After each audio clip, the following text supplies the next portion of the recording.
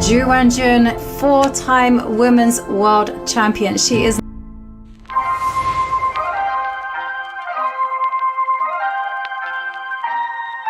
Hello and welcome. It's game 4 of the FIDE Women's World Championship, coming to you straight from the incredible city of Shanghai, a global hub of history, commerce, and now chess. It has been a thrilling back and forth between reigning champion Ju Wenjun and Tan Zhongyi. They've traded blows, and after 3 games, we are all tied with 1.5 points apiece.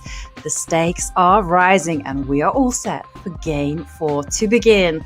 And look at the 2 players waiting, and I'm your host, International Master Ivan Hauska, and it's going to be such fun and great pleasure as well to introduce the absolutely fantastic International Master Irene Sikander. Irene, what a roller coaster we've been on, and only 3 games played. I know, we are here for the treats, Yovi. So many games that we'll see ahead, and I just cannot wait what's going to happen today, one day before the second rest day. Yeah, it's going to be incredibly exciting to find out what will happen, as you mentioned, because there's a rest day on the horizon tomorrow. And of course, many games still to be played. So let's remind ourselves of the format. China's top women players are battling for the Women's World Chess Championship again. Reigning champ Ju Wenjun took down Lei Ting-Jie in 2023. Now she is back to defend her title against challenger Tan Zhongyi. Like last time, the match is a hometown showdown. The first 6 games will be played in Shanghai, Ju Wenjun's turf. The next 6, Chongqing, where Tan Zhongyi calls home. It is a race to 6.5 points.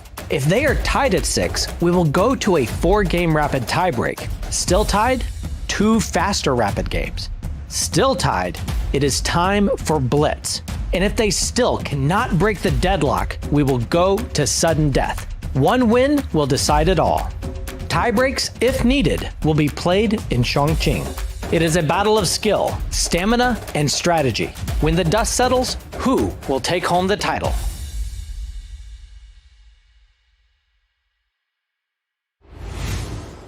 That is the ultimate question. Who will walk away with the title? 3 games played, 1.5 points apiece.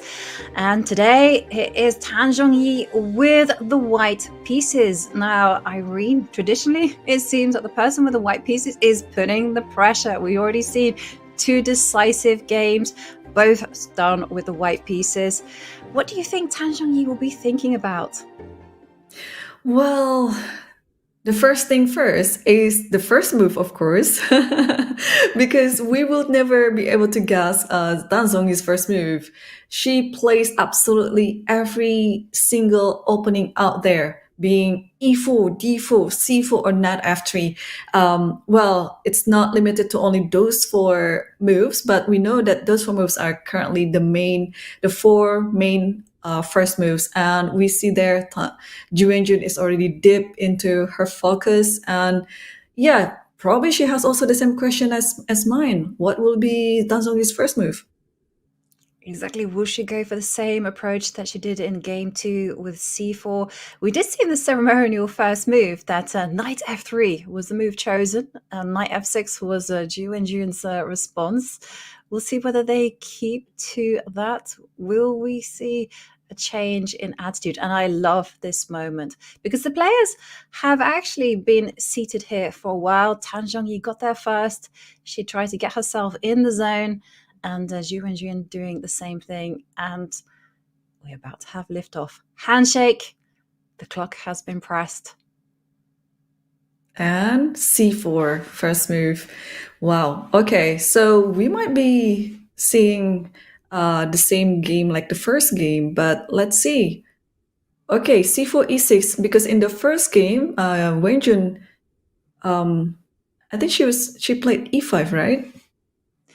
She did it in some way or other. It was knight f6, and then eventually an e5 appeared.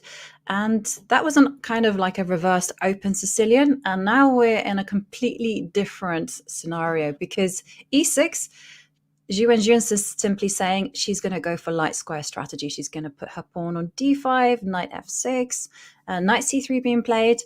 And I'm expecting knight f6. or Right. d5 immediately?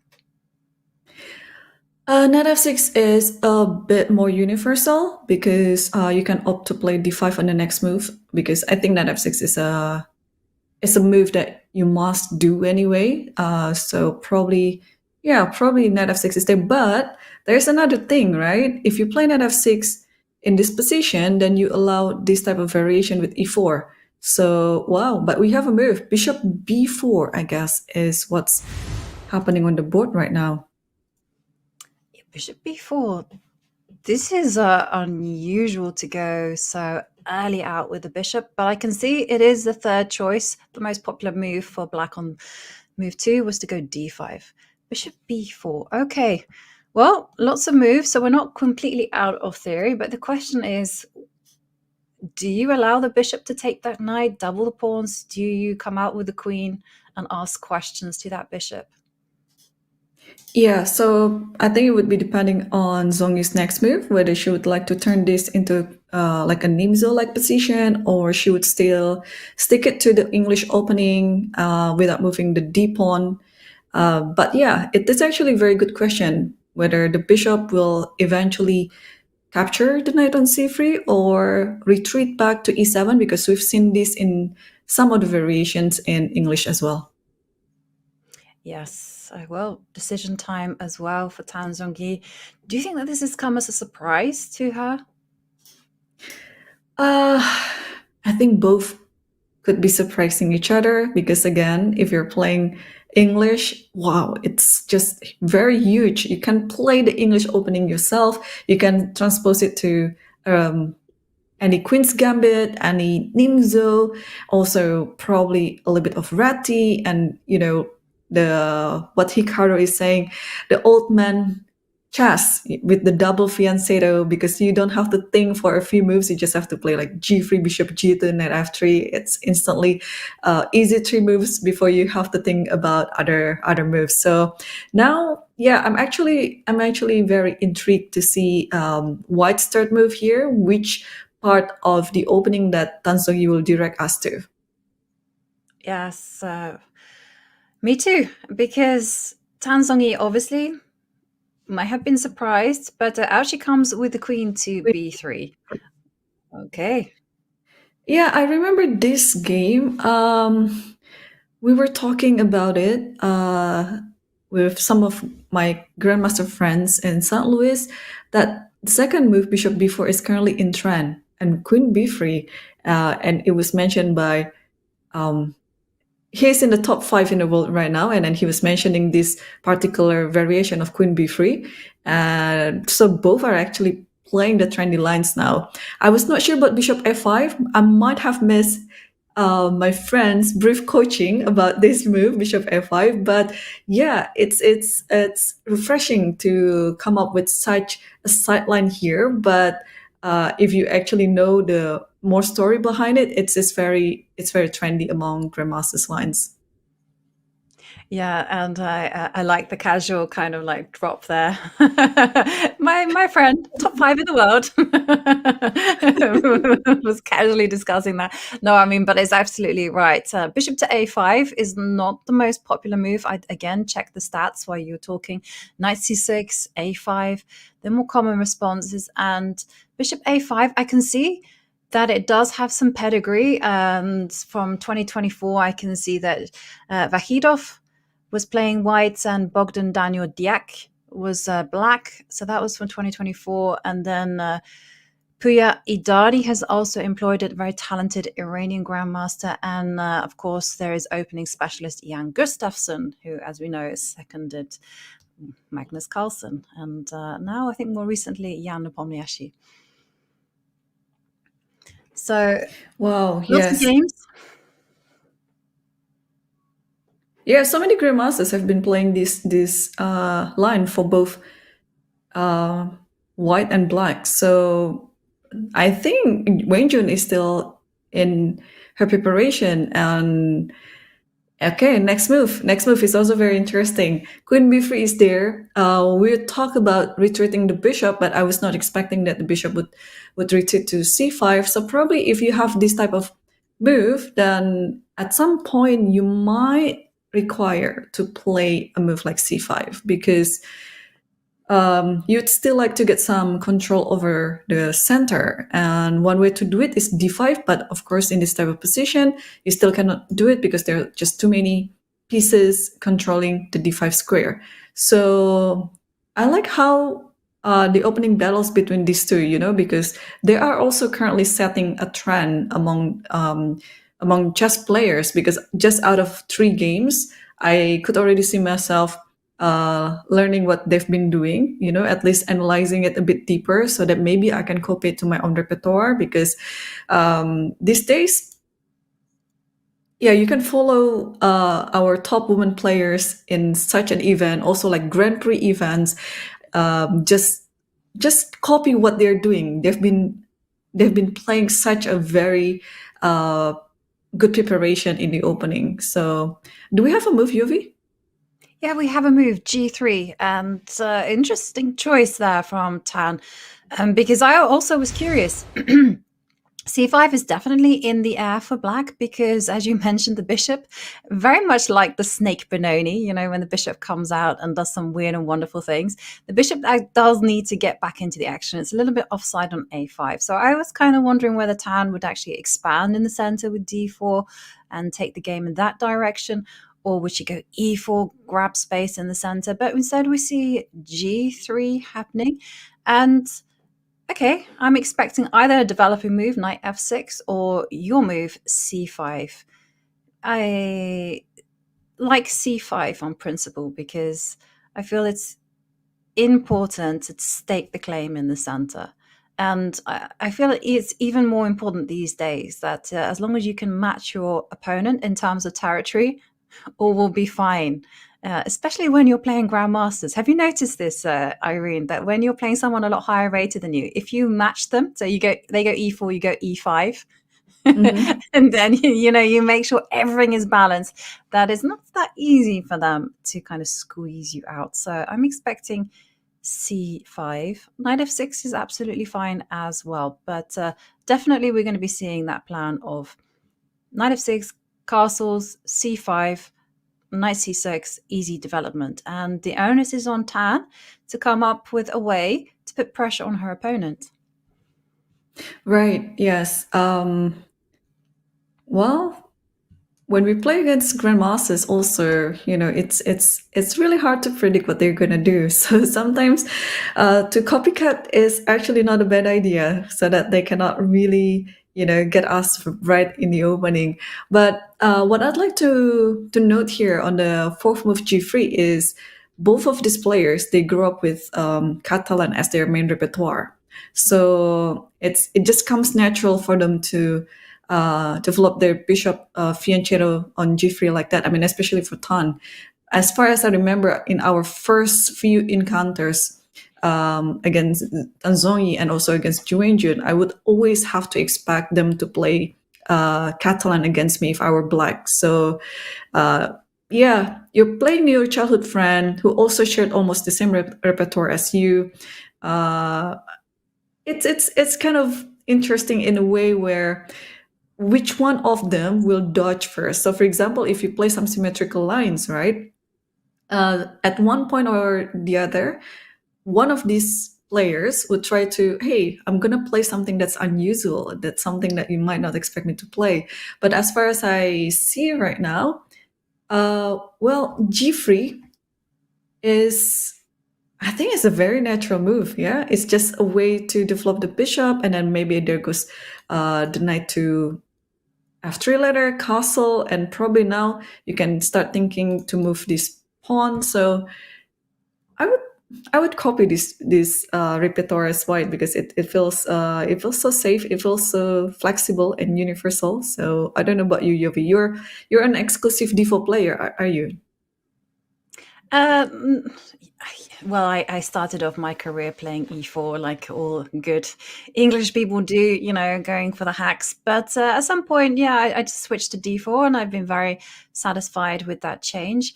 The one thing I would say about Tan's g3 is that you have to ask yourself what the big plan is for white. Are you going to back the this up with like knight f3, bishop g2? Are you going to go for d3, e4, and then eventually a big push? And by eventually, I mean like play very, very slowly, like maneuver the pieces and then start advancing pawns. Or is white going to be going like d4, taking the game into that direction, in which case white will be playing for d4, d5. And then it's an interesting choice. It's very solid, that is for sure. And one thing as well I just got to mention, because with the World Championship matches, it's always the mind game, isn't it? You're always trying to think, what has my opponent prepared? What can I do to trick them from their preparations? And so I'm thinking that g3 isn't necessarily the most critical line, and not something that Ju Wenjun's looked at thoroughly, because she's going to be thinking, how can she make sense of this bishop being on a5? Does she go for these kind of knight f6, c5 plans that we've already mentioned, or will she be kind of doing knight c6 ideas straight off the bat? I found one interesting game that was played in 1991. So before I put it on the board, I just want to also note that it's already 4 moves, but it feels like they're already entering an uncharted water. So, but the position is totally playable for both sides. So it's a refreshing game, refreshing variation that they're directing us to. Because usually in such a high level match like this, we would see some, I don't know, 20-25 move of theory line that maybe we already know what's going to happen in the end game. But here you see, like, everything is still playable. White can play literally anything. Black can also come up with any of ideas here, and I guess Ju Wenjun right now is trying to select what ideas that she might do. And one of them, after g3, it was c5, like what I mentioned, and this was, in my database, the highest rated game that was played in this variation so far. That after c5, bishop g2 comes, knight c6 is very natural after you push this pawn, and knight f3, and instead of knight f6, this knight goes to e7. This was played by Anthony Miles, between Anthony Miles versus Ol Lembit. I believe he was Estonian. Yeah, he was Estonian. Yeah, he was Estonian top grandmaster. Unfortunately, he passed away much too early. And Tony Miles, I'll tell you something about Tony. Tony was a famous freestyler. He would never play in a normal kind of way, so he would do like a knight e7, this type of plan, whereas most people would be going knight f6, d5. He'd be like, no, let me try to confuse my opponent. And he very much was satisfied with getting a slightly worse position, but with good long-term prospects. And then he would use his experience and his class just to outplay his opponents. So I like this approach by Tony. He's a very creative player, and you can read his book. I can't remember the name of the author, but they did one. It's called "It's Only Me." Jeff Lawton, that was the author of the book, which is an anagram of Tony Miles. Oh, I see. Well, he's into anagrams as well. But we have moves, UV, and it was like what we saw. c5 was on the board. Wenjun decided to use this plan. Bishop g2 and knight c6. This is a very natural move, even if you don't know this variation so well, or if you see it for the first time in your life. I mean, this is a very typical reaction or development for your pieces. And after knight c6, now Zhongyi is thinking, but not for long, because she reached for this pawn e3, where we actually discussed before the knight will just go to f3 and probably just castle. And now you start thinking on how to push this type of pawns, whether d3, e3, d4, or something like that. But she decided to just start playing e3 first. Potentially, this knight will go to e2. And we kind of looking a little bit symmetrical position in the center. It's a really interesting battle as well, because if she does put her knight on f3, then it does give black that free hand to go d5 should they want to. Whereas you go e3, knight e2, d5 takes a lot of work to get. And I love the pawn structure that Tan has employed with d2, e3, f2, everything on the dark squares, just shutting out this bishop on a5, just cementing home the point that that bishop is no good. Right. And talking about copying your opponent's moves, actually, I was thinking this type of structure is very interesting, but you also have to beware of any sort of like checking idea to the king, because it looks a bit loose, the light squares around the king, although in a few moves you'll be able to just castle, and then that's fine. I was thinking, how are you going to deal about this knight before, because this knight d3 is coming, but you can actually do the same thing. You can play knight b5 probably, and actually computer doesn't like it. I don't know why, because I would also like to play this knight d6, but maybe there's a better way on guarding the square on d3 anyway after knight b4.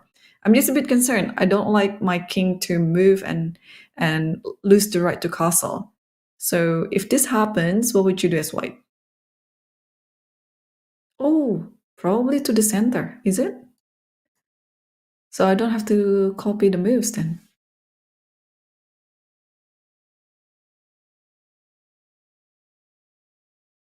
Okay, so we are seeing e3, and this is still the current position on the board. Definitely, white is going to play knight e2 and d4, but also it's a perfect harmony between the queen, the knight, and the bishop, and especially the pawn over here to undermine this important square on d5. And yeah, so this is still the current position right now. If you were black, Yovi, what do you think you would play? If I were black, I would develop the pieces first. So I think I would go for your knight e7, castle the king, get that piece to safety. The bishop on a5 doesn't make a great impression to me, so I kind of feel like it should. I never know here, because instinctively I want to move the bishop to c7. But is it actually playing a role there that I'm maybe a little bit unfamiliar with? So for instance, just to kind of getting ready at some point to go bishop takes knight. So I'm going to ask you advice there. I mean, should one be rescuing it from a5, putting it on c7, where ultimately it's not hitting anything, or should one just focus on, building up and getting the light square bishop into play with either b6, bishop b7, or Right. So if I see this structure and then the potential castle to the short side, I would keep my bishop over here maybe, and I would start imagining if this would, be succeeded, because I'd like to attack. Okay, let's just play a few more moves here. Let's say after e3 here, I'll play. Yeah, I'm not sure where should I put my knight. Okay, let's play knight e7, because we were quite inspired from the game from 1991. Let's play a few moves here, and you can play white, and I'll take black. okay. So as white, I would be going knight e2. I don't want to allow d5, which I feel is a nice freeing move. And then I'm Right. just going to castle. Yeah, I'm still a bit concerned about knight e4. By the way, is it that easy to stop it, or maybe just play d6 and then nothing is too dangerous for black? But yeah, okay. Knight g2. Okay, I can castle, but I don't want to castle. I would like to attack, but maybe objectively I should castle anyway. Okay, then I copy. Yeah, you're onto You a good thing. copy. Yeah. Yeah. Now you ask the right question. What shall we do with this bishop? Whether we moved it back to c7 and then play b6, or just b6 anyway. But then if this knight moves, then the bishop doesn't have anything to do on a5 anymore. So yeah, it's not certain. Okay, let's just grab it then. Let's grab this one. I, then because the reason why I'm not sure about grabbing is because, okay, so say I capture with a knight. Mm-hmm. I feel like I still have to stop. Oh, hang on, there's knight a5, but okay, that's okay. Okay, now I can, what to do? And so I can do the same. The queen is offside on b3, so let's drop it back to either c2 or to d1. I want to go d1, queen to d1. All right. I'm going to undevelop my pieces, much to the shock of the engine. Probably now it's time to. Can I push this? Okay. If I push that, you take d4. Yeah.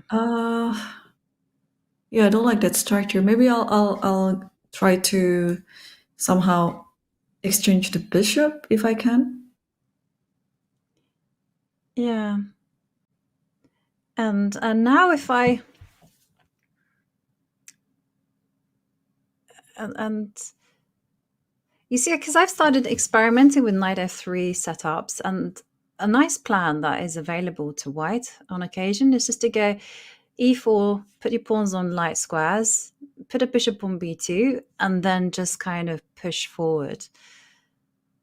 But I do feel that I've gone queen to d1 in order to go d4. So let's go with d4. Let's be I think consistent.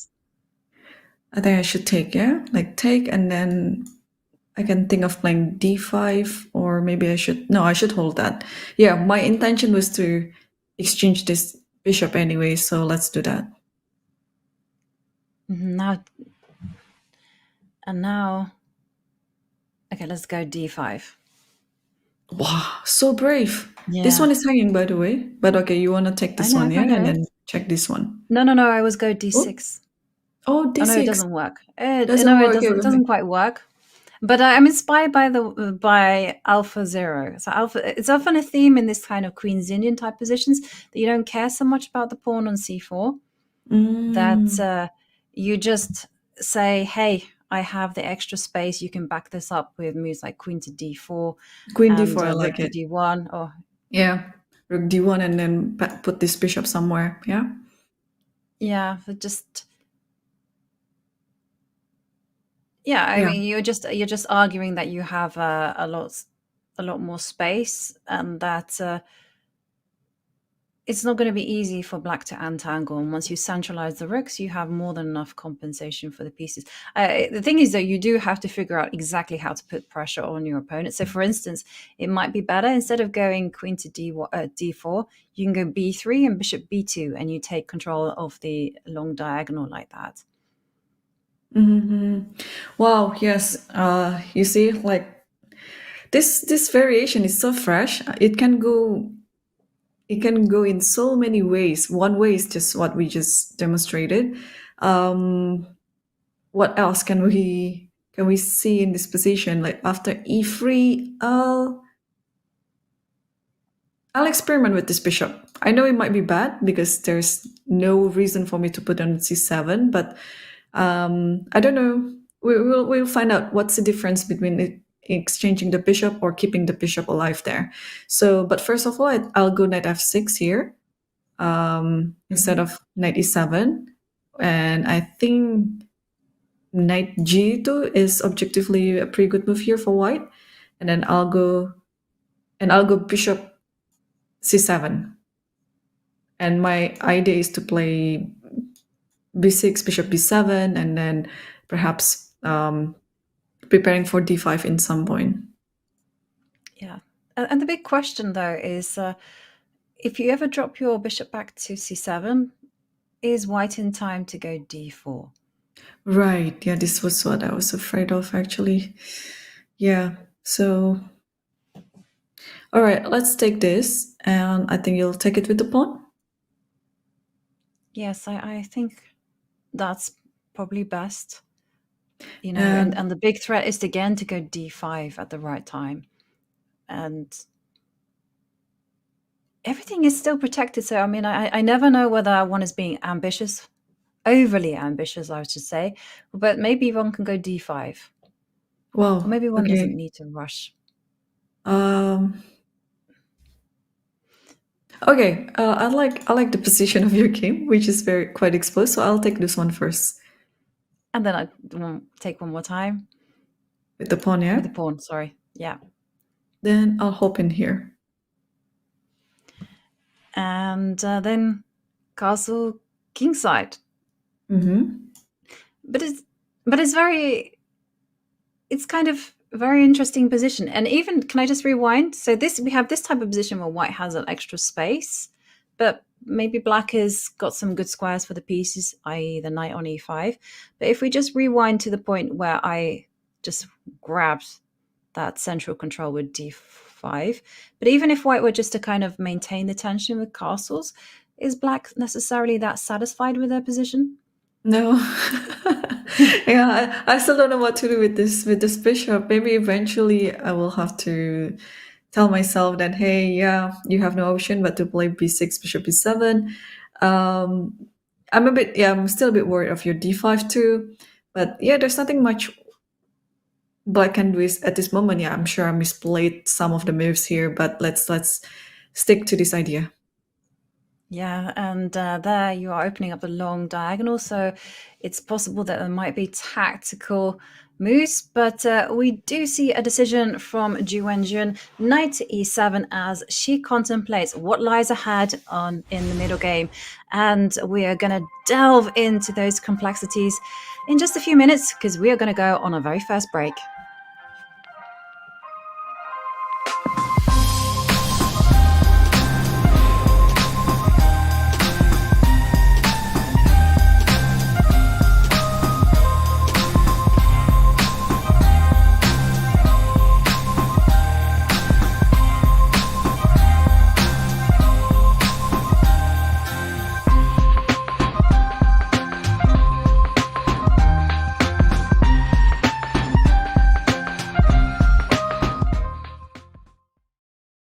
Wear your love of chess on your sleeve with all new apparel and accessories from the chess.com merch store.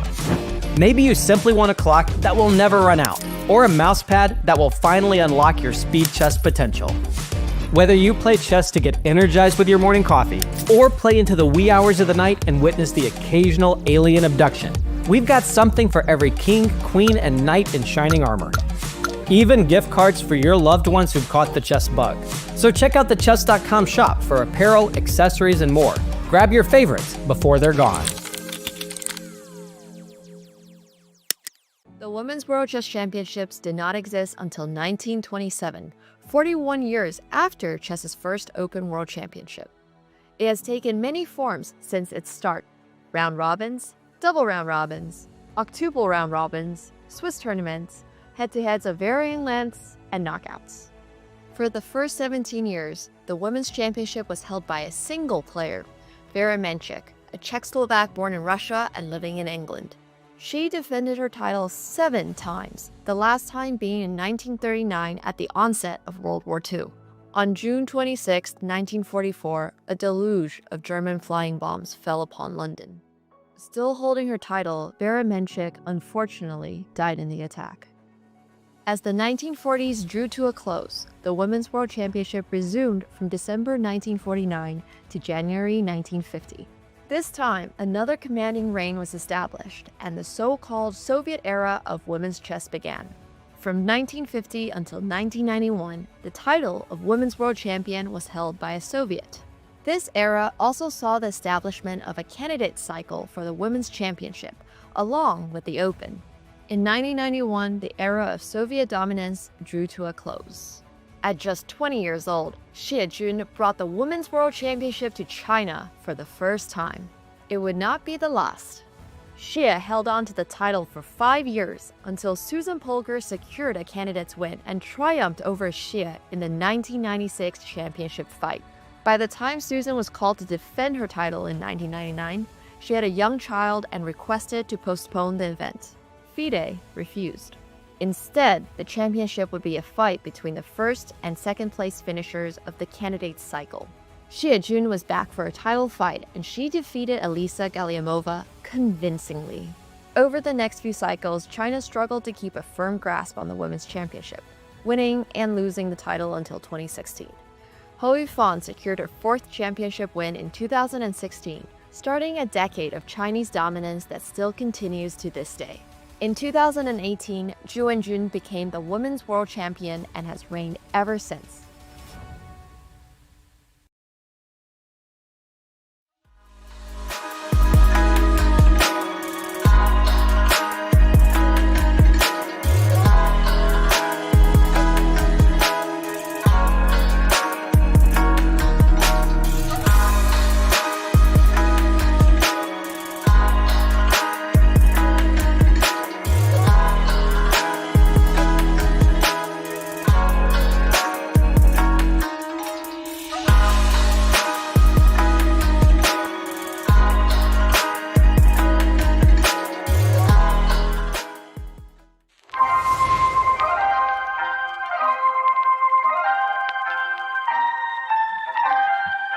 And we are back with the coverage of Game 4 of the FIDE Women's World Championship, and the tension is rising in the match as both players have won a game. And the tension is also rising in this position because the position is locked up. It's as closed as it gets, and everything is brewing for a central break at some point. The players deep in thought, Irene, where to organize the pieces, what plan to take. And as we saw, it's not very easy for Black. Black can easily drift into a worse position, especially because White does have this whole concept of going d2, d4. Right, yes. We've seen this position in our analysis before, and still my question remains here about the bishop on f5. I played this type of position from time to time, although not exactly this variation.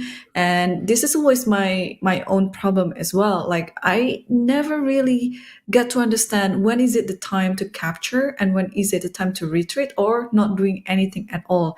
So I guess Wenjun's next move will tell us what exactly her plan is going to be, because it should be something to do around the center. This is my belief, because you cannot play the chessboard without having any control over the center. And as you mentioned, Yuvi, the threat of d2, d4 is a very serious threat, especially if White has the time to team it up with the rook to d1 and then break open the center. And especially we can see the bishop on the light square on g2 is far more superior than the bishop on c8. And this is also going to be the next problem in Black's position.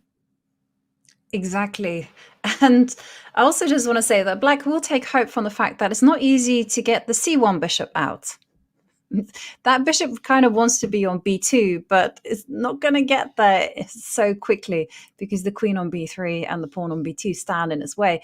So it is a decision. Whilst Ju Wenjun is thinking, let's mess around and have some fun, right? So Sure. First up, what happens if we go b6? Let's try that one. b6, right? If we go Because b6, yeah. we haven't tried this one move yet. Okay.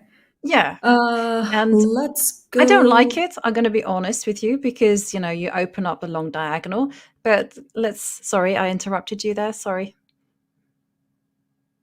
Right. So it's now a question whether I should go d4 immediately or should I just play rook d1 first, because I'm just copying the idea from the old game between Tony Miles and Olympic. Although in that game the knight was on f3, but also in that game the rook comes to d1 first, and although Black eventually won in the end, but I like how White shuffle all the pieces. So let's go rook d1 first.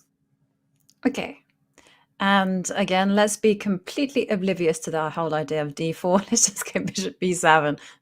Bishop b7. What I'm trying to see is how bad is it for Black if you let White get in their plan. So d4, and now d5 is coming. d5 is coming, yes. It's certainly not my type of position. I think if I were Black, I would probably go c takes d4.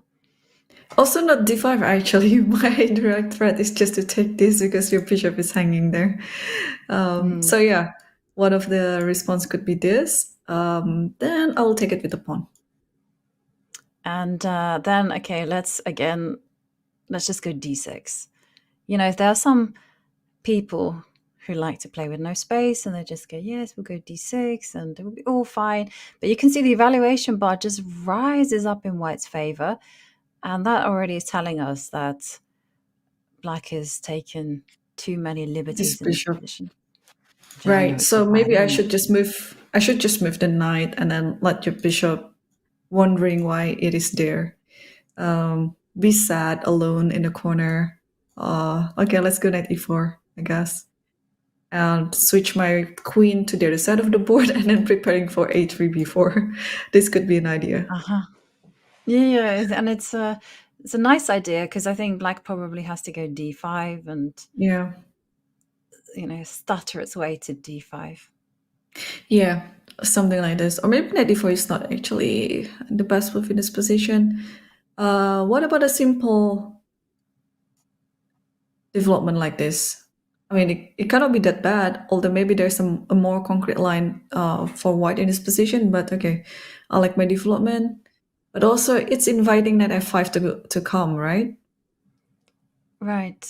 Well, traditionally, what I tend to do in this type of position, Mhm. so you want to play for d5 as white, and you want to do that. Right Again, now? we might be rushing right now, but let's try because the whole thing is then you back it up with knight d4, and then you just Right. put a piece on c6, and you say woohoo, good times. Right. I think you're absolutely right. Right. In this position, you have all the control on the d file, and then you just white's position is going to be very, very nice over here. So now maybe we understand that why b6 is not such a good continuation for black after castle here, but d6 is on the. I think it was d6, yeah, or a6. A6. Oh, a6. Uh-huh. A6 was played. Wondering why. Okay, so maybe the idea is to go rook b8 and b5, Mm, or maybe that's your bishop takes knight and then b5.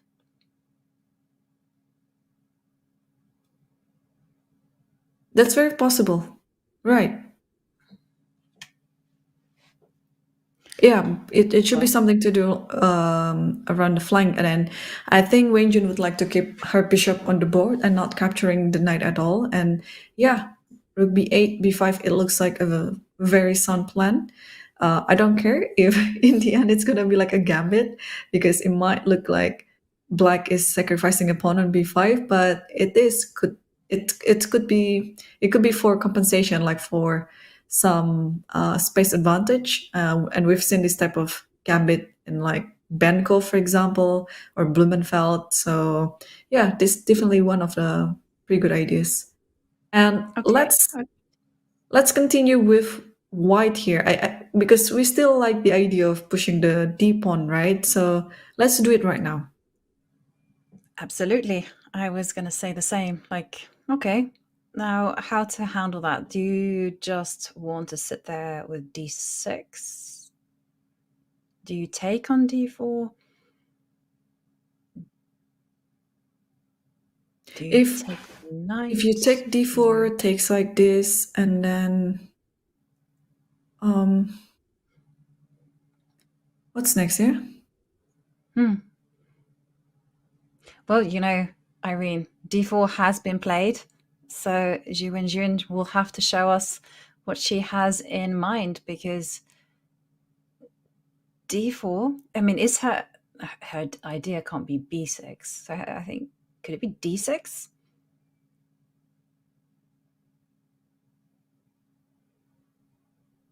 That's possible, but I think one move for sure is you're gonna take anyway, and after Mhm. take, and then now you start thinking on what to do next.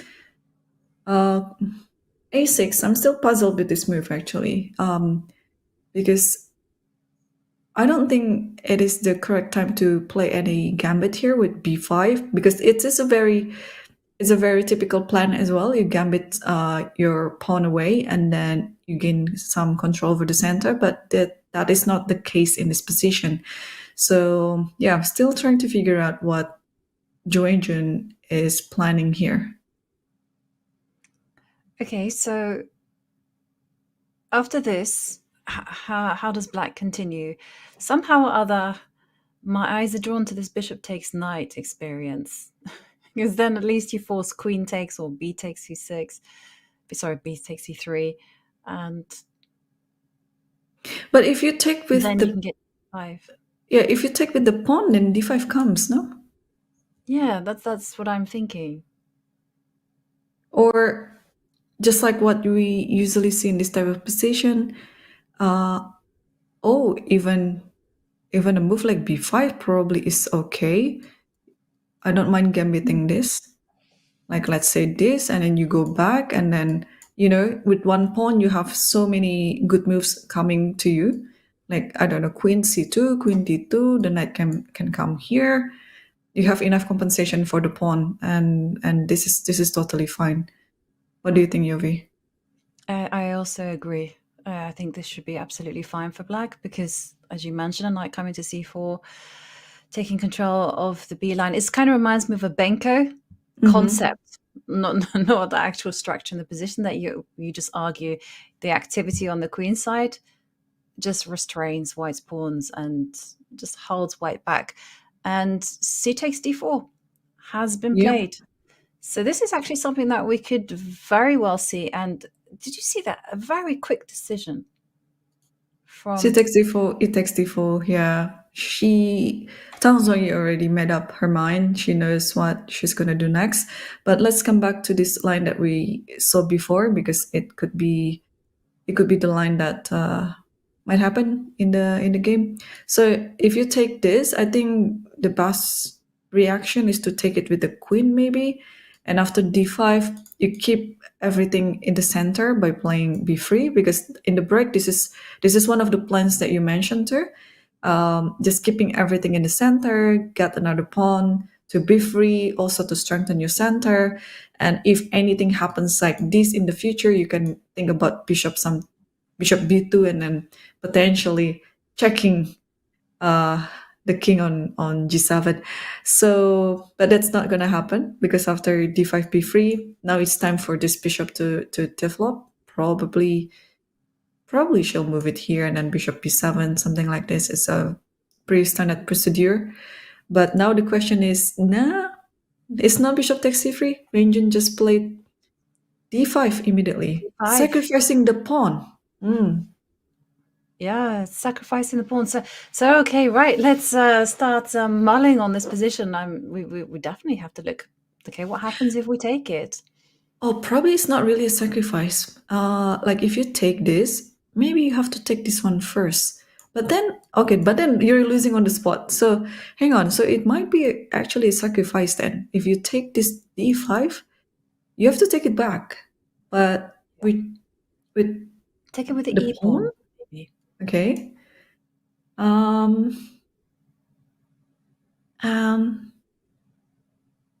Okay, let's take this one. And what is the big idea? The big idea is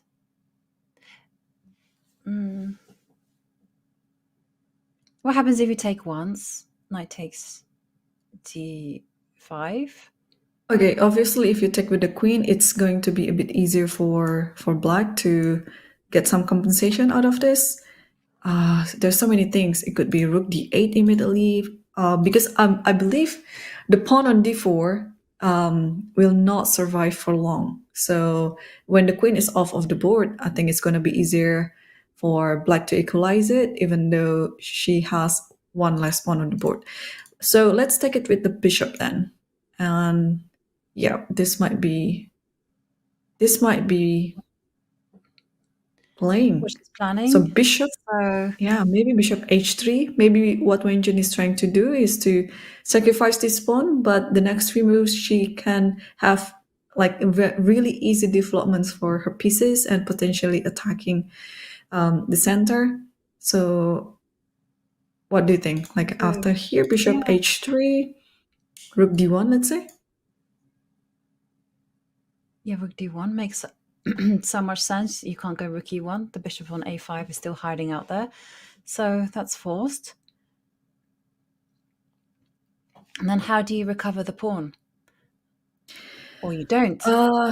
No, I don't think we are trying to recover the pawn. I think the main thing is just to get everything out, like queen here, put the rook over here, another rook over here, maybe.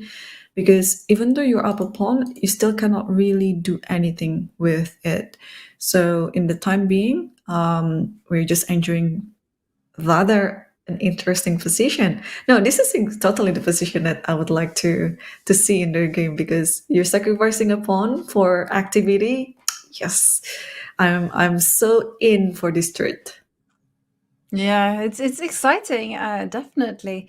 But it's also a highly risky play there from Ju Wenjun. She doesn't want to relax, and she wants to fight this dynamic battle. So d5.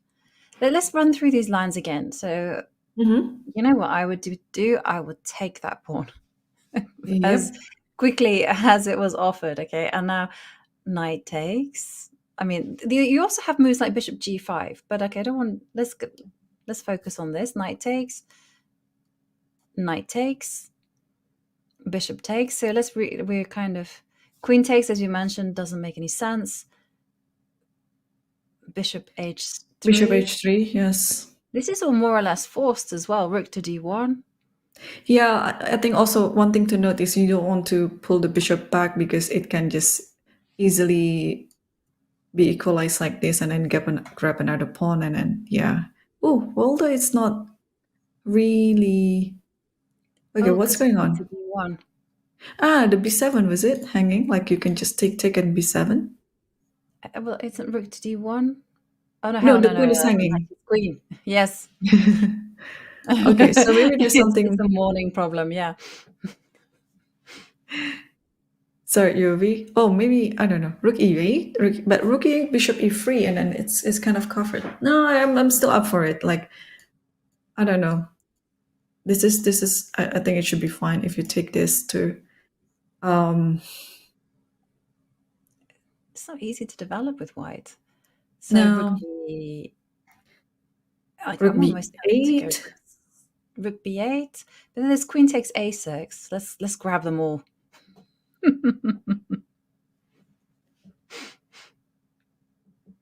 Yeah, rook b8, queen takes a6, queen check, king goes. Yeah, 2 pawns. I don't like it. Okay, so maybe the other rook then. Something like this. Or maybe I don't have to attack the queen at all and then just focus on the. Okay, what am I focusing on? Yeah, it's still a pawn. Yeah, it's still a pawn. Okay.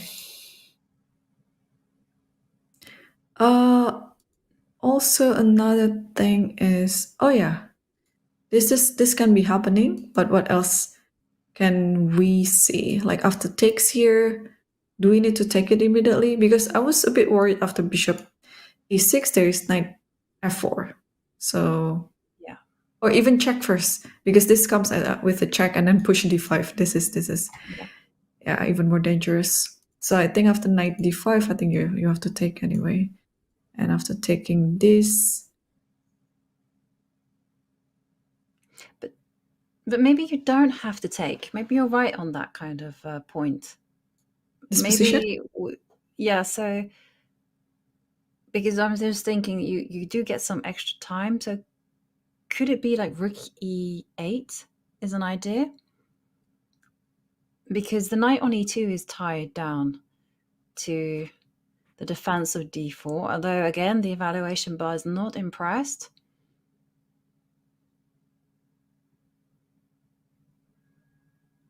Another thing to note is maybe this bishop g4.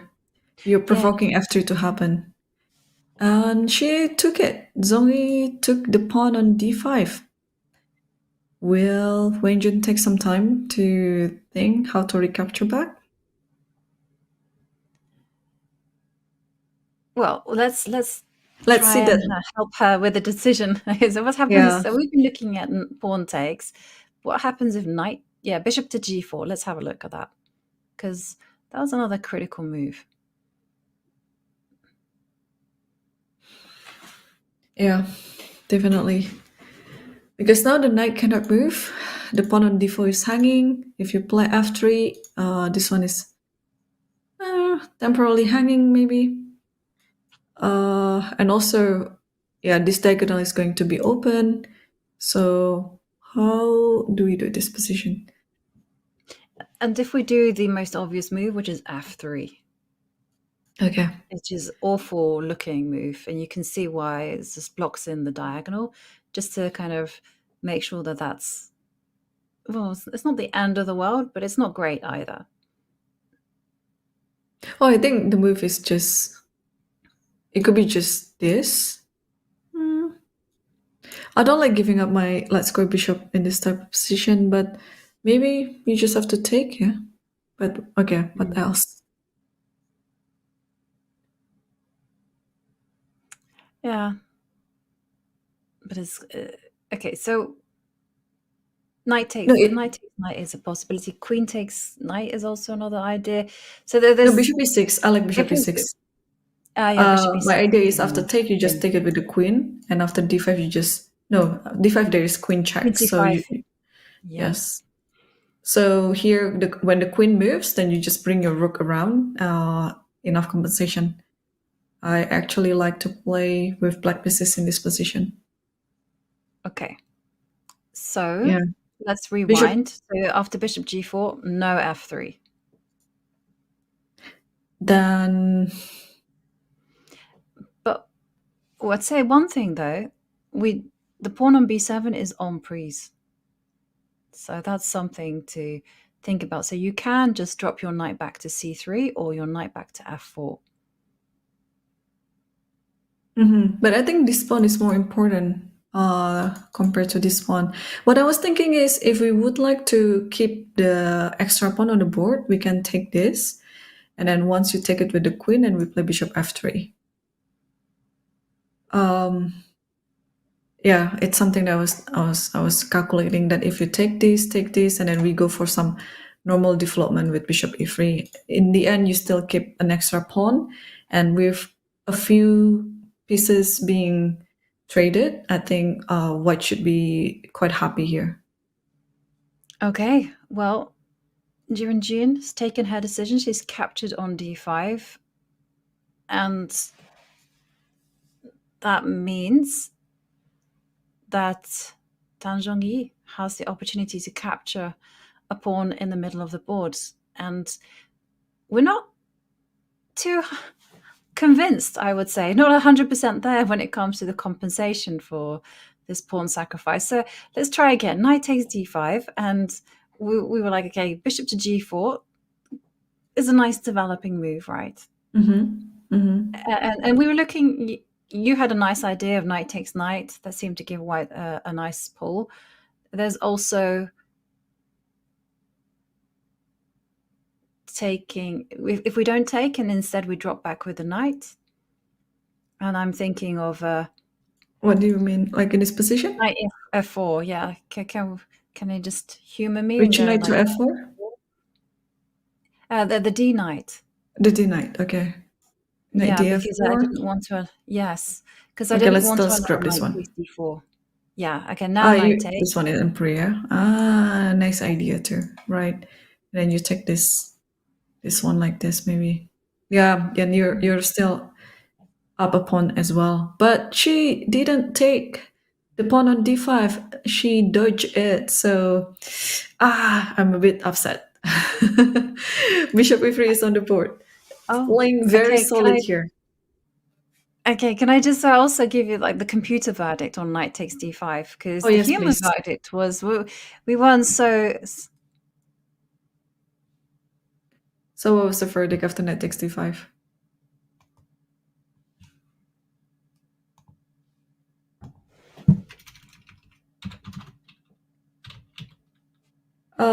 Yeah, it could be.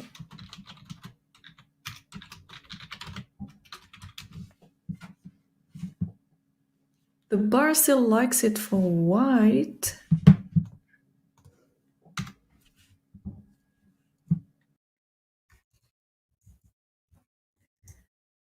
Okay, let's see the current position then. After it takes d5, bishop e3, and I think there's some move coming in, and bishop takes c3. Wow, okay.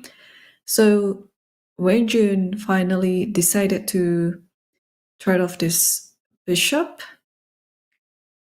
to the knight to c3. And now there are a few ways to capture it back with the pawn, with the knight, and with the queen. Sorry about that. I think there's some celebratory stuff happening in Bergen, and the cannon's just gone off just as my internet just kind of locked. I was like, "What happened there?" But yeah, I was leaving you on a cliffhanger there as well, because I was just going to tell you what the computer assessment Yes, of I was knight takes waiting, but d5 then was. I was waiting, but I know that something is going on, so I have to fly solo. Yeah, well, I had to know. Bergen's really got to stop with these cannons and stuff. So anyway, so it was knight takes d5. So let's go back to Got that it. critical position. Knight takes d5, Mhm. and then bishop takes d5, and then the engine was saying not bishop to g4 or rook Mhm. e1, but knight to b4. Ah, knight to b4. Oh, probably next move you would like to play bishop f5, this or bishop e6, one of Yeah. these moves. Yeah, because now after knight b4, you have to move the bishop. Let's move it back to g2. It looks safe. And is it bishop e6 the next move? Yes, bishop e6, and you get pushed back, queen to d1. And in the very least, maybe there's something better, but I'm pretty happy with this move for black. I think okay, white is still up a pawn, but yeah, I don't mind having this position. But maybe can we be a bit more greedy here? Can we take something along the way? Maybe a2. Is a2 really hanging? It may be hanging, and also there's rook c8. There's like lots of play for this, so it's understandable when you see this position that it's not necessarily what you want to be going, even though the computer assessment is still very much positive for white. But in the meantime, we do have some moves. So Yes. So after ed5, let's bishop e3, Tan Zhongyi trying not to get the sacrifice by Ju Wenjun and takes here. And this is all her intention to protect the d4 pawn with the bishop so that she can recapture back the knight on c3 with the other knight. And after knight a5, presumably it's gonna go to c4. Here queen goes to b4, and then this is black's turn to move. So if the knight goes to c4 right now, this one is kind of hanging, right? I think you can just simply take. This is just a tactic, because then you take this and then you take this, you're up a pawn. So knight c4 shouldn't be played for now, but maybe what black can do is to get this bishop out, probably to e6, then rook c8, a standard procedure in this type of position for black. also, can I ask Mhm. the question, if you go knight c6, Knight is white? c6, which knight? Yes, knight a c6.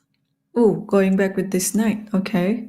Yeah. Now, Um, I don't think Tan is the kind of player that would like, well, I lost yesterday, so let's repeat moves. Let's I, just. I think she would go here, queen a4, and then there shouldn't be any repetition. I also agree with you, but I just wanted to ask the question whether you think that it was a difficult game yesterday. It was very Yeah. long, grueling. Maybe there was a sleepless night involved. And hang on a second, did you see that knight ac6? Hey, Ooh, this is. I'm happy with Ooh. game. Okay. I'm secretly hoping that they both don't repeat the moves, but it's very understandable because yeah, as you mentioned yesterday, it was such a long battle for both sides, and yeah, it could be also a sleepless night for Tan Zhongyi too, because she lost in a way where she could have done better. It was so close to probably drawing the game, maybe in some of the position, but yeah, she didn't make it happen. So we'll see. But I still have my gut feeling tells me it's going to be Queen A4. I don't think she's going to repeat. What about you, Yovi? I also don't believe that she will repeat. From all the games that I've seen Tang play, I think it's not really in her character to go for such a quick draw, unless she's going to win the title or something. And when I was doing my research for this, I was reading a lot of interviews in Chinese. Obviously, I was using Google Translate, but one of the things that became very apparent is that Tan is very gritty player. She's very calm, very, very stable. So I'm expecting her not to be massively affected by what happened yesterday. It is, after all, still early days in the match. And I'm expecting, again, queen to a4. But I think it's a great choice by Ju Wenjun to ask Tan, hey, how about a draw? Let's put that up in the universe. Right. Yes. Okay. I don't think we have to analyze Queen B3 because it's gonna be a repetition to Knight F5. But maybe in this position we can see what's gonna happen after Queen A4, and yeah, giving this position probably giving the chance for the bishop to now get out. I just like I think you already noticed this behavior of mine, Yovi, that I'd like to get all my pieces working. So I'm looking at a few directions here for my bishop. Bishop e6 looks natural, but I don't know what it is doing there, apart from guarding the pawn on d5 that is already protected by the queen and the knight. So maybe if I would like to be a bit more active, bishop f5 could be another alternative. So maybe I'll just put it there. Bishop f5, queen d7, and all these developing moves like what you've seen in many of the position before, and probably rook e8. This looks pretty equalish for me. Yeah. I love like the difference in our styles, because I'm actually looking at bishop e6. I'm like, protect d5. And then queen d7, knight f5. That was my kind of choice. But it's just a matter of style. I really like the way that you're handling this, actually, because a bishop on e6 can be vulnerable to a potential knight jump into c5, although that's still very much there. Because normally I would be worried about queen b3, but as Wenjun already showed us, you don't have to be worried. You can have the knight going to a5 again, and so this pawn is pretty safe. Otherwise, if you don't have this option on the board, obviously I would choose bishop c8 to e6 so that you don't have to waste any tempo guarding the pawn on d5 anymore. But now, the more I see Tan Zhongyi in the video, the more that I doubt myself about my prediction that she's gonna play Queen A4. It feels like if you determined to keep playing, you would have done this move immediately. But now she might be thinking, oh, maybe it's fine to take a draw as well. Tomorrow is a rest day, and so on and so on. So, well, yeah, she's definitely giving us some benefit of doubt here. Yes, I the more she thinks, the more I think that she will go. Now, let me rephrase it. So I think that if she spends a long time here and she hasn't made a decision with the next 10 minutes, I think it's more likely that she'll go queen b3 and just go, let's take the draw. It's been a grueling match. And then let's not also forget that it's also been a very demanding run up to this match. Both players will have been in like full on chess mode in their training camps. And, sometimes it's nice just to kind of go into tomorrow's free day with the kind of calm conscious, okay, and then you can just relax and just know that you can then focus your efforts on game 5 and 6. And also remember that the match moves to Chongqing in a few days as well. There aren't too many games remaining in Shanghai, which is Ju Wenjun's home turf. Right. Yeah. Well, But also, the thing about such a match, how many games have you experienced where you know that your opponent kind of offering you a draw early in the game, directly or indirectly? Because okay, these days, of course, we have 30 move or 40 move draw rule where you cannot offer a draw before those moves. But back in the day, you can just offer it, and then you turn it down, and then you found yourself in the middle of the game talking to yourself like, oh, why didn't I just accept it? Now I'm experiencing all of this bad position, and then maybe if I offer the draw now, my opponent wouldn't take it. So I mean, I've experienced this like quite a number of times in my chess career. What about you, Yobi? Yeah, the same as well. Lots of times, you get that kind of like implicit draw offer. Hey, let's repeat moves. You decide no, and then you decide to play something really gung ho. Well, I decide to play something really gung ho, and then I end up regretting it. And the game usually finishes in a draw anyhow, and you're just like, I wasted 7 hours of energy when I could have, when could have been settled in an hour. Although I of course exaggerate. 7 hours. It's very rare for a game these days to finish in 7 hours. Oh, I But did 8 hours, yesterday was Yobi. grueling though. Oh yes, I remember. Hang on a second. Well, there Queen was no c5 queen is on the board, a4. by the Queen way. c5. That's Within, aggressive. The queen is yeah. going right there in So black's it's like territory. inviting b6 to happen then. So after b6, then the only move for the queen is to go back to a3. So apparently Tan likes such provocation because probably if you leave this pawn for a bit, this could be like the target of attack. Like this knight is gonna be also another target of attack. But if you play b5, then c5 square will be pretty weak as well. So now the question is, after queen c5, this pawn is hanging. Would you play b6, or would you play a move like bishop e6, just simply defending the pawn on d5? I think you know the answer from me. It's chicken chess. Bishop e6, hold everything firm. Now, the reason I'm not that keen on b6 is because you weaken a6. It comes with Yep. consequences. And the bishop won't be able to kind of go to its natural squares of either e6, f5. It might have to post up on b7, in which case it'll be very, very passive. So I much prefer to go bishop e6 and then kind of Maybe rook follow that c8 through with next rook move. c8. Yeah, and then you're saying, hey, now it's my turn to ask the questions to the queen. I totally agree with you. Yes, I also like this bishop e6 idea with the potential plan of rook c8, and well, queen d7 comes along, and then another rook on f8 is gonna join the party too.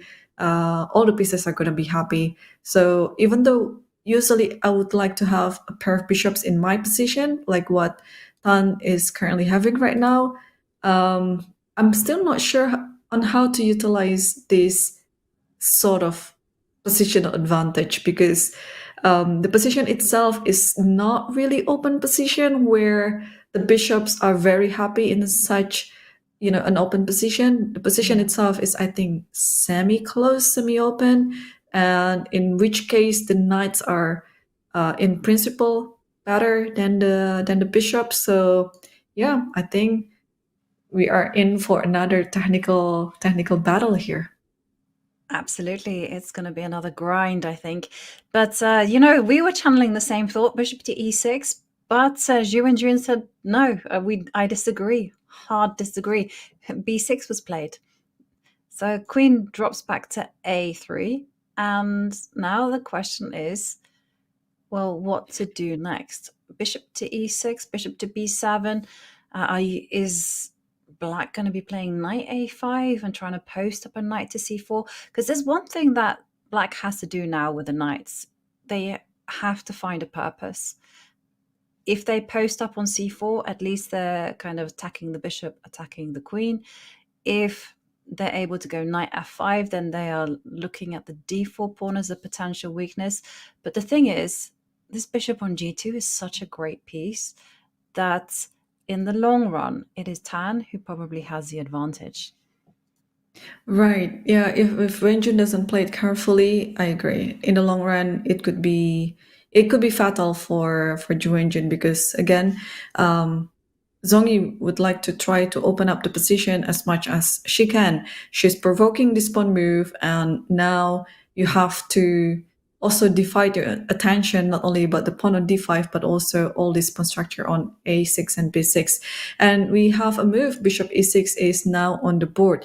Also, you mentioned it earlier, the pawn on a6 is no longer protected by the pawn on b7, and having the queen on the dark square, it shows us that Tan Zhongyi is playing according to a position understanding here because black doesn't have a dark square bishop, so the queen can just sit on a corner square a little bit offset on a3 without any hassle, and there's nothing that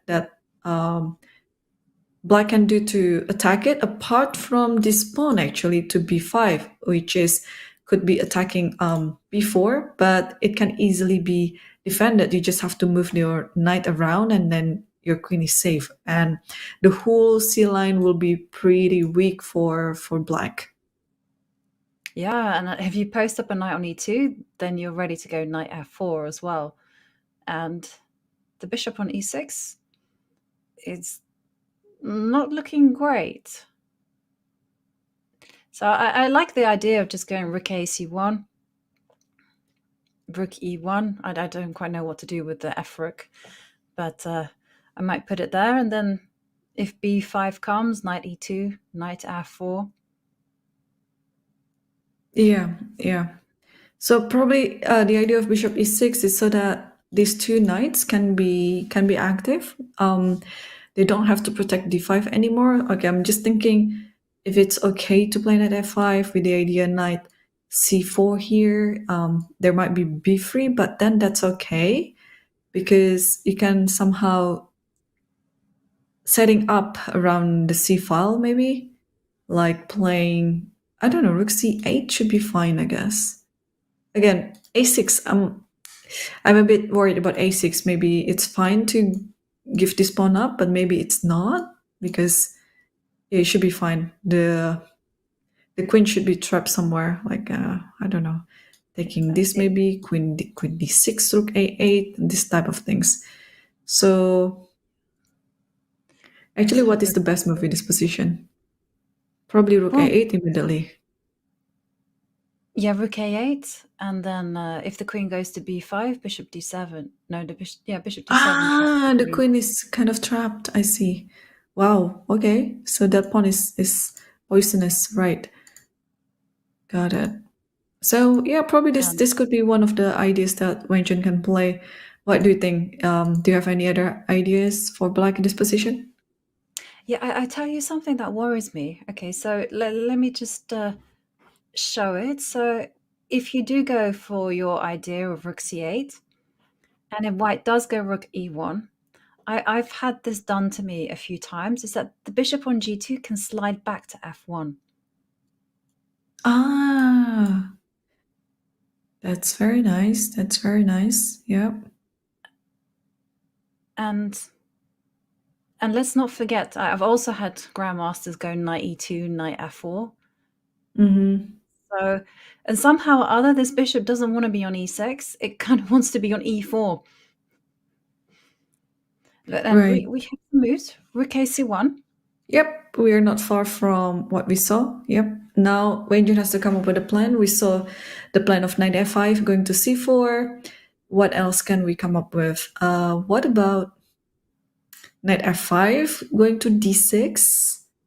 This is also something that we can take a look because now you're actually attacking d4, although it looks a bit pretentious maybe, and I think you're guaranteed to exchange the bishop as well over here, although maybe that such exchange could only benefiting white in this position, so Right. not too sure.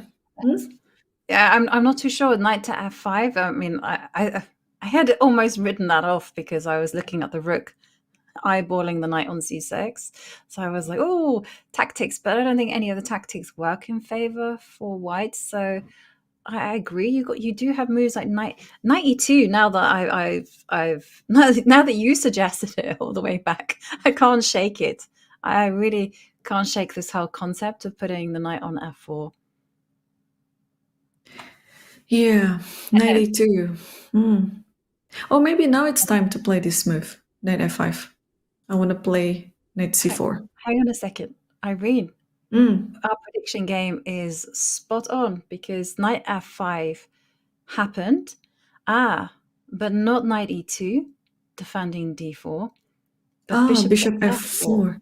And now the computer gives it a blunder or a mistake. Bishop f4. It should be, I guess it's not far from capturing the pawn on d4. We just have to figure out which knight to capture. But I just don't understand why. It was so quick, wasn't it? It's a very quick response there from Tan. And I did like yesterday. Did you did you notice that when they asked her about why she was playing so quickly, she said, "Oh, I normally play quickly. In fact, I've slowed it down." Yeah. But for such a position, I guess this is a bit complicated for some a technical point of view, and also when you're playing this move, you're sacrificing a pawn, which naturally I would like to take some minutes for myself to rethink about everything because I don't think it's a simple position to understand. But okay, let's figure out what to do. We have all the power to take back every move that we've made. So, how are you going to continue this position, Yovi, if you're black? Okay, so the first move to calculate is knight takes d4. Yes. You can do it with the knight on c6 or the knight on f5. And let's have a look at knight. Okay, it feels like the question that goes around, like, who do you think will win the championship? Is it Tan Zhongyi or Ju Wenjun? Oh, the one who wears the glasses. Both are wearing the glasses. So, which knight are you going to take on d4? Okay, let's try with, as you mentioned, we have full power of take back. So we can, without regret, play knight c6 takes d4. Okay, let's do it. Knight c6 takes d4. Yeah, I'm still understanding why she's sacrificing this pawn. Because usually if you sacrifice, you'd like to get some compensation. Like you're giving up some material because you'd like some activity. But white already has the activity.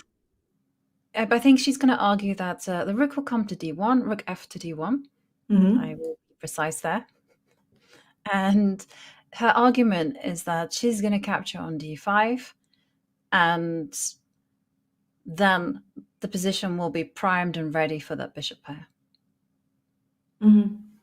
Okay, what if I play this one? The bar doesn't like it, but okay, I just would like to get my knight moving and exchanging the knight with the knight. Okay. So I don't have to trade. That's the first point to remember. You can just go queen to b4. Queen b4, okay. Yeah. I will take this. Then I will take with the rook. Interesting. Yeah. Wow. Now it is black who cannot really use this extra pawn.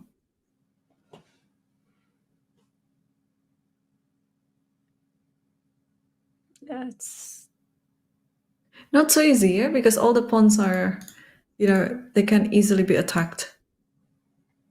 Right, and you are afraid that once the position truly opens up and the pawn on d5 goes, that white will have those two raking bishops just causing havoc for black. So maybe in that scenario, what if we take the pawn with the other knight, like this, and then if you go over here, then I'll go like this. Yeah, because there's no queen b4, but I'm still trying to see what's gonna happen. After takes, queen. Okay, queen b3. The You pawn can on swing the b5. queen wherever. It's after knight takes knight. All right. You can swing the queen actually to f3. I'm just trying to put her out of harm's way. Maybe e3 is better. Maybe c3 is it? Maybe c3 is a better move.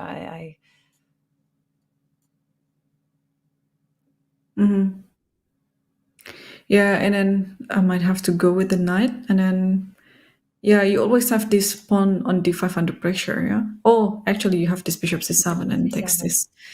Yeah, you're right. Okay. All right. So those two candidate moves, taking the pawn with either of the knights.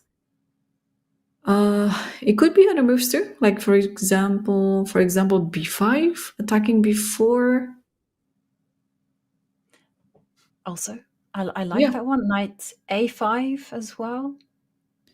The reason why I like this move is now you're forced to move one of your pieces, like the queen or the knight. If you move the knight like this, it's now we can take this, and after this we have another threat to e2. So probably this is the best way to get the pawn.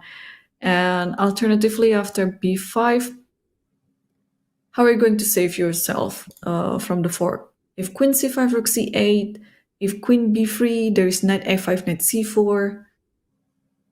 Yeah, and if you go b4, which I don't like one bit, but you've got like knight d6 at the very least.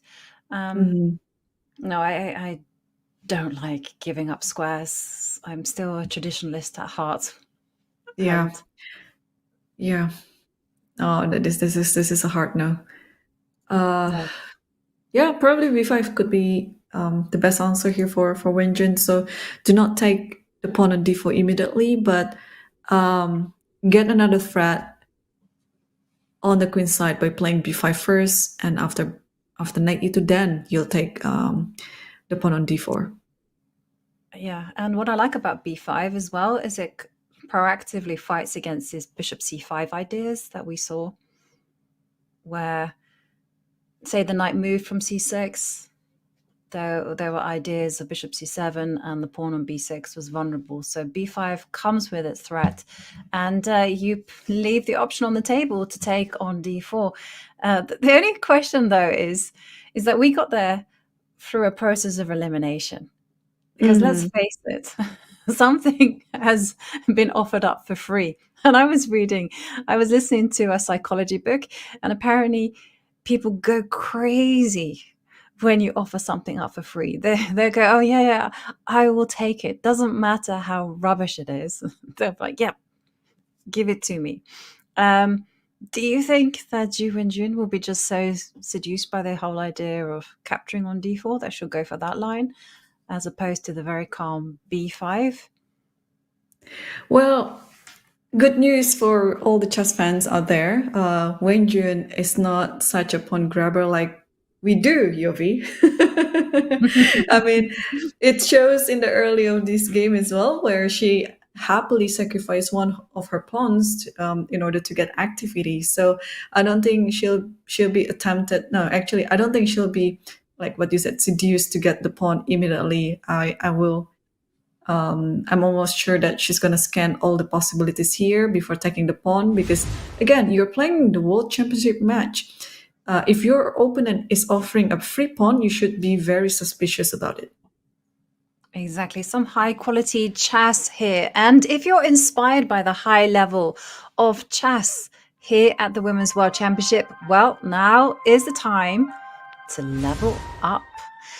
And you can level up your chess with 20% off Chessable Pro. Learn from the world's best coaches and competitors like Magnus Carlsen, Fabiano Caruana, Peter Lecco, and more. So visit chessable.com/pro membership or use !pro in chat to learn more.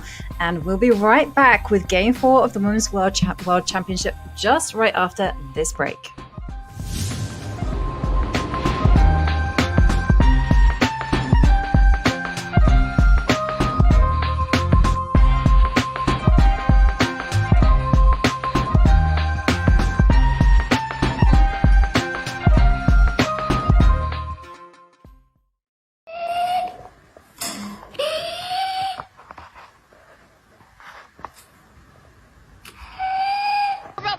honey. We just got started, so I'll let you know. And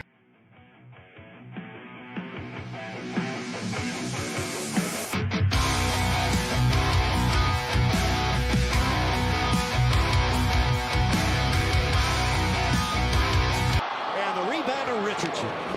Still an opportunity with a minute to play.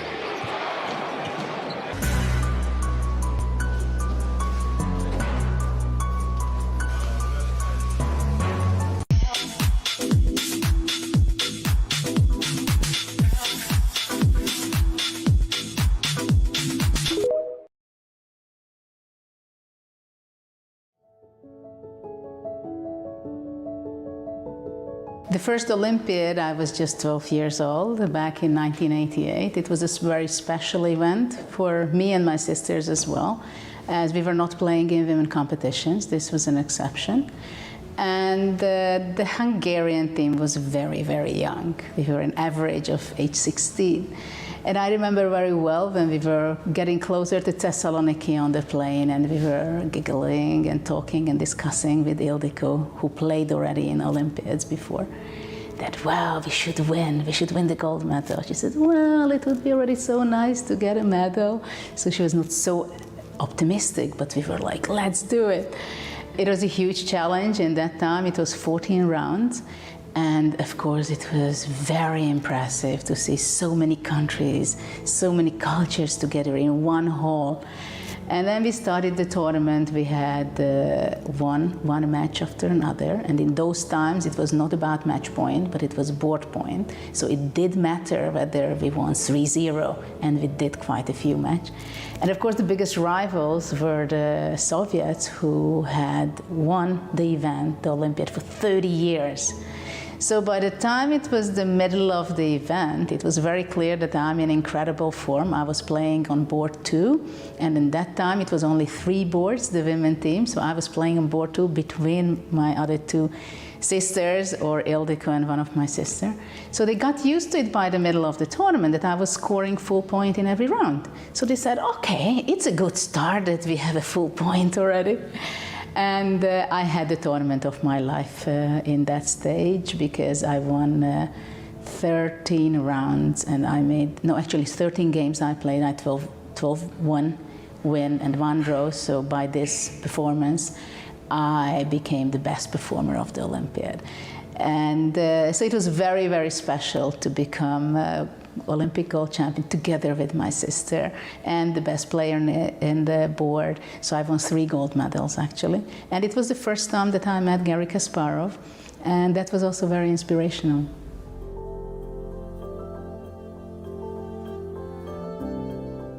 In 1994, I was not even 18 years old when I represented Hungary in the open section. So that was something very special, not only for me, but generally for the big public. So people were talking about it. This was Moscow.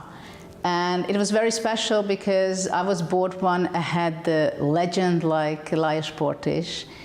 But I was not the youngest in the team. Actually, Peter Leko is 3 years younger than I am, so he was really a teenager. I remember it was very special because I was very focused. My sisters were actually playing in the women's section. I had some interesting games, huge fights, and that was the point when my road continued in the open section, and it was very clear that I will never play again in the women's section anymore. And later on, I was playing practically in all boards. It was a very special moment to represent my country in the open section.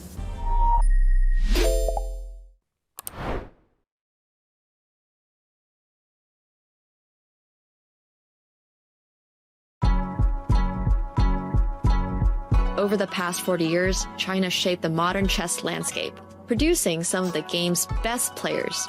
One of them is Ju Wenjun, the current women's world champion. Since 1991, 6 of the 11 women's world chess champions have come from China, holding the title for a combined 25 years. No matter what happens in this match, the title will stay in China. This is the 2nd straight Women's World Championship and 3rd in the last 7 years that will feature 2 Chinese players. Ju has been the champion since 2018 when she won the title from Tan Zhongyi. Her most recent title defense came against another Chinese player, Lei Tingjie, in 2023. Now, Tan Zhongyi is back, determined to reclaim her title. With top players like Ding Liren, Wei Yi, and Yu Yangyi, China continues to make its mark at every level. The 2025 Women's World Championship is just the latest showcase of how dominant China has been in chess.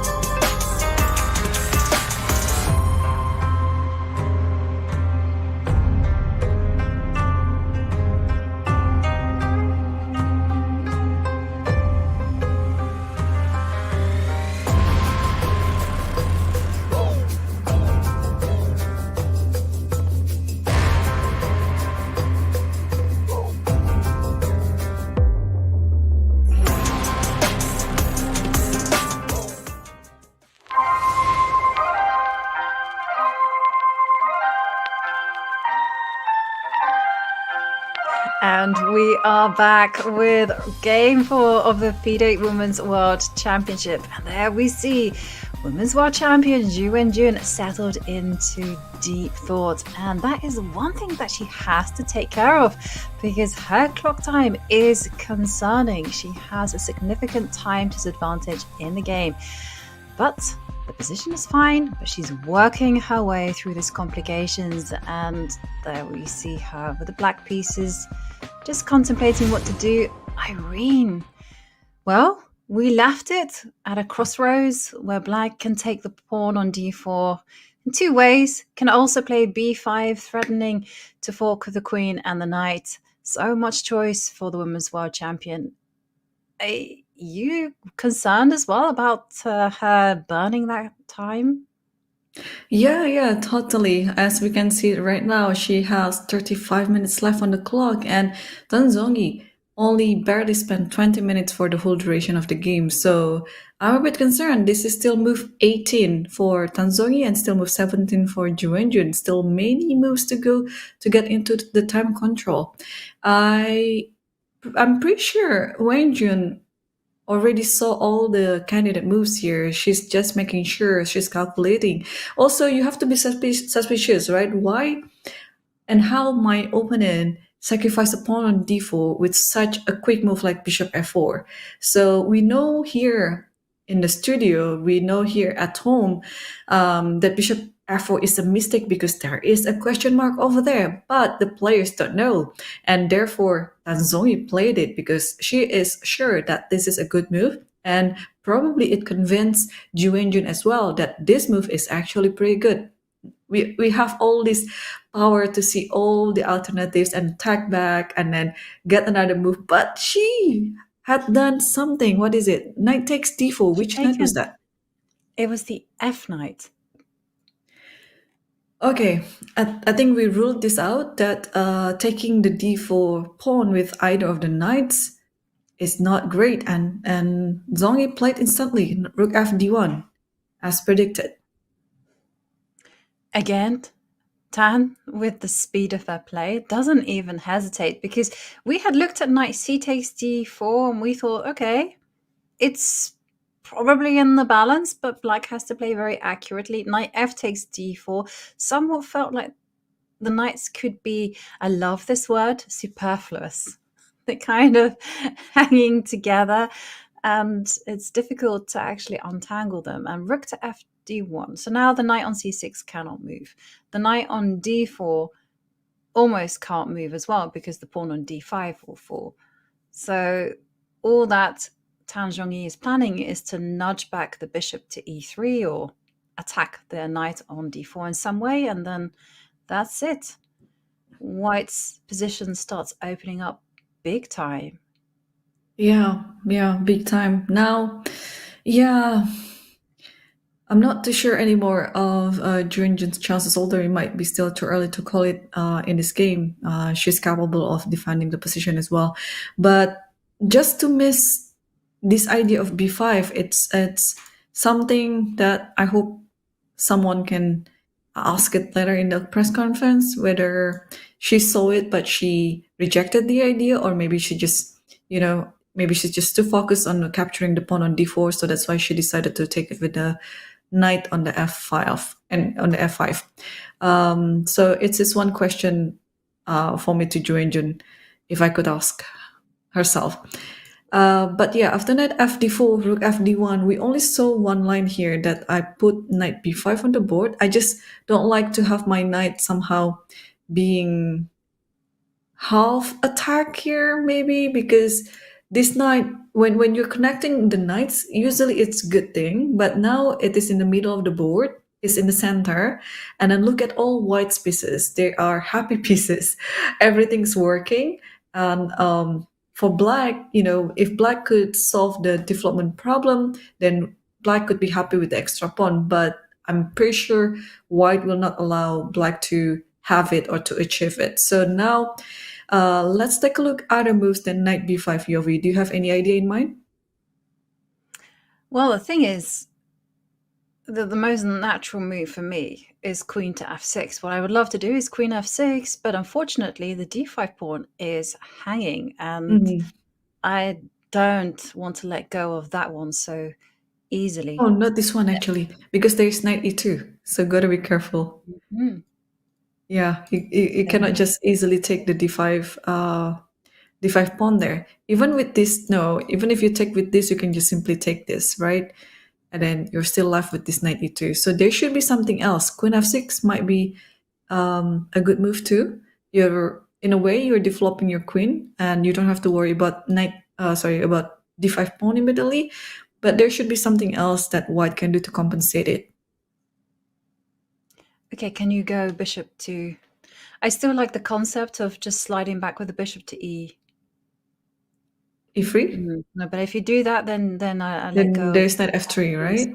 And then, but then you can sidestep. Let's not be too rash about it. King h1. Right. I didn't want to suggest king f1, but it's also... No, king h1. Defend h2. Don't do stupid Oh, things. sorry.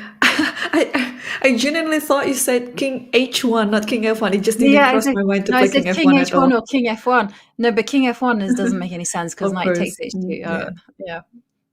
Yeah, I was thinking to play d4 here, but you might have knight e4 immediately, and then this hangs as well. So maybe not the best move. Okay, let's protect this. Let's protect this. But also this one is hanging. Yeah, it's gonna be hard to protect both of them at the same time, and I don't think it's even possible. Well, maybe you can come in with the other knight and make a full family affair. Put the knight on c6 and put it on d4. Oh, like this? Yes. This is gonna creak because the queen can come to a4. It's not like... Also, this hangs now. Actually, I can take, right? Yeah. Bishop takes. Ooh, look at the bar. It doesn't look like it loves my move here. But what I was trying to get is this position, like takes this, and then takes this. I mean, I think white should be pretty fine with this position. Although maybe in this one you'd like to accept, maybe not. Oh, this is very complicated. So, okay. I can... Anyway, this one is, I think, better for white. And just out of interest, because we have the time, queen takes f2. I mean... Oh, okay. That lost to queen, presumably, Sorry. because of rook f1.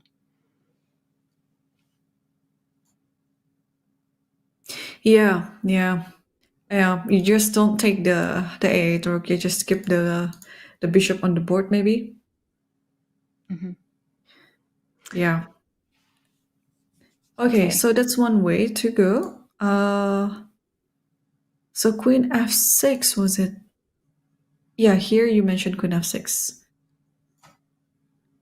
and then bishop e3 was one of the moves. Okay. What else can we see this position? Can we also, because it wasn't that great though after bishop to e3 and then knight f3 and then king h1 and everything was starting to creak. But maybe instead of queen f6, maybe you can keep everything tightly wound up by going queen to d7 instead, just Okay, queen d7. at least then you're protecting the c6 knight. Yeah, but then this I'm gonna attack. But e2 is too easy there. Oh, since you're not going to protect this one, and maybe bishop e3 is fine now? Because I'll Then grab knight this one. b5 I is see. Okay, I don't have to take it. Maybe I should just play queen a4. Or can I take it and then queen c3? probably. It's not a pleasant position for Is black that? at all, is it? Yeah, probably just take it just to get rid of this knight, and then queen c3, I think it's a must. And this knight. Yeah, then you have to kind of go rook c8, rook Rook fc8. c8. But I think it's now fine to take this because if you move your knight, I don't think you have a good discovery with it. Like, where will you go with the knight? Yeah, you should be fine. But UV, as we're analyzing this, still very, very concerned with Ju Wenjun's time management. 26 minutes left, and still so many moves to go. 21 moves to go, I guess, because the last move is rook fd1. Yeah, she still has to make another 21 moves in 26 minutes. So in average, it would be like a bit more than a minute for every move. It's tough. Right, and the game is just warming up, right? Because this is the type of position where you can see in a few moves' time, you will have to play very precisely in order to maintain the balance. Because, yes, Tan is a pawn down, but the pawn on d5 is weak, the pawn on b6 is the target, the two knights on c6 and d4, they're clunky. They can easily get tangled up with each other. That kind of sounded like they were in some kind of illicit romantic relationship. That was not what I wanted to insinuate. But yeah, so anyway, the knights are tangled up there, and everything could fall apart. It's a dynamic game. And Tan, let's face it, is a dynamic player. And look at this. I was just trying to find out like how many minutes Wenjun spent before she played knight f takes d4. So she spent about 19 minutes something, almost 20 minutes. And now she's thinking again because I guess when you took a chance, when you took this risk, grabbing the pawn on d4, a move like rook fd1 should come automatically in your calculation. And you should be ready with your reply after this, but she's still spending some more time right now. So that is really concerning. Yeah. And for Tan, though, Tan looking at the camera looks ever so chill. I find it very difficult to maintain my concentration when my opponent settles into these long things. How do you manage to keep focus, Irene? Yep. Wow. Okay. Also, another thing to wonder. I know this is not chess or not technical chess, but I'm just wondering what's in the cup. Someone should ask Tan Zhongyi what's in the cup because she keeps bringing this cup to her games. Yeah. What would you guess? My guess is green tea. My guess is green tea too, because I spent a few years back, I think about 10 years ago or even before, like probably 3 years in a row, I was playing in the Chinese League, Division A. And yeah, also because of this type of events, I got to play against many of Chinese top players, including Ju Wenjun and Tan Zhongyi as well. And we were always provided for all the players beverages, and it was always green tea with all these Chinese tea leaves, and then it's heavily welcomed by all the players, and I think 90% of the players in the room would grab this tea every now and then. And by the way, we have a move, knight b5. So Wenjun is copying my idea right now, but it's not necessarily a good idea, unfortunately. Well, it doesn't quite meet the engine's approval, because there we see it being awarded a question mark. It wasn't the best move. What was the best move? So after rook f2-1, wow, the best move is queen f6. Wow. Well done, Yuvi. Well done, Yuvi. You're ready for your own match in the next years to come. Yeah, I'm ready to fight Stockfish 17. The second best move was rook c8. Actually, I wouldn't never have thought about rook c8. Rook c8 is very natural, but not with the pawn on b6, giving up a6. But yeah, knight to b5, not the best. And knight takes b5 is almost feels like a given. This is the direction we were headed. Knight takes b5, a takes b5, and we came to the conclusion queen can go anywhere. Not very specific, but now we probably should be specific. What square should we choose? Queen c3, queen b3, queen b3. Yeah, Queen I think queen c3, c3, queen queen e3, and queen f3. Those three squares, I think it's pretty good for the queen, because okay, we see that after queen here, there might be a move like knight b4, although probably still fine. You could go. Like you can give this one up for free, because the battle is on this pawn, but then knight is a little bit offside. You can actually maybe trap it. Like I I don't think. Hmm? Oh yeah, I thought for a second we could trap it, but how are we getting there? Maybe no need to trap it. Yeah, maybe. Okay, let's be concrete. Oh, what about this move? Just rook c7. Get the rook on the 7th rank, as principal saying. Oh, and Irene, guess what? Bishop takes d5 is on the agenda. Oh yeah, definitely. And then you have the rooks doubling up. So and rook c7, great move. Not only is it getting to the dream square, but queen takes b6. Knight is surrounded there on a2. You're just collecting all these pawns, and then you're gonna end up with a passer on the b file. Yeah, not liking Wenjun's chess and time, to be honest. Here, it's just getting tougher and tougher for her, because if you have such a time situation, you would like to clarify the position, and I think that is the reason why she played knight b5, because it feels like when you trade something up, you would be able to at least clarify the position a little bit, because it gets the position gets simpler and simpler material wise. Because if you play a move like queen f6, there are just so many things to consider in this position. You never know what your opponent might end up doing here. Bishop e3 is there, and I think we still haven't found the best move yet for white. And can you ask your metal friend Yuvi what is the best move here for white after queen f6? So let's have a look. Let's put it up on the so queen f6. Okay, so apparently king h1. Oh God, Wow. king f1. King f1. Yeah, that was there, but when I did it, it was a blunder. And so after bishop to e3, it says Let me play knight king now h1. and knight to Sorry about that. Let me play king h1. It's just more human. It's just if I play king f1, it feels like I will get body search,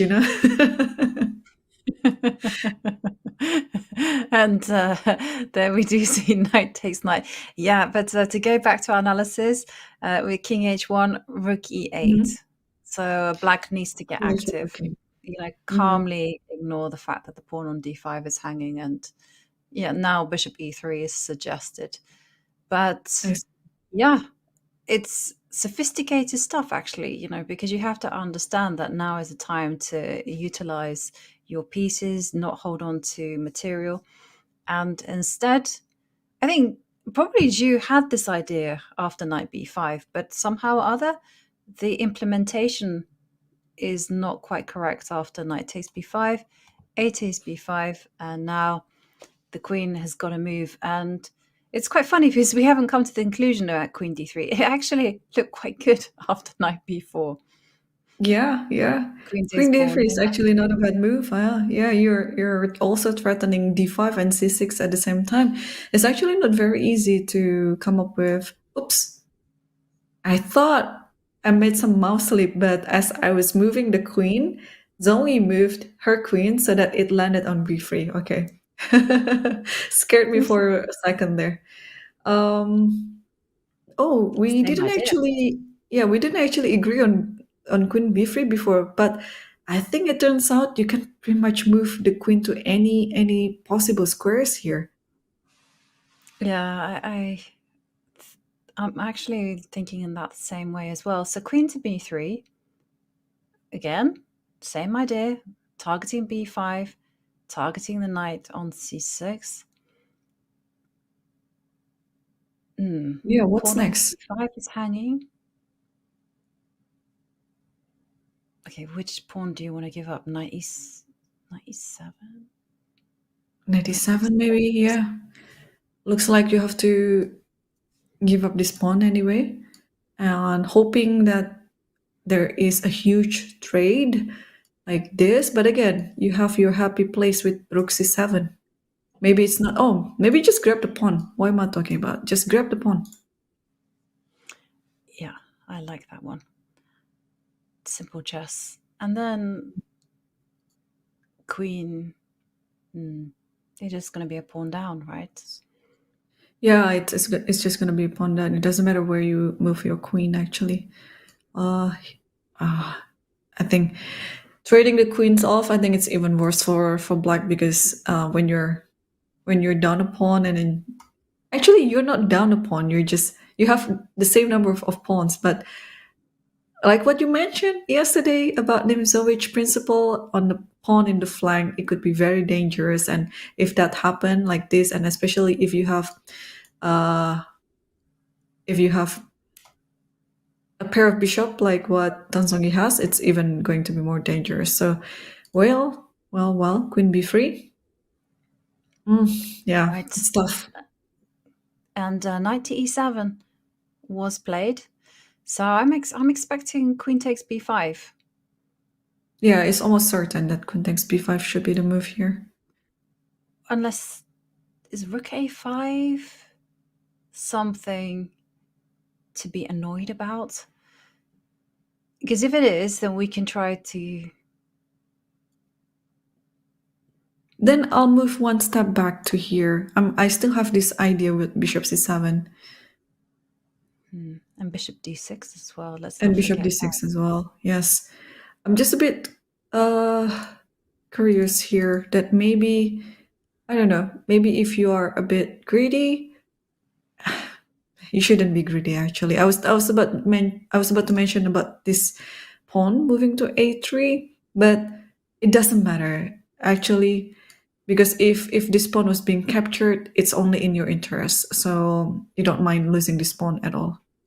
So yeah, this gonna be like a very straightforward continuation that white can do, and then only two moves from the current position, and white can really enjoy a very good position.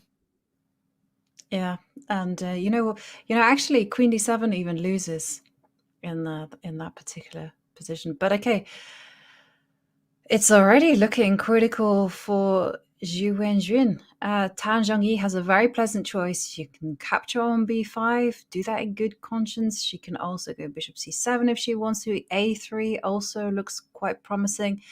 she has complete control over the position, and Black's pawn structure is not only in tatters on the queen side, but even worse, it's these bishops on g2 and f4, which are just poised to strike and pick up material. So yeah, it's looking very, very dangerous for Ju here. And it's not easy actually to find a clear-cut path. So after queen takes b5, which kind of is the only move that I'm really considering, because not only does it like win a pawn, but also it comes with a threat of taking on b6. And Right.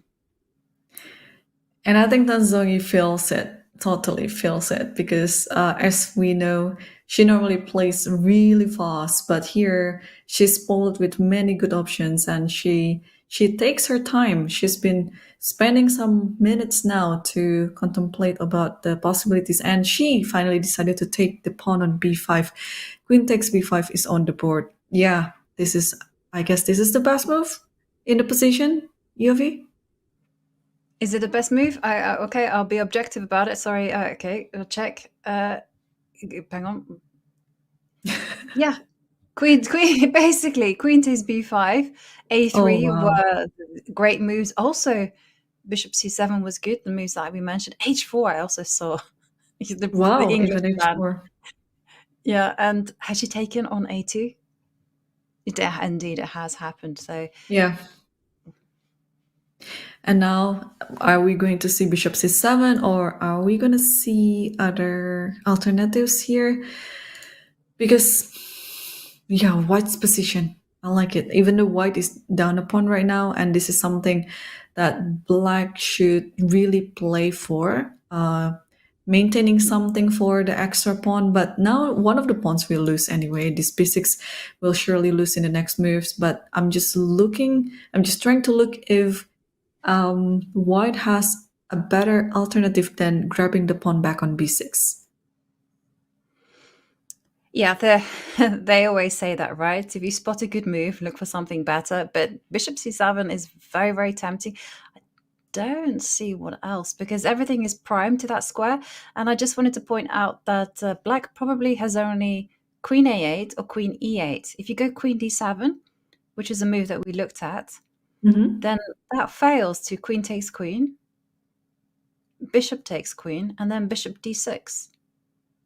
Ah. And then once the rook Oh, posts up to e8, you go rook c7.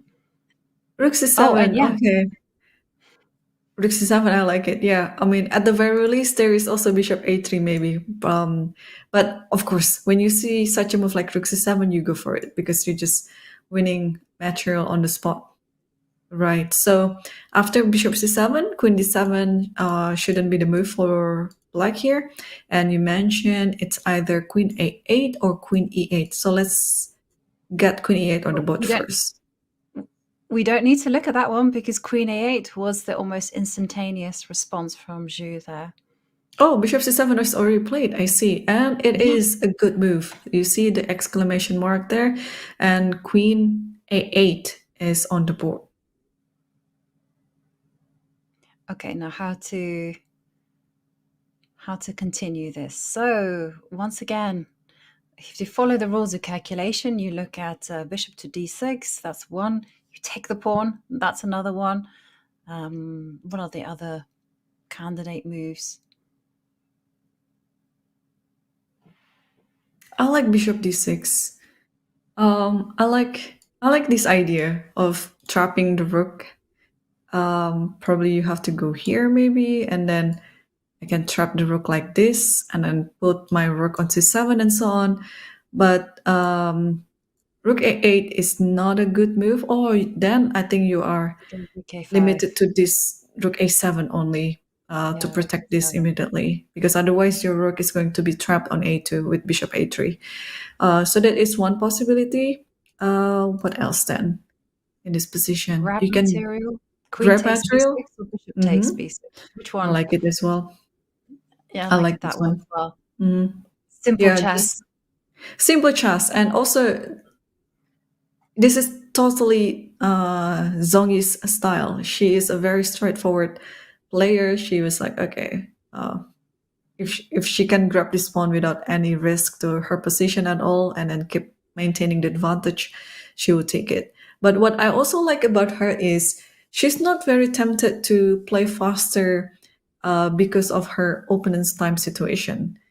Because for me, sometimes in my games, like I have to actually think longer. But looking at my opponent's time, I would I would hurry my own self, and more than once I got punished for my decision because somehow my opponent would get to play better in the time scramble, and then I would lose the game. So for Zhongyi's case in this position, yeah, she's not in a hurry. Actually, she's taking more time, even though Ju Wenjun's time is getting low and low. Yeah, I agree with you. It's such a good advice. When you have lots of time, your opponent doesn't, don't match their tempo. There's no need for two of you to be playing a blitz game. Instead, you can just wait it out. You can think of strategies. You can maybe even do things like play very soft, kind of improving moves. I tell you, Irene, the funniest thing I ever saw in my chess life. And there we see bishop to d6, which, as we saw, wasn't the most accurate move because rook a7 is the Yeah. best response. Yeah, I think it is also one of the hardest move to see is to get your pieces back. And yeah, in calculation it sometimes be missed because naturally you would like to get your pieces advanced to your opponent's camp, but here, yeah, rook a7 I think is the only move, and I believe Wenjun will not take so much time to find this move. Yeah, no, I agree. I think it's absolutely a must to find rook a7. It's the difference between surviving this position and just losing on the spots. And I didn't tell you the funniest thing I ever saw was rook Oh, a5. rook a5 first, And yeah. I think this is also a good move, yeah, the one that I missed before, because I just realized that if you take the pawn right now, you can use this tempo to play knight c8 and then grab the bishop after queen moves somewhere. So it forces the queen to do something here, and then it has to be withdrawn somewhere, maybe to e2 or to wait. If you go to b4, what's gonna happen? Can you play this? Yeah, I think I so. think you have to. No, you cannot. You just Absolutely. take, and then this is hanging. Sorry. Yeah. So after queen b4, then Yeah, but the exchange is going. So how are you going to hold on to it?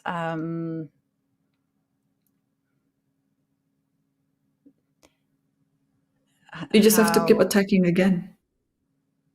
Oh, Yeah, at yeah. least now the rook is no longer on a2. You don't have to be worried that it will get trapped with bishop a3. At least the rook is out. So a move like rook e8 on the next move is possible. And queen takes b6 is always going to be met by knight c8. Right. Very good point. Wow. And bishop d6.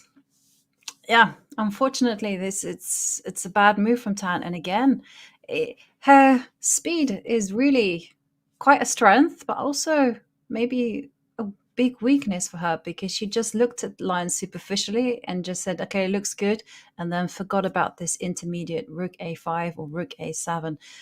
So yeah, Ju Wenjun finding some good moves to keep the game alive. Now I guess the queen will just move far away. You kind of maybe put it on b3. Yeah. If you put it on b3, probably now, yeah, you can get this rook out like this, so everything is safe. And also the rook on f5 is not only attacking the queen on b5, but also it's protecting the pawn on d5. So it's a very good move by Ju Wenjun to insert rook f5 first instead of rook a7, a defensive move. Right, and she's still a pawn down as well, Tan. Mm-hmm. And No, is no, that how no. it feels? That It got me thinking, Yovi. Probably Tan Zhongyi should just get back thinking quickly again, because whenever she thought rather quickly, her moves come naturally, like, and it's naturally good, because she's not going to invent something like this bishop d6. I guess if she has only lower time on the clock, she would grab this she would grab this pawn right away with the queen. Like, she will not invent something or discover something with bishop d6 or anything like that. So yeah, She now played bishop maybe. e6 very quickly. I think Ooh, the irony though is that if no, no, if she had no time on the clock, she'll go queen takes b6, no thinking. But because she had a little bit of time, she could kind of go bishop d6. But if she'd had more time, if she'd used more time, she would have gone, what are the consequences? Or, do that all important verification step. That's sometimes it's easy to miss.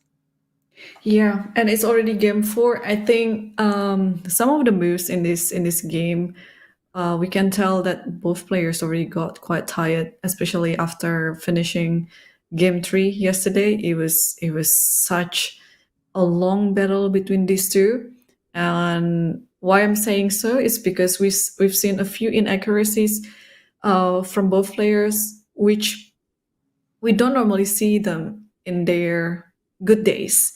So yeah, so stamina is playing a role too in this game. Yeah, it was grueling yesterday. Let's face it. It was 5.5 hours of chess, 87 moves, and it was a game of small margins. It wasn't like, nothing happened. It really was a lot of fire. It was quite an explosive middle game. Both players had to be on point, and then this end game where Tan had to be incredibly precise, and she just made a few too many minor mistakes. And Ju Wenjun, she did win the game. But yeah, Rook A. I can say from a commentator's perspective, I was completely drained of energy after that. I mean, not only did I find the whole game exhilarating, but afterwards I was like, I couldn't do too much afterwards. I had to just stare at the wall and do nothing. Yeah, but I would like to hear your funny story, Yovi, because sorry, Yes. the rook a5 cut it cut it off. So I would like it to finishing that funny story. Maybe I can learn something about Yeah. it too. No, well, there's nothing to learn from this funny story, except if you enjoyed being cruel to your opponent. So it was to do with time differences. So I was in Fagernes in tournament in Norway, and they didn't have any increments. So I saw this poor chap. He had 15 seconds on the clock, and his opponent had 1 hour. Oh And the my. guy with the 1 hour was just thinking. And for 20 minutes, the poor chap with 15 seconds, let me just hang on, had to do like this, getting ready to move. Otherwise, and I was like, oh my God, how long is he going to sit there? And yeah, but it was like a good 35 minutes of this poor chap going, ah. So that was like the funniest thing I saw in chess. What about you, Irene? Do you have any funny stories like that? No, I mean, now you ask for it. I cannot really recall any. But earlier of this show, I was telling you that 7 hours is not too long because I've spent 8 hours of playing it for one game. It happened last year in Bill Chess International Open in the summer of 2024. Oh no, actually 2023. I played the one in 2023 as well. And we started playing at 2 p.m. and we finished at 10. Talk about long game. That is long. That is Yeah. long. And did you manage to draw or win? I drew. I played against I cannot remember. He's a grandmaster. He's coming from South America or Latin America. And he had queen and 5 pawns. I had 1 pawn less. So I had one queen and like 3 or 4 pawns. And then I was defending the end game for like 2 or 3 hours until I stalemated myself. So that's how we we didn't agree to draw, but I was stalemated. So He had no choice in the matter. So, okay. Well, right. we do see moves with queen to b4 played. Rook a4 was a quick answer from Ju Wenjun, and then queen to b3. So, what next? Rook Next is a7. rook a7. It's already played. So this could be a transposition, like we could get this position right away from the beginning after Tan Zhongyi played bishop d6. Oh, but okay, rook a5 is actually a good inclusion here. And then after some moves like this, eventually the rook went back to a7, protecting the knight on e7. So still a pawn up, still a pawn up. But probably after this, if you would like to get the pawn back, then you have to take this take this knight and then take this pawn, and probably there will be huge trades around the center, and it's just pretty much an equal position if this happens. Yeah. Unfortunately, White's king is just a tad too exposed. You know, he needs a bishop there on g2 because I would say that if White had the pawn structure with f2, g2, h3 in that particular position, then probably you have something that you can work on because the hiding place for the the White king is on a dark square. But with these endgames where there's just rooks and queens, you have to judge it on two factors. It's piece activity and king safety. And of the two, I would judge it king safety to be way more important.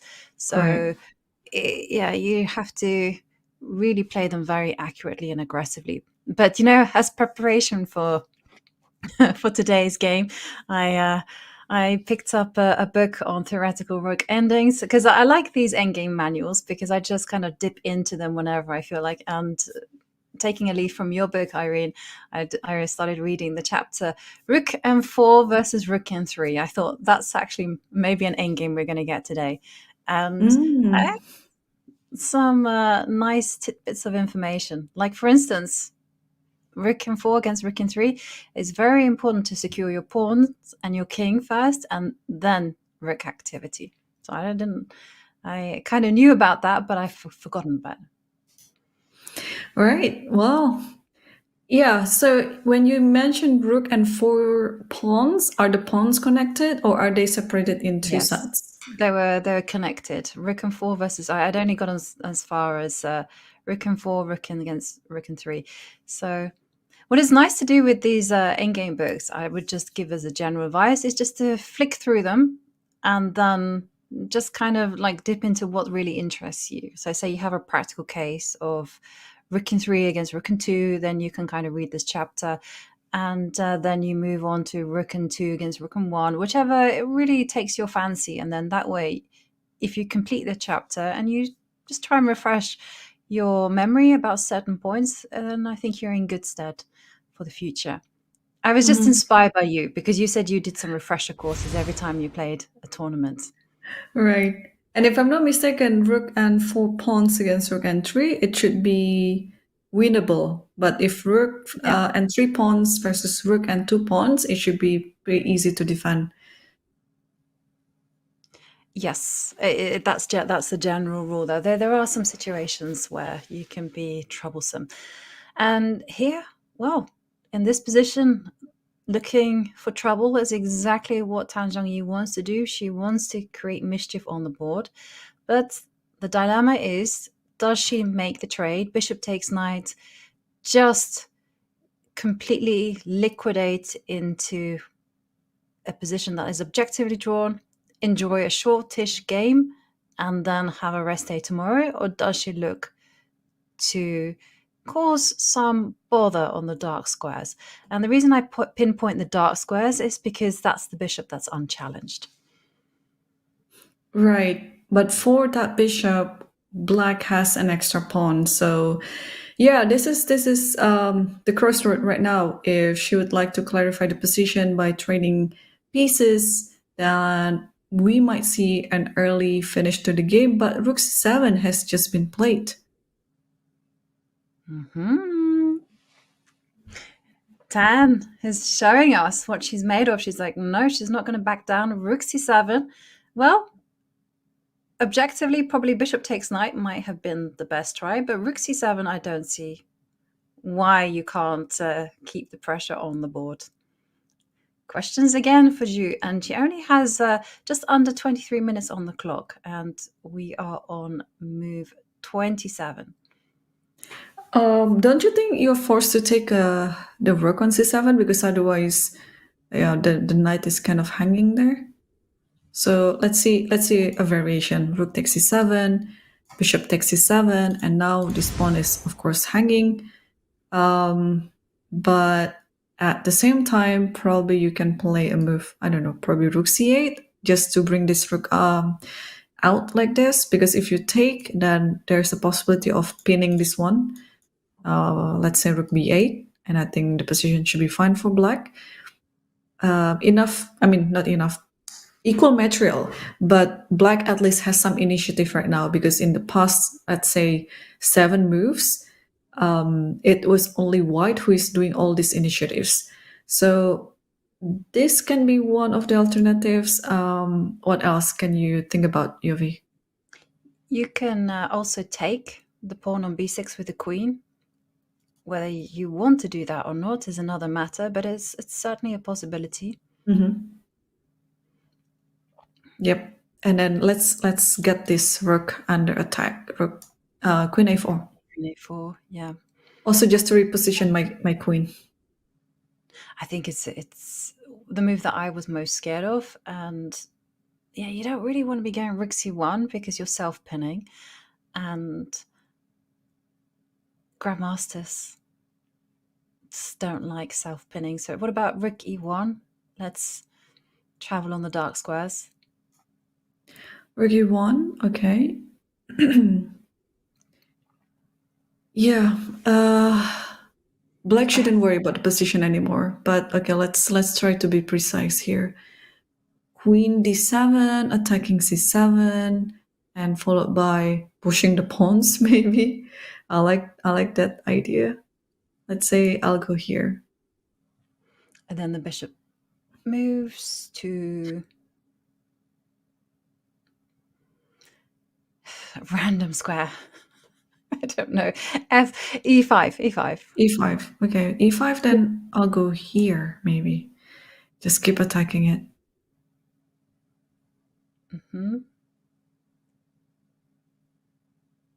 And bishop c3. Am I get in trouble? No, because I'm just wondering whether I'm provoking d4. But no, this bishop takes knight at the end of it, and we might see. You never know. We might get a rook and opposite color bishop where white has an extra pawn if you go d4. And yeah. Wow, again. Yeah, actually, let's just put it. It's gonna be like a deja vu for everyone who's also watching the game tree. Here takes, and then let's say, okay, takes just for the viewing sake, like takes here. And then, yeah, we might be seeing the same thing like yesterday. But we have a move, rook c7 and rook takes c7. Tan Zhongyi is not currently there sitting, so but we can expect that the move is going to be bishop takes c7. It will be quickly played by Tan Zhongyi when she arrives back to her chair. Yeah, and yes, it's a good feeling, right? To make an obvious move when your opponent is not there. And so therefore now it takes Zhongyi, I don't know, 1.5 minutes as opposed to 10 seconds. Okay, so bishop takes c7. No, the players can't offer a draw until they've passed move 40. So there we see queen c6. Yeah, I was about to suggest this move as well, because the queen on a8 doesn't really look active there, and then the rook doesn't really need to go to c8 for the time being. It could be going to b8 depending on where this bishop goes. It could be going to a8. Also, it could be going to d8 if you would like to support the pawn. So yeah, queen c6, I guess it's a good continuation. Black is b6 still up played? a pawn. Not anymore, because queen takes b6 has made an Oh, appearance. right. Okay. So my quick calculation was that if you grab this rook, if you grab the queen and then you play rook b8 and then you go here, I'm still a bit worried for black in this position, because you have this type of passer and then you have a pair of bishops. But is there any better alternatives than capturing the queen on b6? Well, also, I'm a bit worried about that because you got bishop c5 as well, and then you're going to back that bishop up with b4. So, yeah, I mean, there has to be alternatives. So you can go queen c2, attack the rook in the game position. You can go rook c8. Also rook Start c8. mobilizing things. Yeah, I like both options. Those look more active because you're playing according to your initiative, not your opponent's plans anymore. Yep, I like it. And things are getting better for Wenjun's stem situation as well, because now we are on move 29, so at least she just has to make another 11 moves to get into the time control, and she still has 19 minutes left on the clock, and the position is somewhat simpler than before. Yes, well, as we see there, Ju Wenjun, she has gotten over the worst of it as she plays queen to c2, attacking the rook. And we are going to go on a short break. Before we do that, do remember that Twitch is better with a subscription to Chess24. Your sub unlocks exclusive emotes made just for the Women's World Championship, entertaining content during breaks, plus an ad-free experience on chess.com. So use !subscribe in chat to level up.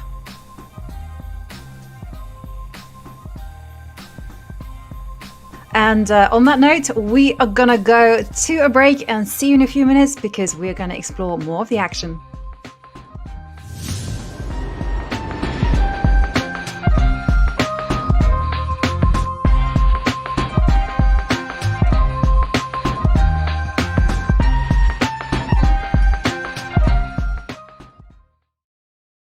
Join the community club on chess.com and participate in amazing community events every week. On Mondays, challenge yourself with incredible openings in Opening Roulette. Don't miss Untitled Tuesday every week right after Title Tuesday. On Wednesday, join Arena Kings and compete against a lineup of legendary creators. On Fridays, try the all-new Community Freestyle Fridays and throw opening theory out the window. And finally, round out the week by showing off your speed in the Community Bullet Brawl. Win prizes, battle legends, and challenge yourself. Play in the community tournaments every week on chess.com.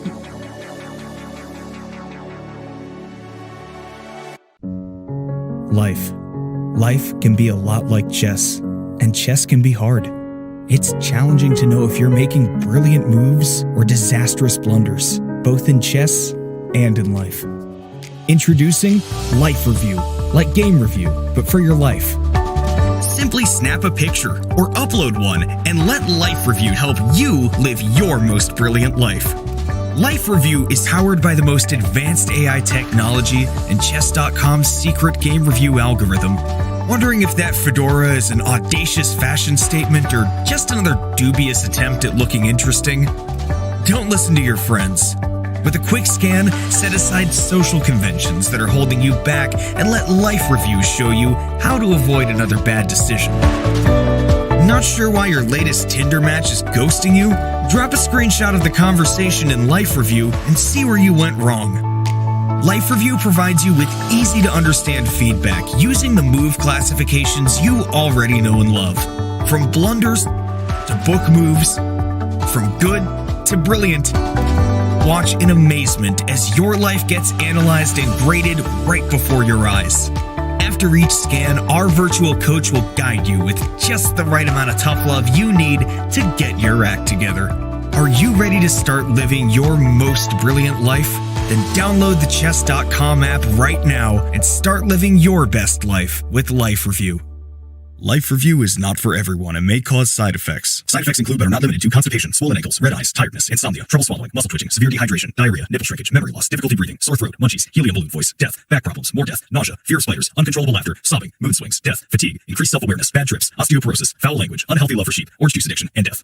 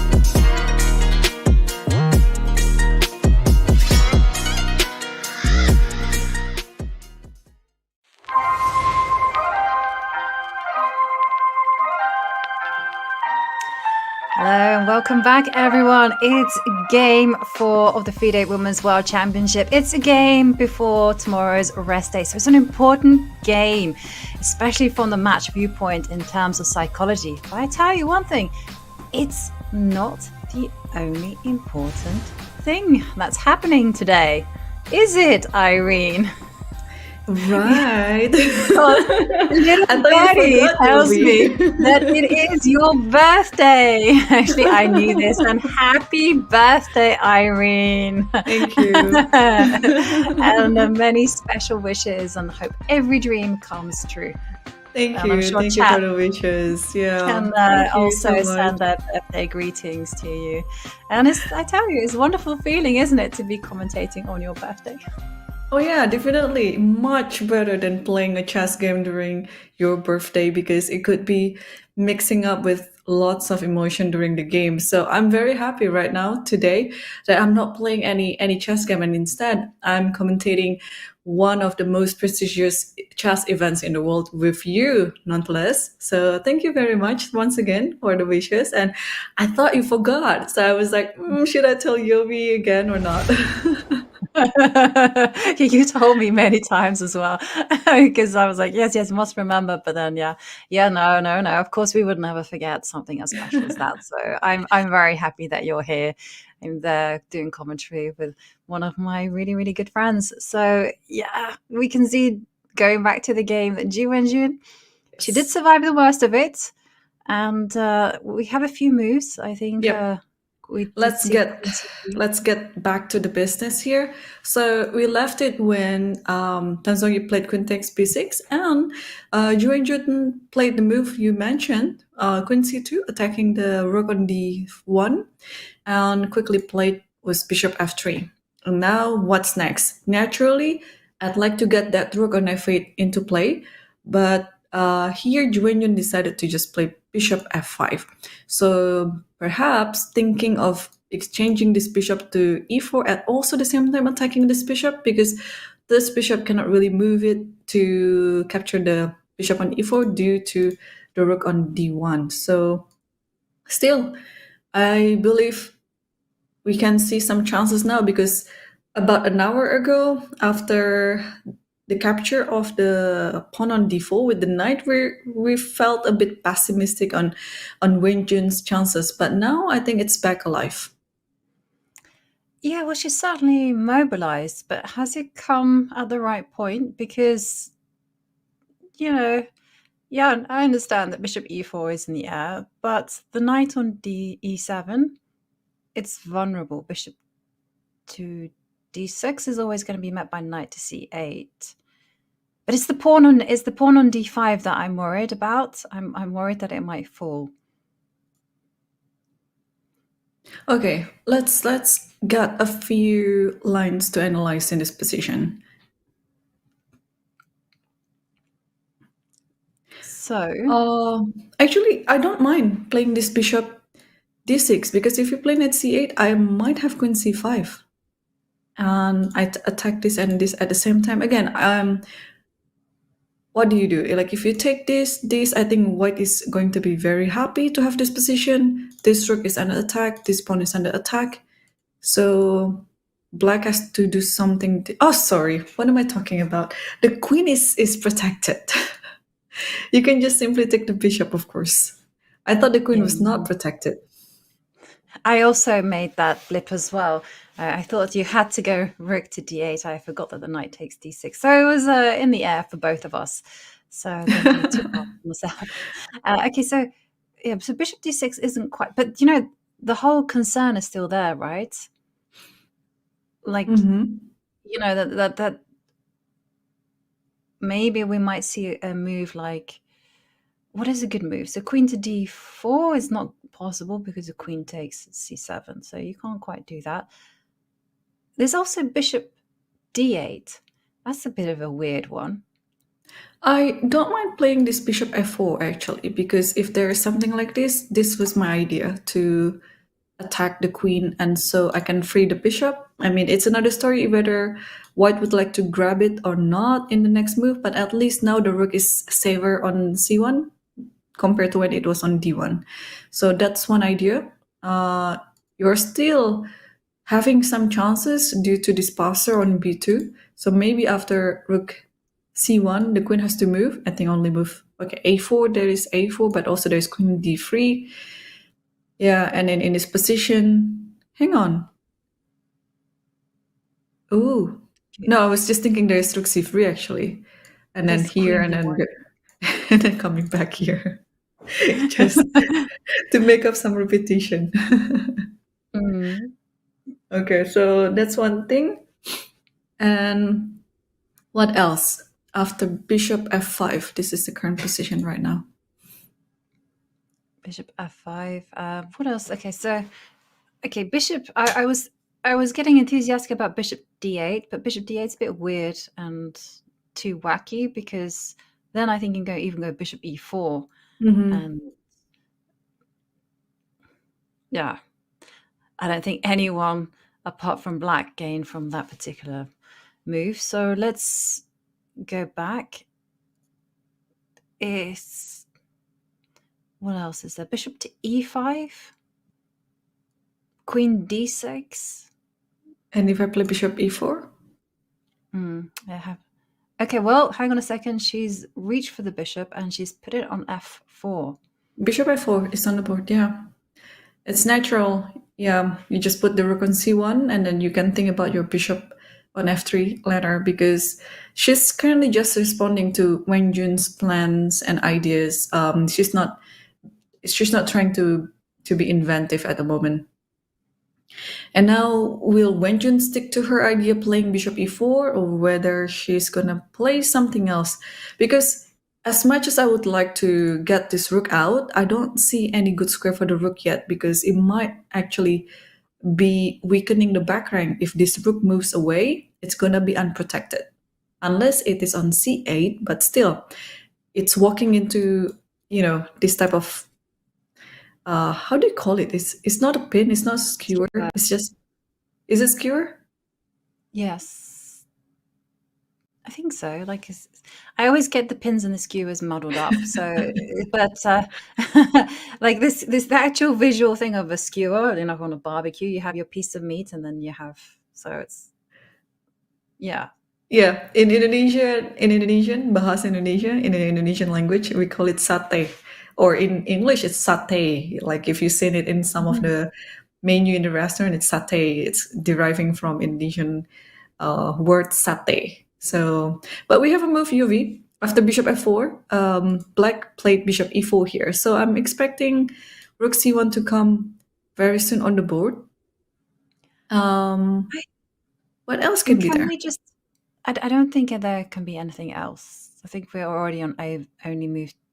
No, well, you can go queen e3, but queen e3 kind of feels a bit tame because it lets go of the b2 You leave the pawn. protection over the b2 pawn, so if you play queen e3. Yeah, so rook c1, queen d3, Yeah. and rook c3. And I just wanted to check this, not the repetition, of course, but it's there, queen b1, king g2. Mm-hmm. And how equal is this? I know the evaluation bar is in the middle, but sometimes we just have to throw it out of the window because that's just assuming that you play perfect chess. And So maybe we can take this, or maybe what do we do? Yeah, I think we can take this, and you take it it with a rook, and then pin the rook. Maybe queen e4. That's a good move. That's a very good move. So, and the only way to disentangle this, actually not the only way, is one of the two ways, is you either try to exchange the queens, or you play g4 and then king g3, which looks a bit loose to me because after you play g4 there's knight g6, so that should be a problem for white. So maybe you have to convince yourself that in this endgame without the queens, white should be fine. yeah, white is better, right? Outside pass pawn. Can I show you this really cool line I just saw? That instead of queen to e3, if you went bishop to d6. Okay, I'm just ignore the fact that there's knight c8. But okay, you can go knight to f5. Mm-hmm. Takes this. And then bishop takes, and now you can go knight to d4 using your idea. Yes, and you gain the rook back, and yeah, it should be okay. The bar says this is still equal.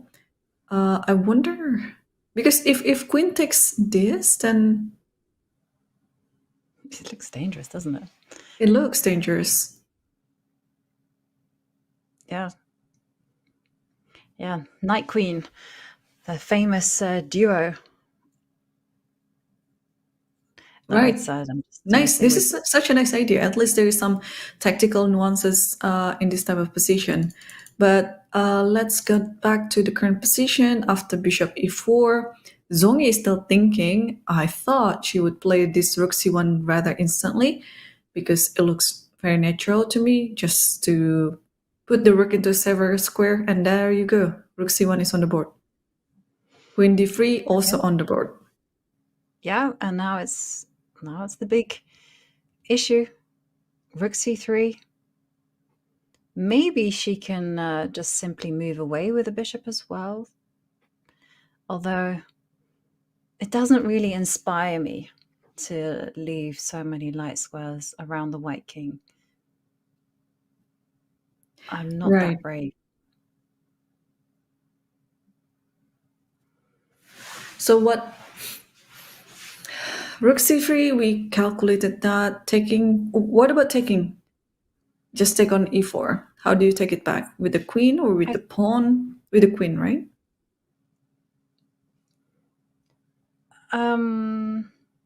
Well, half of me wants to take with the pawn, just so that I finally corrected my pawn structure, and it's all good. Can we try the maximalist approach, which is taking with the pawn? Okay. That's not a disaster, then. No. Okay, so your move next could be this move. Knight d5. I'm just wondering, in this type of endgame, if I keep offering you the trade of the queens, would you accept it? I think if you accept it, it's kind of an easier play for white, I guess, because you have a pass pawn on the b file. But of course, on the other hand, you can just ignore the trade or move somewhere else. Yeah, but where to move it to? Because you have to cover e4. And you can, like, for instance, if you go queen d5, you just carry on with your trade. Queen c5, and then I'll have to sidestep that one again. Queen e6. And maybe now it's b4. Queen, or maybe you can go queen d6 as well. Because Because the queen and knight work fabulously well together, but the rook and bishop are also a great duo as well. Yeah, especially in the endgame, rook and bishop is they're more superior than rook and knight. So we still don't have a move yet after queen d3, but at least Wenjun, she has to play another 8 moves to make to the time control with 13 minutes left on the clock. Not really in time trouble, but she has to be she has to fast. She has to be fast because otherwise, she might get punished in the later stage of the game. Yeah, because black's problems are still not over. Because I just wanted to mention one long-term trump that white has is that the bishop on f4, it controls the queening square on b8. And that's going to be incredibly important in an endgame. Right. Okay, so if Zhongyi would like to be more ambitious in this position, what should she do then? Well, I actually thought that this bishop takes bishop was probably quite promising as well. At least more promising than rook c3, because there white's pieces were kind of proverbially like tied up with the king on g2 and the rook on f3. This way, white still has controls of the open lines, and there's that horrible dilemma, like when you try to go queen to d6 or whatever, it's like, does black trade queens? Do you not? Yeah. What should you do? Yeah, at least with this position, there's some dynamic between the queen and knight. Yeah, we'll see after queen d3 which one that Tan Zhongyi will choose. Bishop takes e4, or I don't think she'll repeat the position by playing rook c3, rook c1, although it's still a possibility. But I'm still thinking that she would keep pushing because she just lost yesterday, and yesterday it was a C pawn that was a passer, right? And now it's a B pawn. So probably, she would try to maximize her chances. It's been an interesting pattern actually during these games, because the middle game has been full of play, full of tactics. A lot of calculation has been required, and then both game 2 and game 3 suddenly ended up being incredibly technical. Right. It is kind of a little bit rare actually that you have both the fire and the ice, so to speak. Well, yeah. Oh, fire and ice reminds me of Norwegian spa. You got into the ocean, it's freaking cold, and then you got into the spa, which is freaking hot, and then you do this a few times in a row. Wow. Okay. Which you told me too. So yeah, chess is all about pattern. Whenever you said something, I would think of something else that has the same pattern into it. And yes, you're right. In this match between these two top players, Ju Wenjun and Tan Zhongyi, we've seen in so many of the games earlier on as well. Not only in this match, they've combined all this technical and tactical play, and they are all treats for us because it's a feast to our eyes to see such combination. But of course, goes without saying, I could also tell that their stamina is getting lower, naturally speaking, because playing the match is not only during those 5-6 hours into the game, but also there is a huge preparation behind it, and also the postmortem analysis. It's very, very stressful. So hopefully tomorrow is the rest day, and then they can recover themselves and bounce back with another spectacle for round 5 and 6. Do you know, it's a bit funny, chess matches, right? Because is it the only sport? But I'm just thinking about it, where as it draws on, the players are getting more and more tired, and the teams around are getting more and more tired, but everyone else, all the spectators, are getting way more energy, because I remember the World Championship match in Singapore. It just felt that every day that passed, people got more and more excited, especially as it drew to a close. It's like, well, what will happen? And people became a lot more vocal. More and more people started coming, and people started cheering. Have you ever been to a chess event, Irene, where people have cheered? Like people have full on cheered for when you've made an entrance. They've like full on cheered when there's almost been like a stampede when someone has won. That's what happened in Singapore. I was there too, yeah, for half of the duration of the event. Yeah, I could feel the spirits because I was blending with the spectators, right, UV? I was in charge of the fan zone, so yeah, I felt this energy and all this inspiration by the fans, like how they see their idols. Like whenever Gukash or Ding came down from their elevator going to the venue, they would actually wait outside of the elevator 10 minutes prior. And then whenever they came out, they would always cheer like, oh, go Gukash, go Ding. I think it was a refreshing experience too, because in chess, we tend to be very quiet. We don't talk. We don't make any scream like that or any noise. But yeah, during that World Championship, it was very energetic. Yeah, and I also wonder what the atmosphere is like in Shanghai. Ju Wenjun, she must be a superstar in Shanghai, right? You know, women's world champion, not just women's world champion, but four-time, and each time she's with the exception of the one in 2018 where it was like a knockout. It's all been done. You know, she's played half of that match in her hometown, so. I wonder whether there is that lovely kind of support for her where people kind of walk past and say to her, go on, you got this. And that's a very infectious thing to do.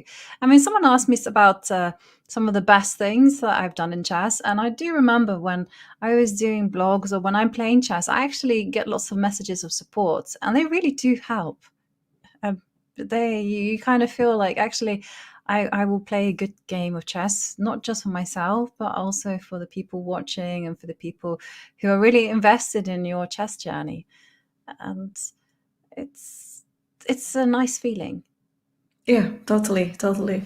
Yeah, when you are playing a chess tournament, especially if you don't have any social life around you during the event, it could be very lonely along the journey. So, but we are very grateful with the technological advancement these days, because I cannot just imagine back in the days when you lost the game, you didn't have internet, you didn't have computer, you just had your books, your chess books inside your luggage. And then that's the only thing that you could entertain yourself after such a heavy loss or such a painful loss. Yeah, but these days we are very spoiled with all of this social media, or even, sometimes in a chess event, if I would like to wind down, I would just play some blitz chess online. more chess until you feel numb, and then that's the entertainment for me. I've done that as well, but I can tell you nothing. But I don't know. I often find that if I've lost in a particularly bad way, something happens when I play online where I just play terribly, and I kind of jinx myself. Like I'm winning, I'll get flagged, I'll mouse slip, and then I'll lose like 10 games in a row, and I'm just like, what am I doing to myself? But yeah, psychology is so important in chess, and it's very nice, to have the support of like chat and the support of people, and just invested in the game, and just to cheer us on, especially you're doing well, you're doing badly. It's nice to be part of a community. And talking about community, well, the bishop on f3 has company. A queen and an enemy queen and enemy bishop, to be precise, and has to make a decision. What do you think we're going to see, Irene? Do you think we're going to see bishop takes bishop, or do you think? I think it's going to be bishop takes bishop. It's the clearest way to continue. And there you go. It just happened on the board. Bishop takes bishop. And I actually like your idea, just taking it back with the pawn, so that this pawn, like a square d5 is actually quite a good square for the knight to be. And just clarifying the position like that. I don't really like queen takes e4 for a reason, because d5 pawn can be very weak in the future. And yeah, I think this is what Ju Wenjun will also do, taking it with the pawn, but we'll see. She doesn't really have much time on the clock, 12 minutes left, and she has to make a decision on how to recapture the bishop. Yes, decision time. Does she activate the queen? Does she just correct the pawn structure? It's not an easy choice, because we saw that there were upsides and downsides, particularly if you take with a pawn. You then have to factor in the long game, right? How is a rook endgame with the knight and bishop? Whereas I guess if you're taking queen takes bishop, you Let's can see. actually avoid that question. Right. If queen takes bishop, it gives time for white to just continue with this idea with b4, I guess, because there is no more knight d5. So at least, the tempo is there for white. But there could be a better move. I like pinning. I like pinning this knight, because somehow I feel like the back rank of black is a bit loose. So probably playing bishop here first. Knight c8. There's knight c8. No, I don't like it anymore. Yeah, but I was actually wondering, there's still the issue, right? You can still go queen e3 and go, haha, you haven't actually answered the question. Is the end game yes, that's right. like here? That's right. Queen e3 and then... Yeah, and then you're not actually forced to take, but there is queen b4, which I don't think it's a good move, because you just keep coming in with all your pieces, maybe to the back rank. That's one way to go. Yeah, the knight is a bit restricted, so that is why I'm so up for this move. At least the possibility of putting the knight on d5 is there. Yeah, I prefer to do this, because at least you kind of narrow the margins, or you kind of increase the possibility of a draw. So d takes e4 is what I would go for. But again, we were looking at queen to d6 as a response to that. We were looking at and was it queen to d6, or what were we looking at? We didn't take a look at this queen d6, but this is actually a good move, because you are forced. Oh no! If queen d6 knight d5, that was the idea. No, we saw Unclear, right? You can queen go bishop e3. e5. Yeah. Okay. Queen e3. We're still okay. We were looking at that direction. Yeah. Yeah, queen e3, and you have to move your queen while also at the same time protecting this. And this is what I think we saw. And then queen c5 here, like this, and then just harassing the queen with your own queen. But you can go queen e7, but then queen to d6. It's like a kind of game. Sorry, which one? So you can keep on going, and that's all I was saying. It's like after queen Oh, e6. like, okay. Yeah, you can go now queen to d6. So hang on. She took it with the queen, and it's a little inaccuracy actually, because now white is still slightly better. So Zhongyi already moved queen e3 as we predicted. Yeah, it's a very straightforward approach. It doesn't matter actually how you take it on e4. White's idea is just to offer the trade of the queen, so that when we walk into the endgame of rook and bishop versus rook and knight, it could feel, for white, it is a bit more comfortable, because you have an outside pass pawn on b file. So now the question is, what do you do? Would you play queen b4, try to avoid the trade? Would you play something else? because black's back rank, it's also something to think about if you capture the queen on e3. Yeah, this is, again, the questions to answer. Like, for instance, you don't necessarily want to be trading off rooks either in an endgame because the bishop is so much superior to the knight. The bishop being long range and the position is actually open. So you can't necessarily go make moves like rook to c8. b4 is on the agenda. Okay, well, we didn't really have to pause for too long because the queens are coming off. Bishop takes. Yeah, this is what I was afraid of, giving it too easy for white to keep playing her ideas, because now all Wenjun is doing is defending this endgame. But I just saw a little tactical trick, Irene. So say you go rook to b8, you're like, yay! Let me attack my pawn. I'm pretty sure you can go b4. Yep, just to show it. If you take rook c4 is no. Yeah, you No, cannot you take go bishop because of c5. this. Yeah, rooks, and then you lose your material, one of these, and then because your back rank is so weak. That's right. But after b4, yeah, you already put it so advanced, so maybe it can easily be attacked. For example, what if I play? Can I play king f8? King f8, king e8. Maybe that's not a good move. There's rook c7 as well. Ah, right. There's rook c7. No, maybe not, but yeah. It's difficult, Irina.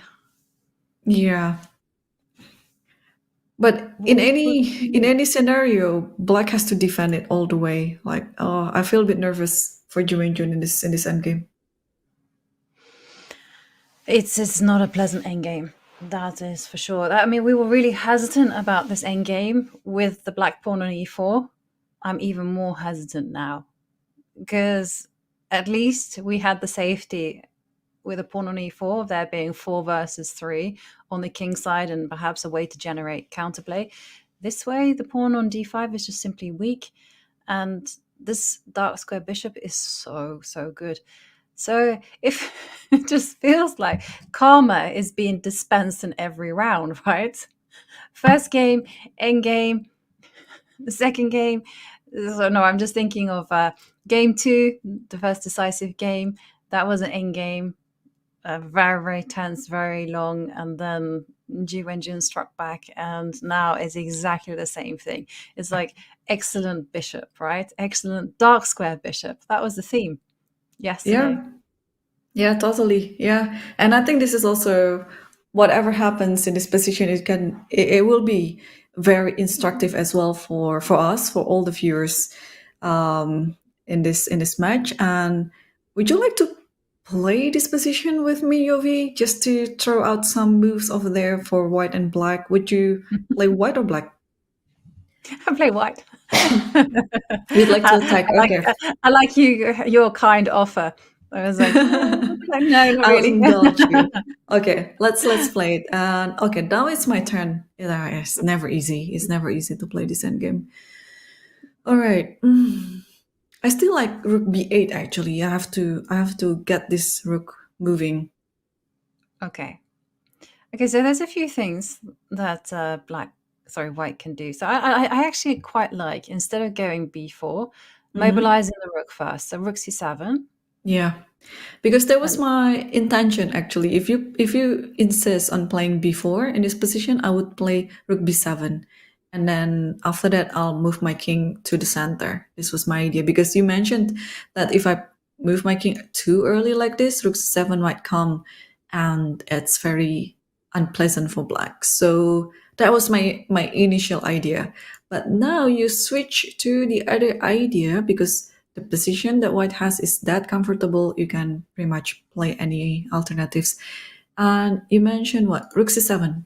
Okay. Yeah. But Irene, we've had some assistance from Ju Wenjun. She didn't play rook b8. Probably afraid of with rook f6. with f6. So the idea is to fight rook c7 with rook f7. Or maybe king No, if king F7. f7, then it's bishop c5. Yeah, of course. And then you trade everything into a winning king and pawn endgame. So Oh yeah, actually, we should show that do it. quickly. Yeah, because it's very instructive too. And then you go here, and then you don't have to touch this pawn at all. All you have to do is improving this king. Maybe what is the best way to go to d4? f4 or f3? Do you think it matters? I think you can go f4 maybe. No, f4 should be maybe fine. Yeah, I think it should be absolutely fine Yeah. because ultimately, and when the king comes up to e6, that's when And you then I make the think trade. just keep trading everything, and then now you go to d4. Actually, f4 works because now you cannot play king e5, right? Even if you go to the other side of the board like this, you're still winning. King d3 is there. This can be used as a decoy. So whenever the king goes over here, you are capturing the pawn in the center, and you are closer to the other pawn. So this is the concept of outside pass pawns.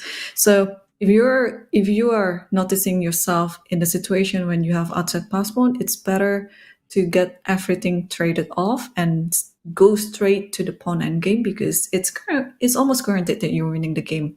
So now if rook c7, obviously king f7 is not the move. And if you play rook e8 as well, bishop c5 comes handy too. I know that the knight has to move, but then this passer will just roll over to the promotion square. So it's tough. That's why I don't really like f6, but we don't have to answer that because there are moves on the board. After rook c7, knight f5 is already played. And, well, Ju Wenjun wants to play knight takes bishop. That much is clear. Bishop c5 is very straightforward, right? And then you get simple plan, b4, and just steamroller that pawn to promotion. Right, yeah. Defending such a endgame is of course very hard, but you don't have any other choice. So now let's try to get counterplay. Go rook to d8. Rook d8, okay. You wanna get this counterplay of d5, d4, yeah? Can I? I really wanted to play g4, but okay, I don't see a point. You have this knight to h4. She played, by the way, rook to d8. It's black's only chance. Yes, that's black's only chance. Yeah. King f1, a very quick response there from Tan. And it's a good yeah, and it's a good move. Yeah. So Tan has been playing according to the principle in this endgame, right? You understand that rook and bishop is superior than rook and knight. You just traded off the queen and then now bring the king to the center, because now there is no queen on the board. The king can be safely put in the center, acting as an extra piece, holding out the pawn on d5 so that you can roll over your pass pawn on the b file easily. So, okay, let's be in Ju Wenjun's mind right now and then try to find out how else can we try to defend this position.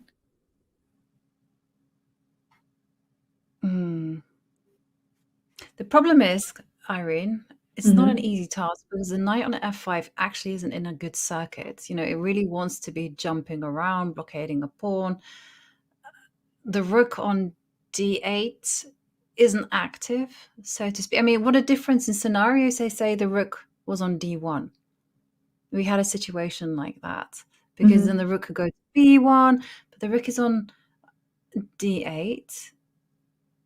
So the black king cannot come into the game.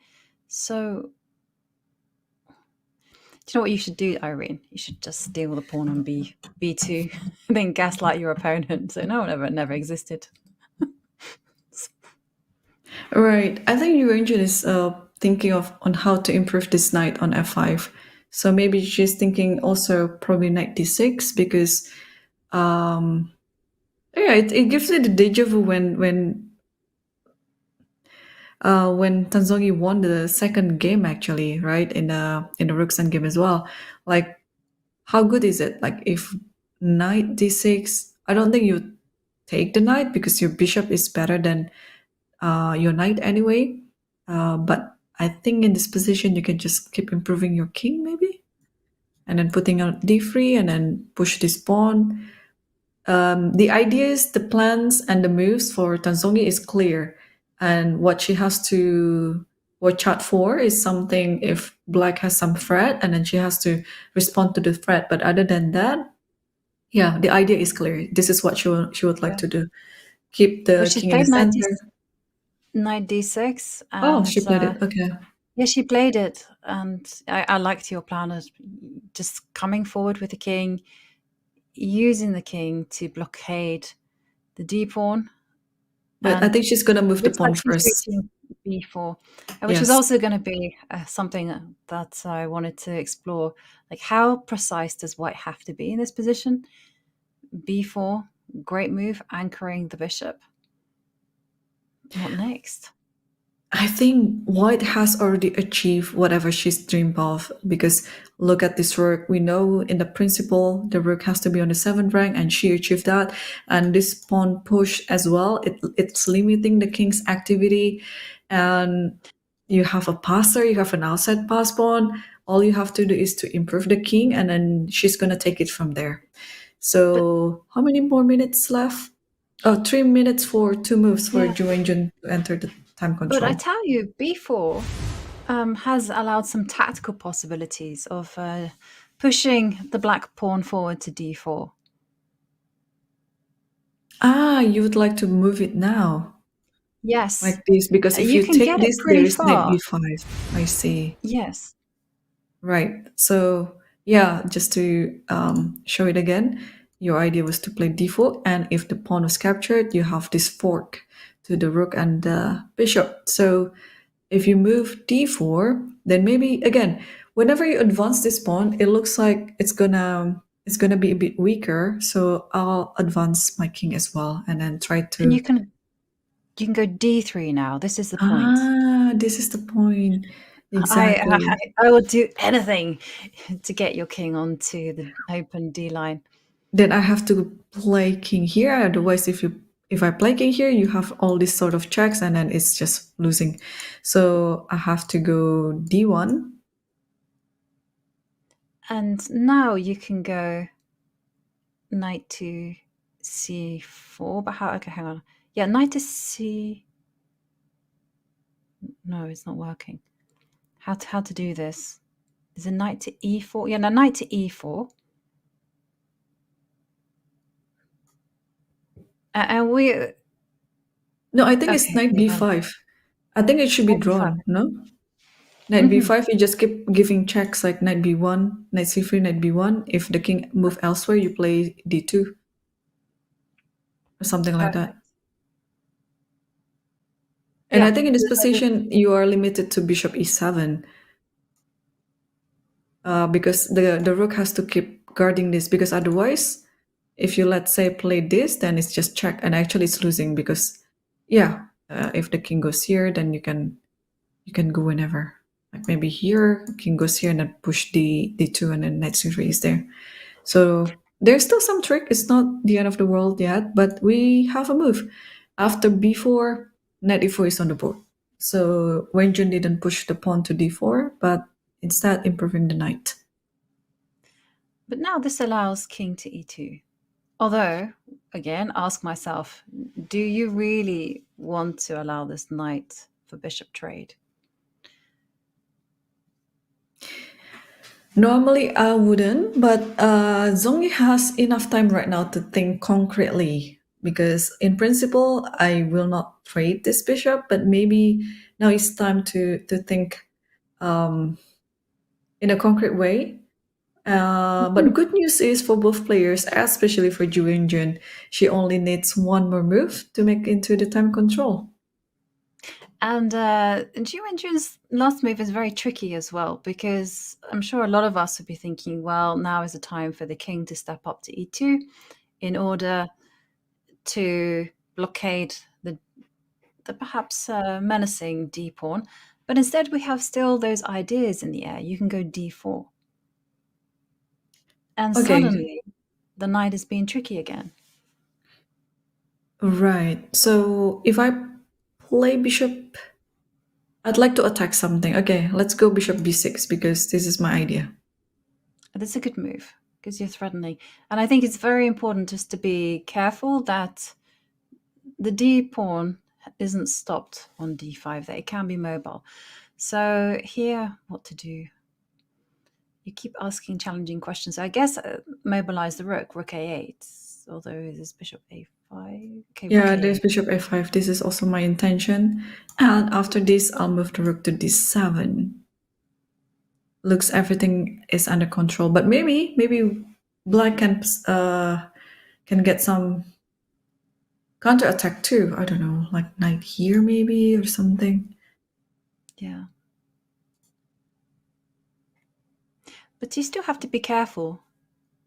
It's still not 100% easy.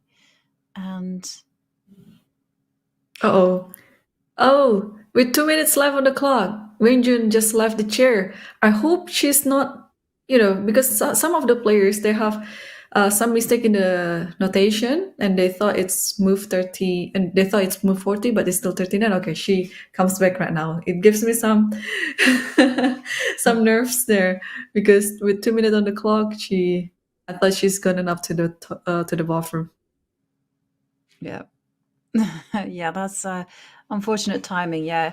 There is always that issue, right? So of whether you've notated up to move 40 correctly, because it's entirely your responsibility actually to keep track of the score.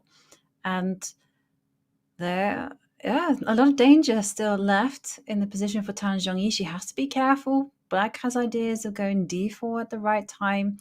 So you can't just make automatic moves such as king to e2. Yes, that's true. By the way, let's just put it on the board. King e2, and what you were saying before was d5, d4, or something else? Yeah, well, I was thinking king e2, d4. Uh-huh. And I can see the evaluation bar is unchanging, so it doesn't think much of my analysis. But already this feels like, d3 is in the air. It's not easy to deal with this passed pawn. You can't step up with your king because f2 is hanging. How does one handle this? Is it just by going? Is it just with calmness? With f3? Maybe.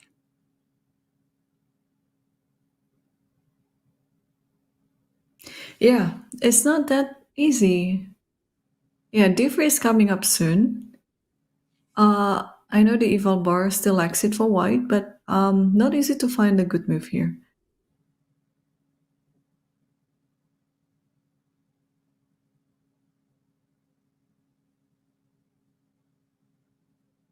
Maybe it's your bishop b6 move. And after, because c3 square is protected, and after this, you can just come here, right? Yeah.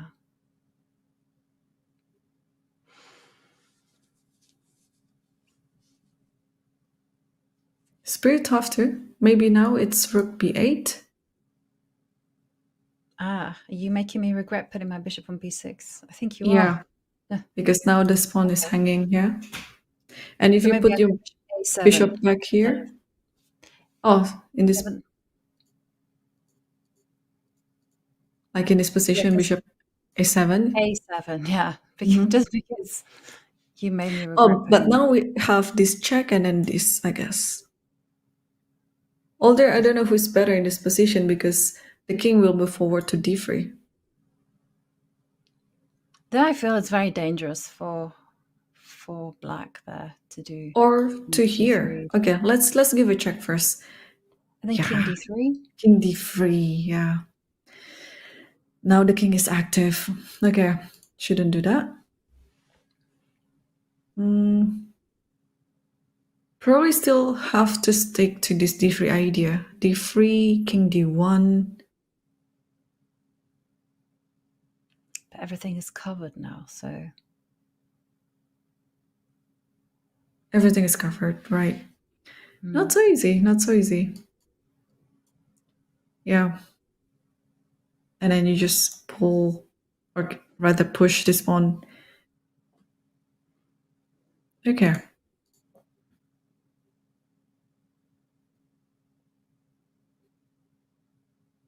Yeah, Yovi. It's not so easy for black. Oh, but it's difficult because we only found bishop a7 because I tried bishop b6. I'd physically put it on the board. It's not the kind of natural move either, I would say. King e2, actively encouraging black to do what they want to do. It requires deep calculation, and Tan, she has plenty of time to figure this one out. Right. So, yeah, knight e4 is still on the board right now. Tan still hasn't moved. Yeah, but I'm almost sure that she's gonna move her bishop because it's her pride and honor. But she's just trying to find out which square that she would like to go. We also didn't see this move actually, bishop e7. Yeah, just to attack the rook. Maybe this rook can get from behind, but maybe this is not such a good move because somehow the rook can come to the back rank, and you don't have any bishop f5 anymore to stop it from happening. Yeah. Black feels a little bit active, and it's not as easy. Probably still very good for white, but not as easy. Okay. She played bishop b6. This is your move. So concrete threat, rook takes g7. So here you have to move your rook. Could be rook b8. Yeah, my first instinct is to play rook b8, just to attack this bishop and then let her decide where this bishop goes, because as we see, like, this bishop is pretty good in protecting f2, which is very useful in some of the lines with d4 later on. So just to ask the question after rook b8, where will you move your bishop? If you move it back to c5, maybe you can just move it back again to d8. But if not, if you move it here, then I think we also saw another position here. What was it? d4 immediately or something else? Yeah, I think we played rook e8. Rook e8. Although I just realized, can you do a weird fortress in this position, like rook b5, and then just pass the turn? Keep the knight here, keep the rook here, everything is protected. Let's say you play h6 or h5 and then put, this is how you're going to improve the king. Probably this is a way to continue. Oh, yeah, that's also a way. I just also realized that instead of rook to b5, you do have knight to d2 check as well. Knight d2, king e2, and then knight b3 or c4. Yeah. And I'm hoping for more of the same. But as you can see, the evaluation bar says still much better for white. And we Maybe did see because rook of b8, this, by yeah? the way. Rook b8 and bishop a5. This is currently on the board, and this is the 41st move by Tan, so it means both players already cross the time control. They have, but it's still far from clear. We have Tan Zhongyi with the white pieces. She is pressing Ju Wenjun. She has the better set of minor piece. She also has a better outside pass pawn. But the question is, can she push for an advantage here?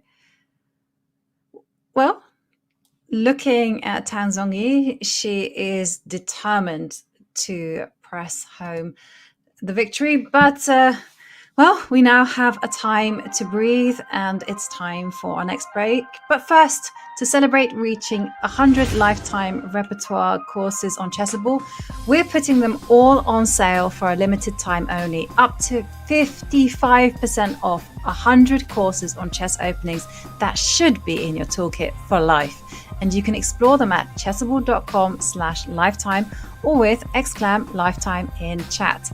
And on that note, we are going to go on a short break. And when we come back, we are going to delve into this endgame and see whether Tan Zhongyi can press a victory home from this one.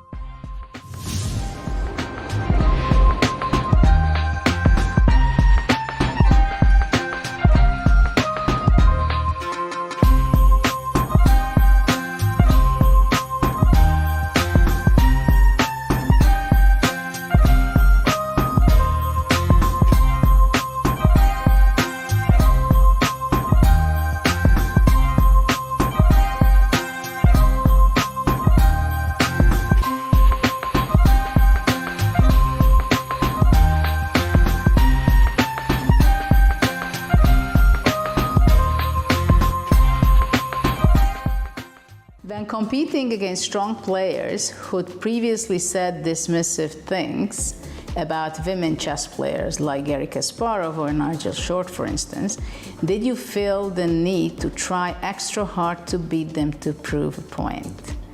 Was there any other group of players you had any kind of grudge against? Well, I grew up and it was very natural that people were not accepting really that small girls are competing with men. And Susan was kind of the icebreaker in this in the beginning. For me, it was already much easier to play in the open section. But of course, I remember that I had to prove it much more time that I can play well, and I'm not there in those tournaments by chance, but I belong there. In some cases, of course, it was more challenging and I was more ambitious to show. So, of course, when I was playing against Kasparov, it was a huge challenge and I wanted more than anything to play a game or play games that I really show great fight, and eventually I even won. I also had cases where not so strong players at all, men had some sexist remarks, or you knew the way they were thinking about little girls. Okay, you win, but you were lucky, and they were expressing these kind of thoughts. So then the victory was more tasty even. But generally speaking, I was more focusing on the game and give the maximum I can and score the maximum I can.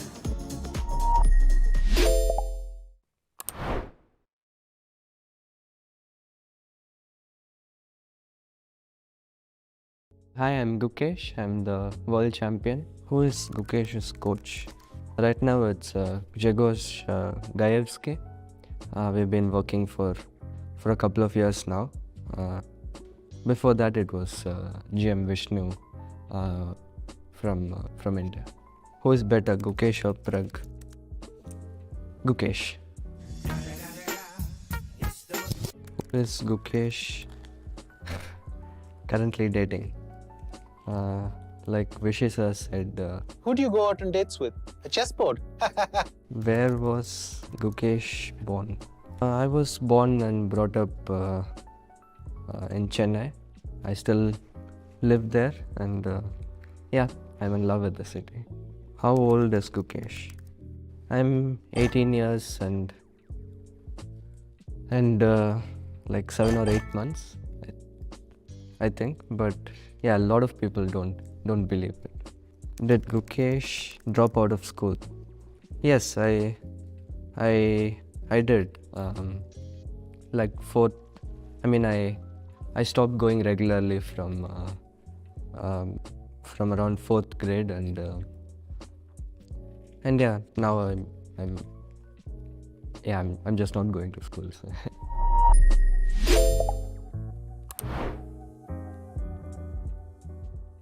My name is Jules Schulman, and I am joined by Grandmaster Fabiano Caruana to figure out how well you and Hikaru know each other. Oh, okay. So I have questions for you. So, how many subscribers on YouTube and followers on Twitch does Hikaru have combined? I saw something recently that he got 2 million on Twitch, so I saw the announcement somewhere. So going 2 million Twitch and 2.5 YouTube, I'll say 4.5 million total. Wow, I think that's exactly correct. Yeah, actually, I don't check his channel, but I just remember seeing the announcement like 2 days ago or something. So some luck there. How many times has Fabiano won the US Championship? Okay, so Fabiano, he didn't win in 2020, so at least there's no asterisk. He's won it 4 times. 4 times he's won the US Championship. Correct. When is Hikaru's birthday? Oh, when is his birthday? I actually don't think I have any clue. I'm gonna say end of the year. I don't know why, but like I know Magnus is in December. Gonna go Hikaru in November, but I wouldn't even be able to guess the date, and probably the month is wrong, and I have no idea. December 9th. Oh, should have gone December. What state was Fabiano born? Okay, also very easy. He was born. He was born in Florida, but more specifically Miami. In what popular HBO series did Hikaru have a cameo in a few years back? This one I know because I was also invited, but then they went with Hikaru. It was Billions. At what age did Fabiano become a grandmaster?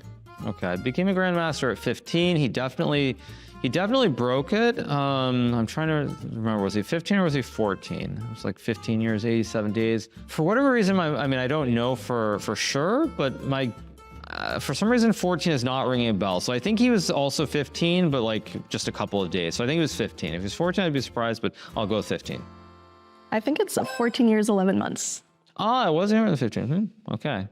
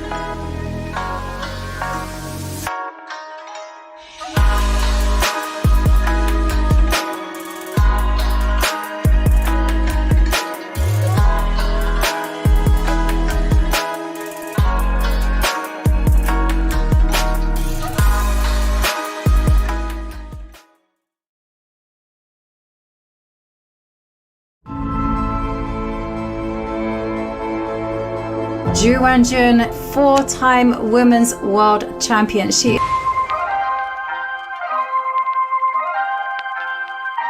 We are back with Game 4 of the FIDE Women's World Championship match, and it's Game 4, so it's a big one because it is the game before a rest day, and Tan Zhongyi with the white pieces is putting the pressure on Ju Wenjun. Now, I hope during that break you had some refreshments and got yourself a nice cup of coffee, tea, whatever, because buckle up, folks, we are in for a grind again.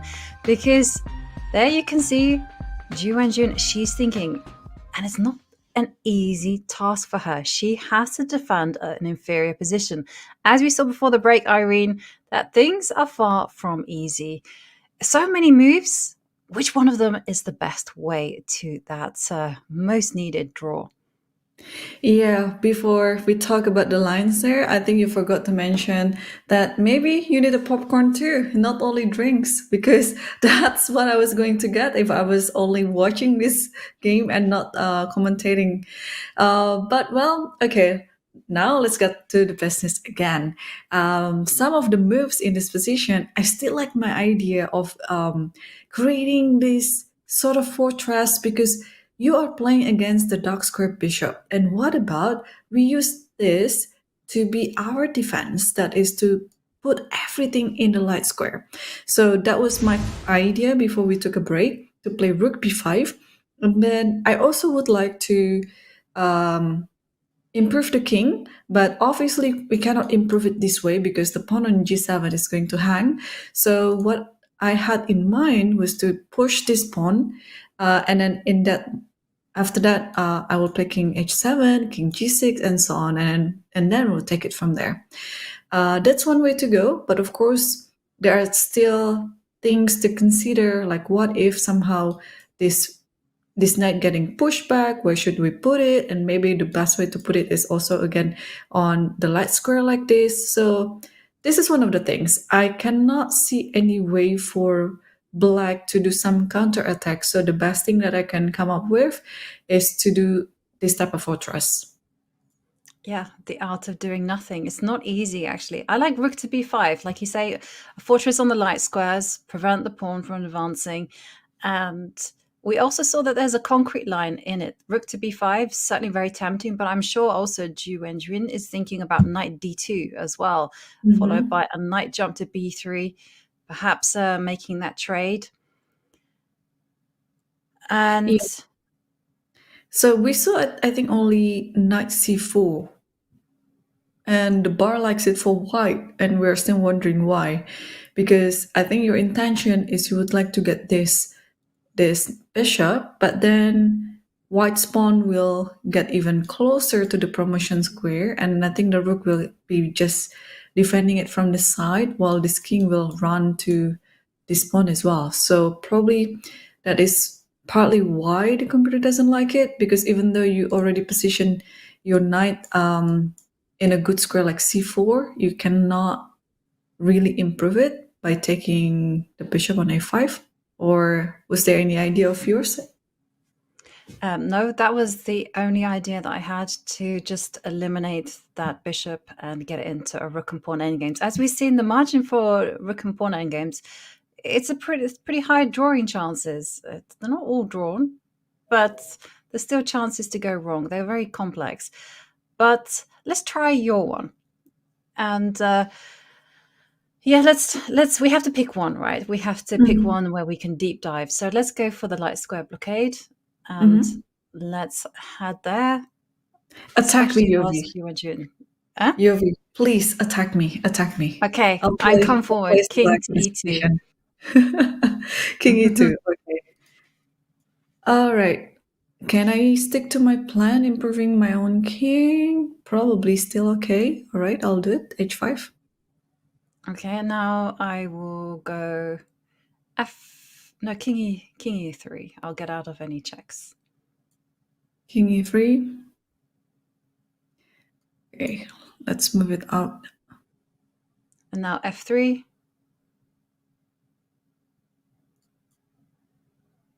Ooh. Oh, did you see the evaluation bar shot up and said no? Okay, I'll move back to d6. I guess this is my square. And I put the king on e3, which is actually really bad, because the move I really wanted to play was rook to c5. And Yovi, if you play king d4, I was thinking it might be winning, but apparently the e-file bar just stays even. I was thinking of taking this, but it should be bishop, yeah, like this, and then this, and then this, and then you go here. And then, I don't know, knight a8 or something else. No, knight a6. Oh, knight a6, of course, knight a6. Yeah, you do the whole jumping around. It's quite cool, right? So, because the king comes to b5 b6, or whatever, you go knight c7. If you go king b6, you go knight b4. And every time, and then you go king b5, and you're like, aha, I got you. I'm finally going to advance the a pawn. And you go knight to d5, and you kind of go on this never-ending loop. Yeah. Okay, that was one nice idea, but okay. King d4 shouldn't be played because it will be a tactical continuation that black can do in that position. So what's next after f3 knight d6? What is your next idea? Actually, because your knight was such a nuisance on knight to d6, I think somehow or other, I think I messed it up, because white can't play rook to c5 because of this knight c4 business, and you can't go king to d4. So instead, we need to be precise here. So Can I rewind?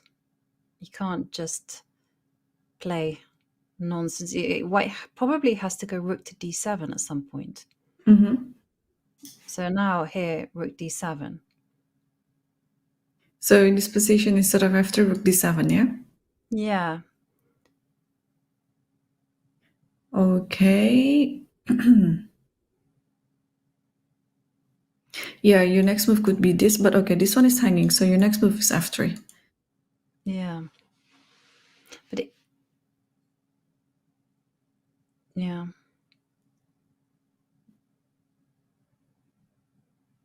I think it's fine. I think it is still fine. I'll move my king. But I'm... Uh-huh. And...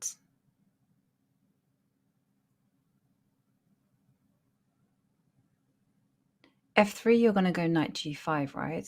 So let's go h4. h4? No, hang on a Oh, second. yeah. Then I'm not chasing away on...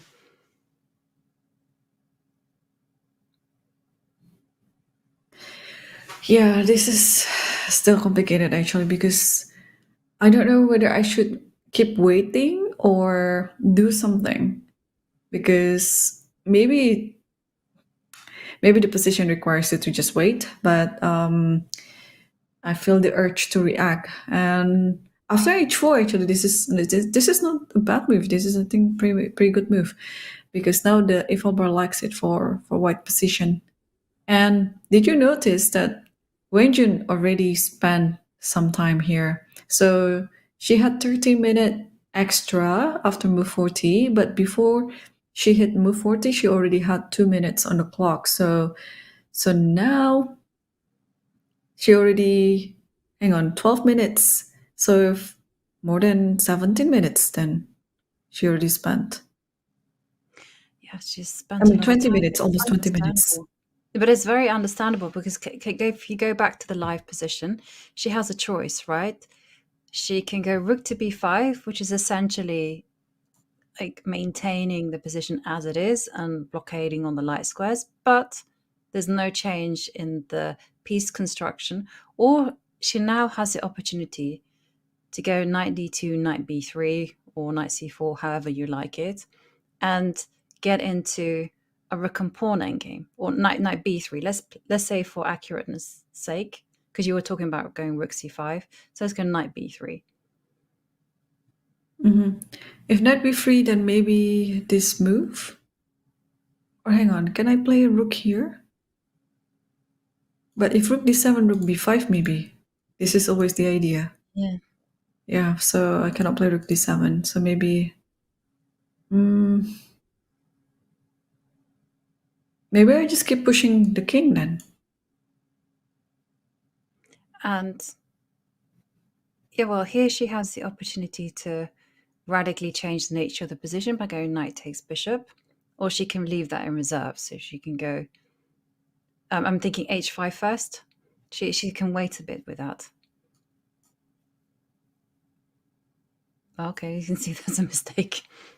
I think you just catch the knight, and then because this type of position is almost winning for white. You protect this. This is also getting closer to the promotion square, and then along the way you're also going to capture this pawn. Yes. Yeah, your rook is more active, your king is more active, even the pawn is more active. So white can achieve everything here. So right.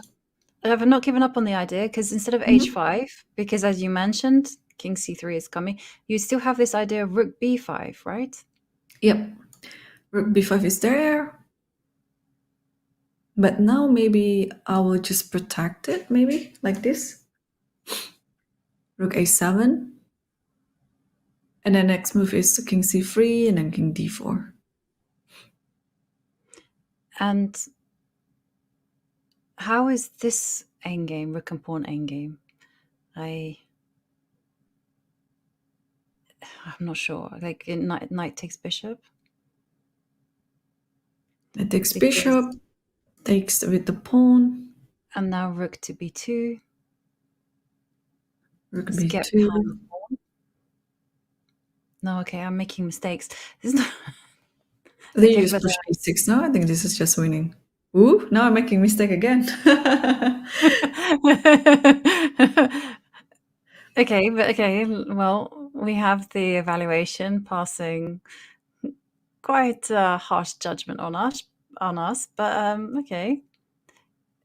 Why is rook to b2 incorrect? Is it because you have to go rook b? Rook d7, maybe. Yeah, so that you create a pathway for your pawn right away. Because if you take right now, I think you just keep pushing it. And after this is your mistake. A7, and then next move you just give a check and then promote. The reason why Maybe A6 was not great is, I guess, because you go here first, maybe. Yeah. Yeah, so that the rook cannot go anywhere. And the reason why also rook d7 is good is because if you go here, then you just simply capture this pawn. So timing is everything, actually. But we have a move. After bishop f5, Wenjun played rook b5 with 9 minutes left on the clock for the remaining of the game. Yeah. And, well, as we saw, it's not so easy for black to hold that blockade. So we were looking here at just stepping forward with the king and then driving the knight back with a well-timed f3. So Tan just needs to involve everyone. I think the problem also for Ju is that Tan's moves are pretty straightforward, right? King e2 is a very happy move. Mm-hmm. I like king e2. Yeah, I would play it if I were white. So now I'm having second thought about this idea of mine, like h5, king h7. Maybe black doesn't need to do that. Maybe we capture this this bishop by doing this, maybe. Yeah, but then we have this business with rook c5, don't we? So if you go knight d6, Mm-hmm. Oh, as you want long to as go as long as the white king doesn't go to e3, which I have done in previous versions, isn't rook c5 quite okay? Or what am I missing? Or maybe you can just take rooks and take rooks, and then after this, and then hold it on, say, c. It's not the proudest move to make, but you go knight c8. It's like, okay, I'll move forward with the king. I think you also have to improve your king. This and then this, and then you relocate knight e7, knight c6. But if I don't allow you, it cannot be c6, right? You just simply go for it. But then you can go here. Oops. Oh, no, of course not. Bishop b4 is there. Gotta be careful with that. The other way then. The other way should be fine. And then you go here maybe, or go here. I think this is also your threat. Yeah. All right. But rook b5 is still on the board right now. Tan Zhongyi still hasn't made any decision yet. Okay, so that was a really interesting one. So this was just all about rearranging the knight c4. So king e2, it was just knight to d6, right? Knight d6, and if one goes king to d3. Oh, okay. Now I can play my idea knight here. Okay, you have to trade this pawn with this pawn, which is in black's favor. So that's actually quite. King e2 is on the board. King e2 is on the board. Yeah. King e2.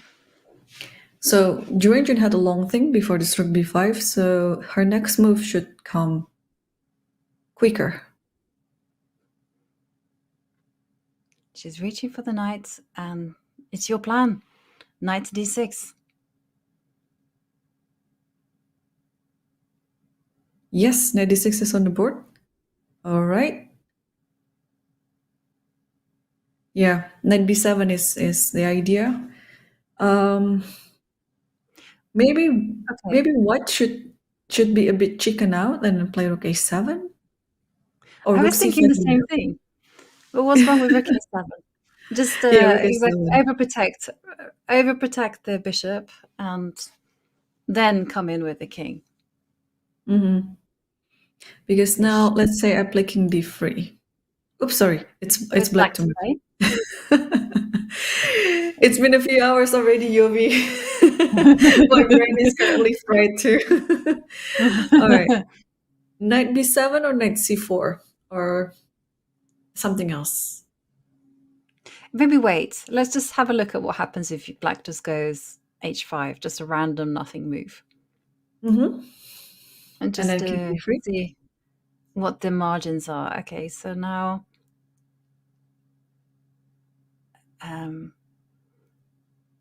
can we find a move to wait again? I don't know, king f8 or something.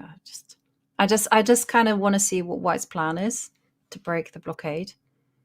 After king f8, I think there's a. Should I dare playing bishop d8?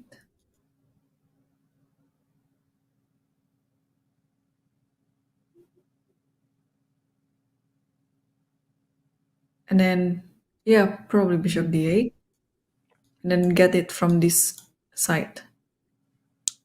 Yeah. Okay, so you have to be very careful. Okay.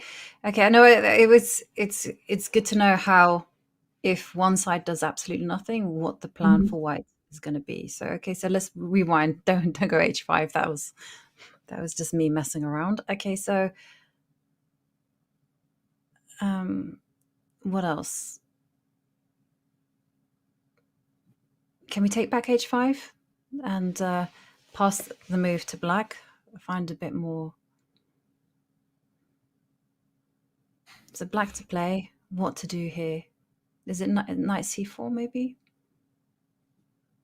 Knight b7? Knight c4, yeah.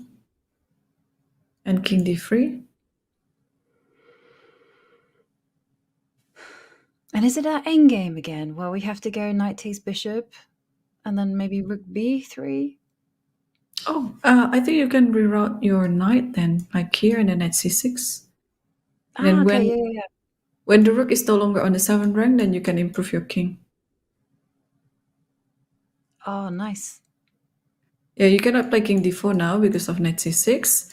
So if you play king here, then probably knight here. Even if you go here, I think I'm fine playing knight b. Ooh, it's actually not a good idea because of rook b6. Still gotta be careful with this rook trade. So what could be the move then in this position?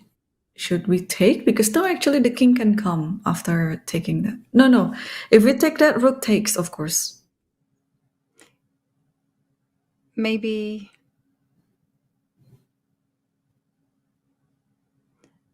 And so I just kind of want to clarify, one should never take that bishop. Yeah, I don't think you should take this because then rook takes. And this is just losing. Yeah. And what about a move earlier, just to kind of, because I like to have some certain fail safes in my calculation, just in case I don't like the whole jumping around. So I like this. Okay, you can go d4. Or d4, yeah. Now it's time to give a counter attack. It cannot be taken. Yeah, good idea. If king b3, just keep playing d3. Suddenly we create a counter attack. Oh, exactly. Like, this is annoying. And you can reroute the rook to d5. And this is scary. Okay, so let's run through this one again. So that was. So knight d6, this is the Still the current position. I think we saw, what did we see? King d3, right? We've investigated rook c5. That rook is a7 an too. easy draw.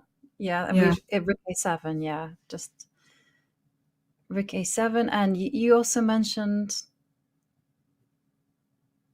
yeah, rook, and then here this is where you get clever with the knight, Knight where you c4. knight Mhm. c4. So that after king d3, there is knight e5, and then you just keep pushing this pawn. And if instead of king to d3, you go f4, just say. Oof. Sorry. No, so knight c4. It would be after knight c4. After knight c4. Sorry. Yep, f4.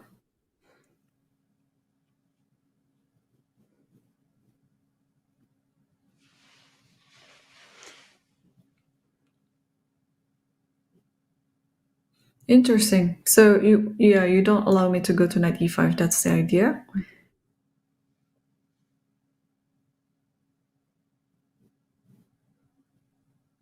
And if you just wait as black, and how is white going to crash through? Because the rook has to stay on the A line, protecting the bishop.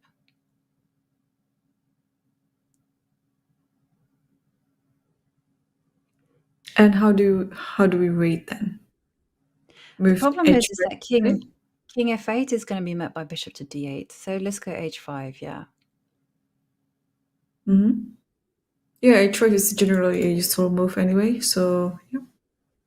And after king d3, I think white's idea in this position is just to move the king to d4 and then put the rook. Oh, actually, no. The bishop is hanging. Yeah.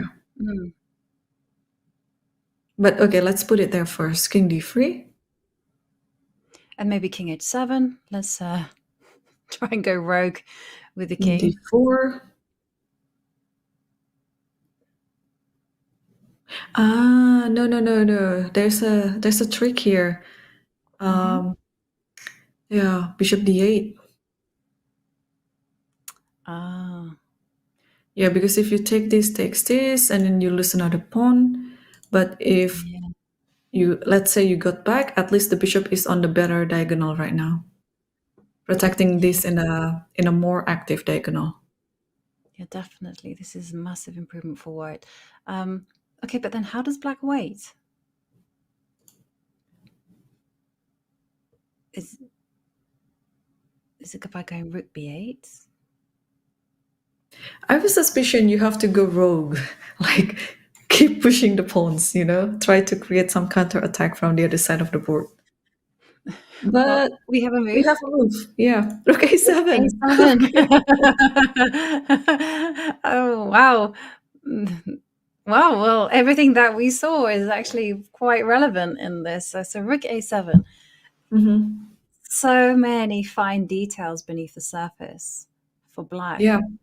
And white to take care of. This move, I think it's naturally pretty good looking move and very useful. Yeah, I'll just put it there.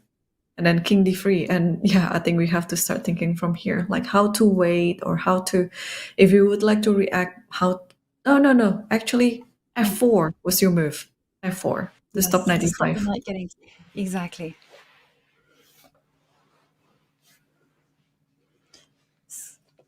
It's a completely fascinating endgame. So f4, stop the knight, and black has to find ways to wait because the bishop on a5 is in a cage. But if you step with a king to f8, then bishop to d8 is a possibility. So the question is how to stand still without giving ground. And it's going to be very, very difficult for Ju Wenjun. Again, just 8 minutes on the clock. Now,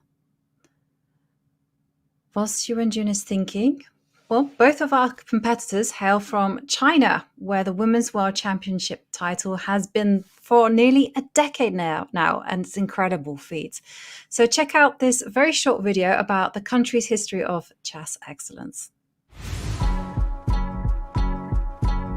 Over the past 40 years, China shaped the modern chess landscape, producing some of the game's best players. One of them is Ju Wenjun, the current women's world champion. Since 1991, 6 of the 11 women's world chess champions have come from China, holding the title for a combined 25 years. No matter what happens in this match, the title will stay in China. This is the second straight Women's World Championship and third in the last 7 years that will feature 2 Chinese players. Ju has been the champion since 2018 when she won the title from Tan Zhongyi. Her most recent title defense came against another Chinese player, Lei Tingjie, in 2023. Now, Tan Zhongyi is back, determined to reclaim her title. With top players like Ding Liren, Wei Yi, and Yu Yangyi. And we're heading straight back because we have some developments. The king stepped forward to king e3. The knight came to give a check. And whoa, we were looking at this position, Irene, because we thought actually the best move was actually to prevent that knight jumping to e5. And now Tan Zhongyi's turn. She doesn't have to repeat moves, but the king can step backwards. But definitely Ju Wenjun will be feeling a lot happier now that knight can arrive to c6, attacking the bishop, attacking the pawn. Right, I had a déjà vu actually. I thought it was a handshake, but they were just reaching their pieces, probably at the same time. So I thought in the video there was a handshake. But okay, I think we're still far from finishing this game. Yeah, but this is something that we already covered too in our analysis. That after knight c4, if you immediately play king d3, you can be very tricky with the knight and moving it to knight e5.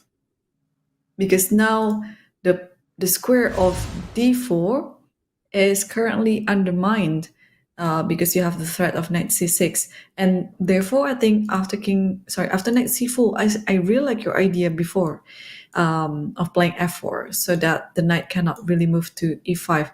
But now let's take a look at the current position after knight c4, king d3, and here Ju Wenjun play knight e5.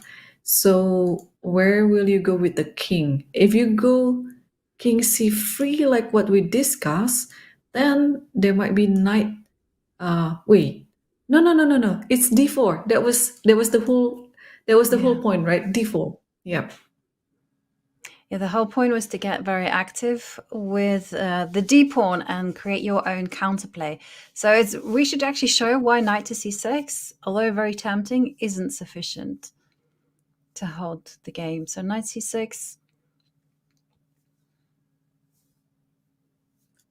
Sorry, after knight d5, or what did you suggest? Yeah, so after king c3, we were looking at how d4 holds the balance because knight c6 is insufficient. Let's have a look at why knight c6 doesn't work. Alright.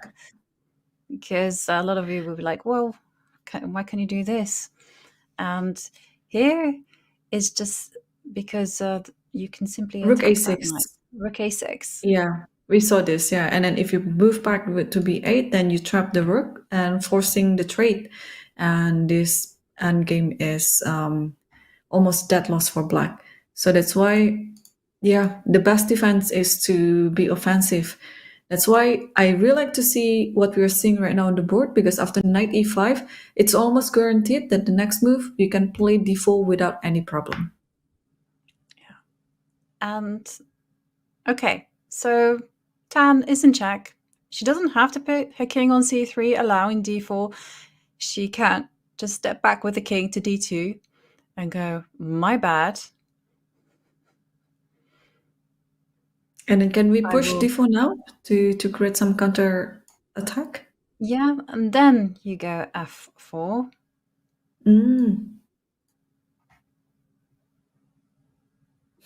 But okay, I have this okay, the pawn could be weak. Like I can't even think of now taking the pawn.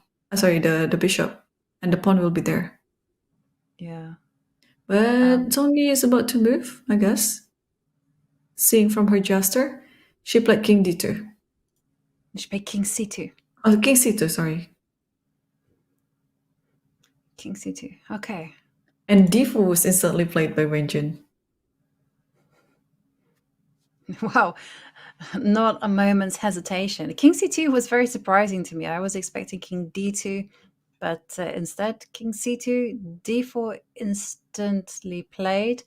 And now Tan has to be thinking about how to neutralize black's counterplay, which is, of course, involving the d-pawn. Rook d5 is on the agenda. d3 is coming. Knight to c4 check in the air.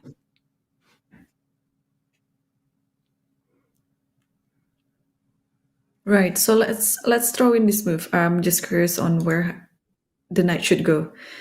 There's knight c4. There's knight c6. There is what else? Knight c6 is very natural. You'd like to attack these three things at the same time, right? So okay, then you go rook a no, because knight takes b4 comes with check. Yep. And I was just wondering, instead of d4, can we just attack it immediately? Yeah, you could. I guess you Like- go rook a8. Okay, you go rook a8, king f7. I'm still attacking this. c3. At least now, king c3, okay. At least now my king is pretty active. It's in the game right now compared to when it was before. Yeah, that was definitely a viable way to defend the position. I guess Ju Wenjun just thought, hang on a second, she can get mobile with a d-pawn and that's good enough for her. Yep. Yeah, there's not a way to continue d4. But now it's becoming a bit more dynamic because white has to also think about this move. And any possibility of the pushing of the pawn. Because if you would like to just have a calm continuation, knight c6 just sealed the deal, and then you'll be able to get your king to the game instantly. Why I was thinking like that is because I think I can recreate this d4 moment when the king is already active. That's what I had in mind. That's why, like after this, and then king f7, king e6, and then at some point, okay, you have to protect this one as well, right? And then, okay, king e6, and maybe at some point I can recreate the moment again. But at least now the king is already active. But I guess now we see the e-file bar. This is just another alternative to what Wenjun did in the game because d4 is equally good. Yeah, d4 also has some ambitious side to it as well because, next move, rook to d5, d3, and, like he's saying, there's two of us in this game. It's not just two results. So it might cause Tan to panic and try to clarify the situation here and now because, it's if you think about the whole backstory, Tan has been the one that's been firmly in control. And now suddenly d4 and black has some possibilities to maybe even turn things around. And usually when you have this whole situation of being in control and suddenly it's not, then people often react in strange ways, shall we say. Right, yes. So it's also a psychological battle here, especially they're entering I think they're already playing for 4 hours. So things are also looking, tiring for both of them. And I think the level of the calculation also, I think, going to be a bit decreasing. Let's see if they can still stay accurate until the finishing of this game.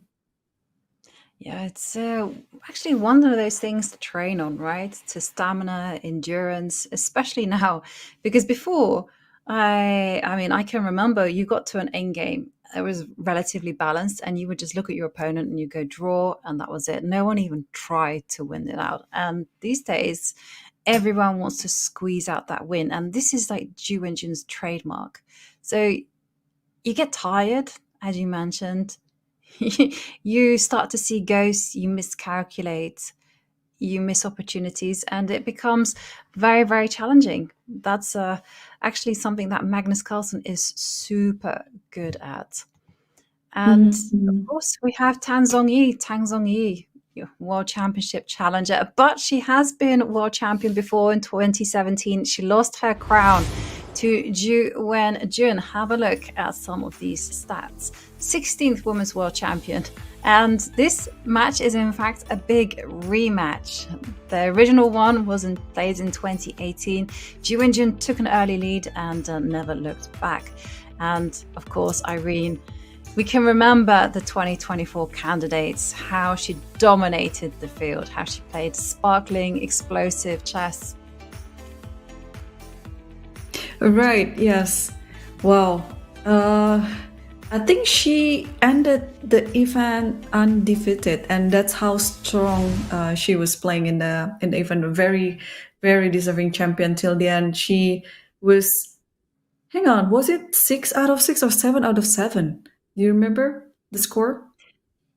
I remember she did lose to Lei Tingjie. She was very upset about that, but yes, she just absolutely blasted through the field. She played some stunning games against Anna Muzichuk, and her trademark is actually to play those great, quick attacking victories. And she won the Cairns Cup last year, again doing it in great fashion. Some fantastic games.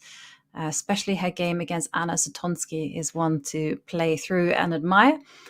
You mentioned that earlier on yesterday, Irene, that you grew up playing a lot of chess alongside her, and you've known her since she was pretty young. How has her play developed since then?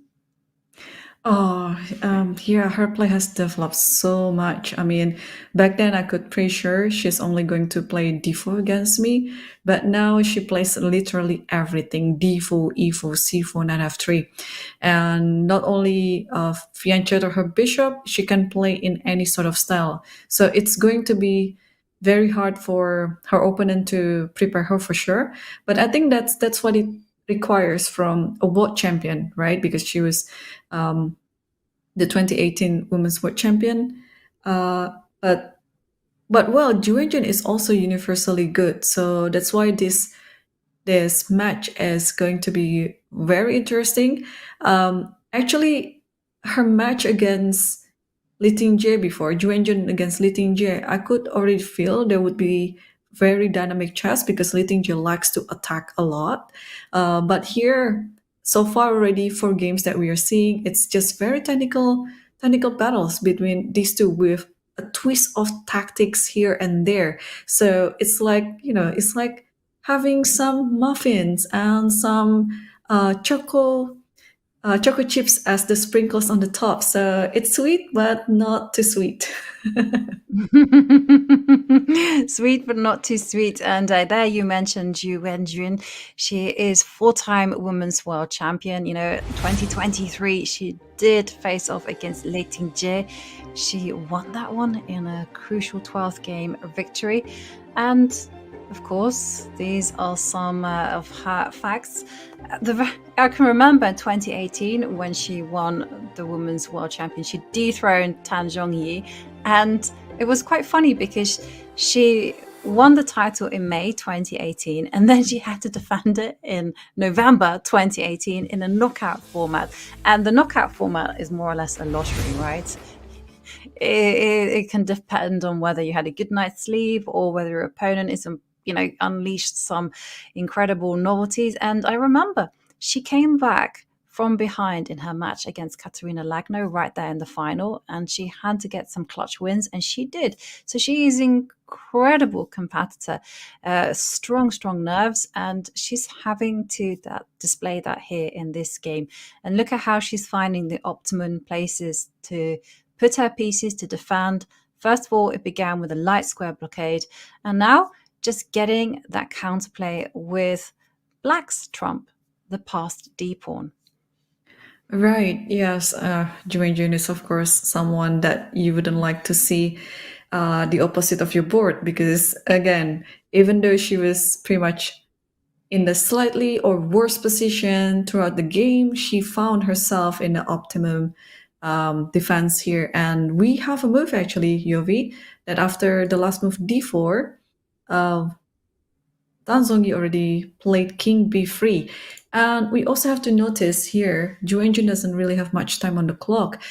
7 minutes left for the remainder of the game. And if she could simplify the position in the next few moves, then she can be very comfortable. But now, since there is still a passer on b4 with the bishop, she still cannot rest in a peaceful way. So now after king b3, let's try to find out what's going to happen in the position.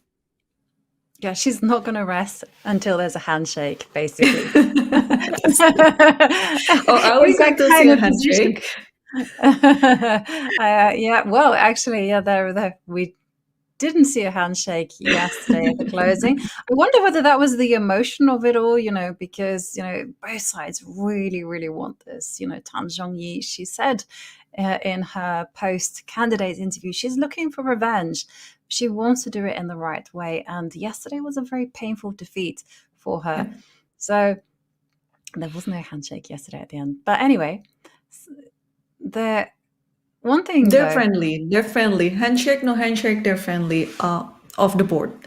But of course, on the board, they're going to be as fierce as possible. And yes, after king b3, Wenjun sticks to her plan, trying to control the d4 pawn and probably trying to roll it over. So she played rook d5 and getting ready for d3, d2, and d1. Now it's a pawn race. Who is going to promote first? Yes, who is going to do that? So I suspect that we might see a move such as rook a8 from Tan, and after king to f7, rook to d8.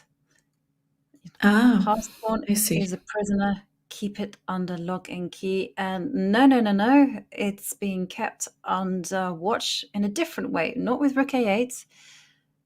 Instead, bishop to b6. Bishop b6. Mm-hmm. Right. So this bishop will go to c5. I mean, this has been the better diagonal for the bishop to protect the pawn on b4. But now let's take a look. Does this bishop, does it mean anything to blocking this pawn, or can we just keep rolling it over? Yeah, I was going to ask it. It means nothing to me. So, what to do next? How to stop it? Are you really going to be stopping it with rook a1, rook d1? Mm-hmm. Okay, let's try. Rook a1. Okay. And do we keep moving it forward? Or we stop it on d3 because it's pretty much protected? Because if we put it on d2, then the king is pretty close to c2, and then the rook can just go to d1, attacking the pawn. But I think black can still somehow create some counterattack to compensate that pawn and maybe attacking the b4 pawn. So can we just put it back on d3 and then try to get something out of this position? Yeah, it's... I mean, what is wrong with d2? Either that or you're stepping up with your king to f7. Okay, let's see d2 first. Let's stop it. Rook d1. Yeah. And you'd like to play king f7. And then I try to take this pawn.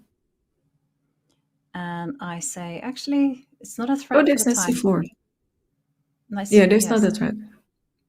Well, you can corral it with bishop to e3. Oops. I think you play king e6 first, I guess. You go king e6, then maybe bishop e3. And maybe knight c4 now. Or wait, if you play knight c4, then bishop takes d2. So You play knight c6. You're attacking this, maybe? Oh, no. You take it with the bishop still because it's protecting the pawn.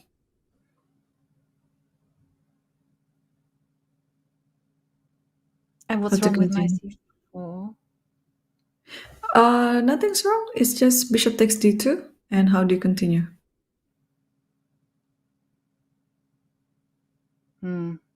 You're a pawn down right now. So we have to find the counter attack on this. Maybe not king e6. Maybe go back one move. And no, it should be fine. Defalber says it's equal still, so we just have to find the right continuation. Okay. It can be. Can we get this pawn instead? Like if I play knight d3. Nah, this is bad as well, because if you take this, I'll take this. This was my intention, but I think here you just play king c3 as well. King c3, yeah, that's right. Everything is under control. All right, so after bishop e3, what should we do then? Well, yeah, now we're in only move territory. Could be knight to g4, I would say. Knight g4. Okay. Oh.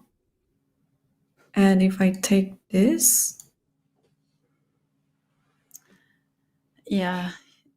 You're not going to be happy with me, but it might be knight takes h2. But we have a move.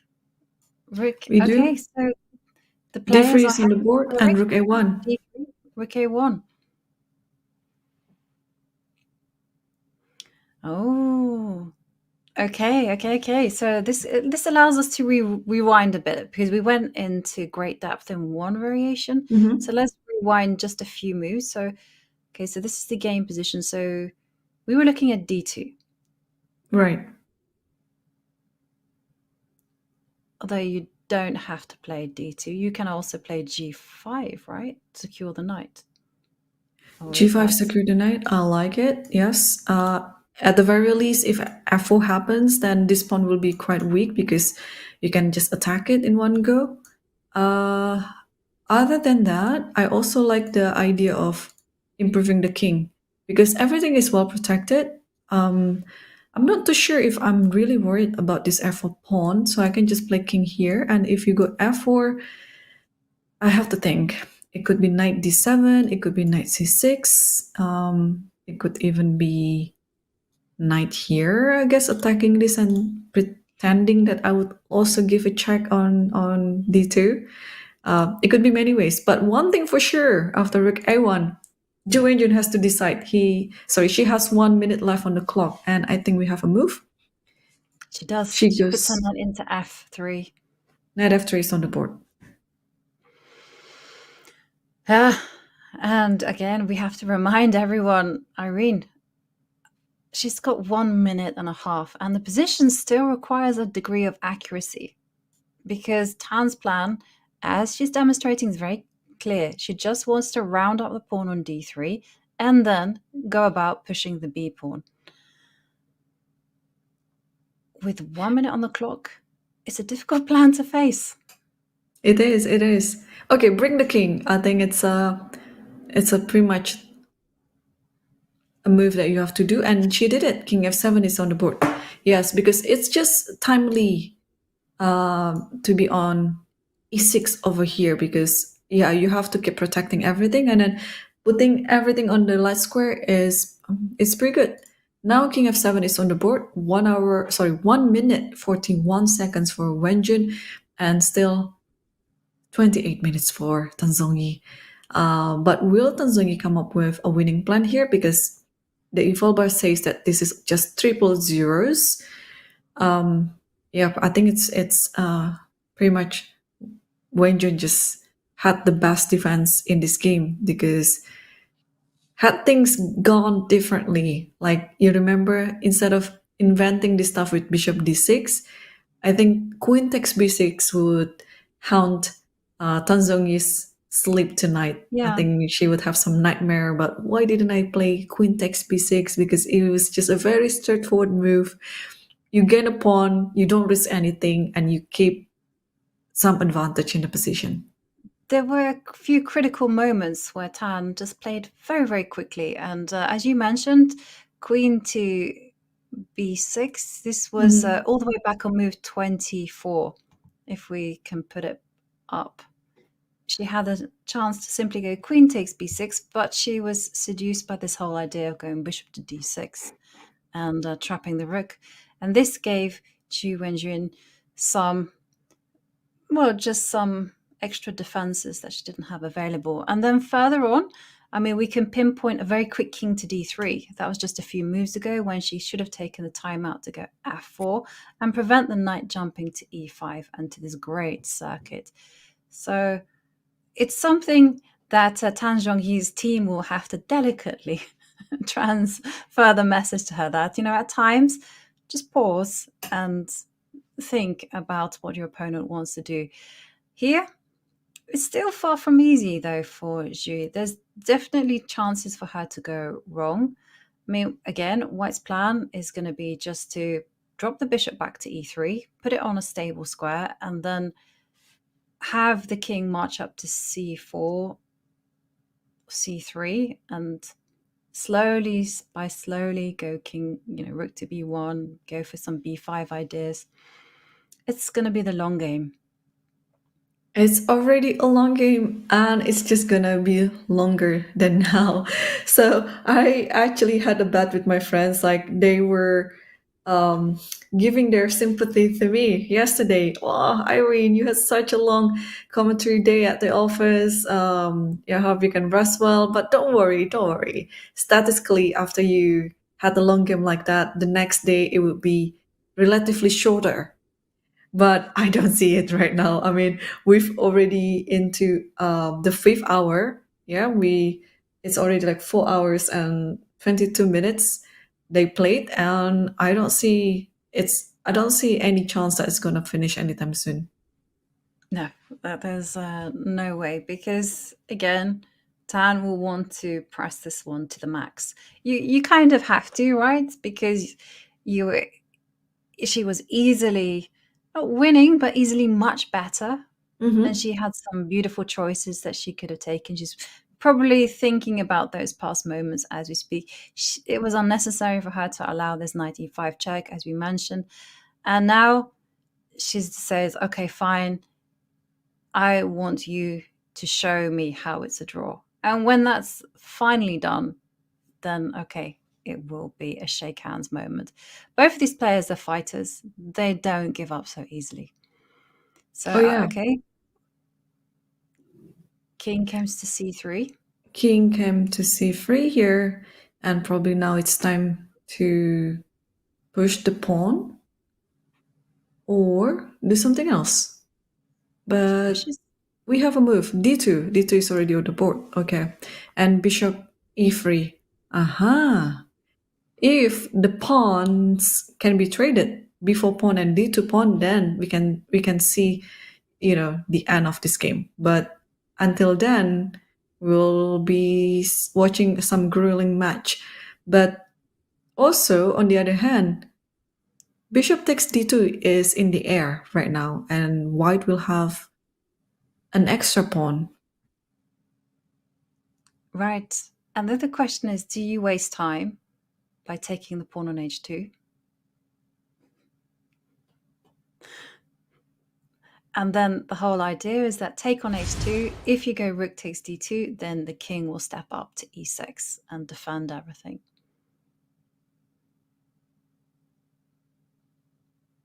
Yeah. Questions?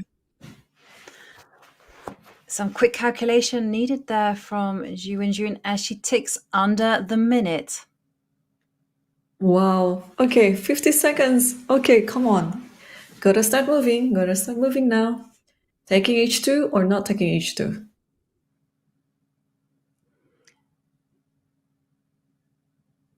She steps up with the king. Steps up with the king, she went. All right. Now, if bishop takes d2, it's still a pin there. So I guess you can still take time to get the pawn maybe. But we do have a move, and bishop takes d2 is on the board. Yeah.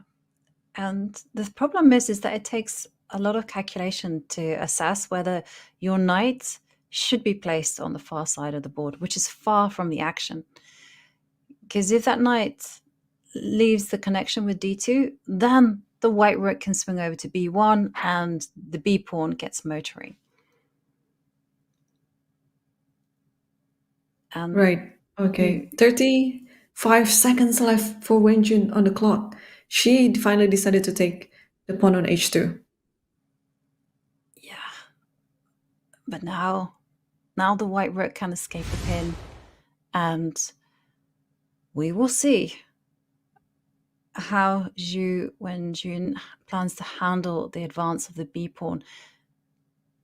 It's very, very difficult with no time on the clock. You have to play so accurately because, I mean, white's pieces are just poised to help advance that pawn. Rook b1, rook e1 check, bishop goes to e3. The king steps up to c4. And Tan has all the time in the world to work out those small details. Yes, you're correctly putting it that way. It's easier to play as white, as we saw also in the early of the game. And we have a move, rook e1 is on the board. King decides to go to their side, to the queen side, by playing king d7. And now, since the bishop is no longer pinned, there's just one thing that concerned me. If you play bishop e3, maybe it's time for the knight to jump to g4 with a tempo, attacking the bishop. But of course, it's not at the end of the world, because now the bishop can actually move it to c5. And we have a trade of this pawn and this pawn. I think it's a bit of an achievement for white, because definitely the h2 pawn is not as important as the d pawn. So yeah, there's a slight inaccuracy in Ju Wenjun's play. So probably instead of taking an h2 in this position, okay, I was checking with computer. Of course, it's very inhuman to play any move like g5, h5, and things like that, because when you are present the opportunity to grab a pawn like this, I think normally you would just take it. And if you don't see any concrete continuation for your position, you would just grab a material along the way. But yeah, it's very hard. It's very hard to spot this type of move. h5 or g5 is the move that the computer suggested. But yeah, it's very hard to resist. There is a free pawn here, not to be captured. So Wenjun decided to capture it. But after rook e1, king d7, and this is the current position right now. Yeah, and it's very difficult because it's human psychology. When you're offered something as a gift, you want to take it. So difficult to criticize that decision. Knight takes h2, and now Tan Zhongyi, she has choices. She can mobilize the rook to a1 in order to put the rook to a7, from where it can start terrorizing the black king. Also, you can improve the bishop by going to e3 and then anchoring it on c5. So many great choices for white. And Tan Zhongyi, 23 minutes and 30 seconds. Plenty of time.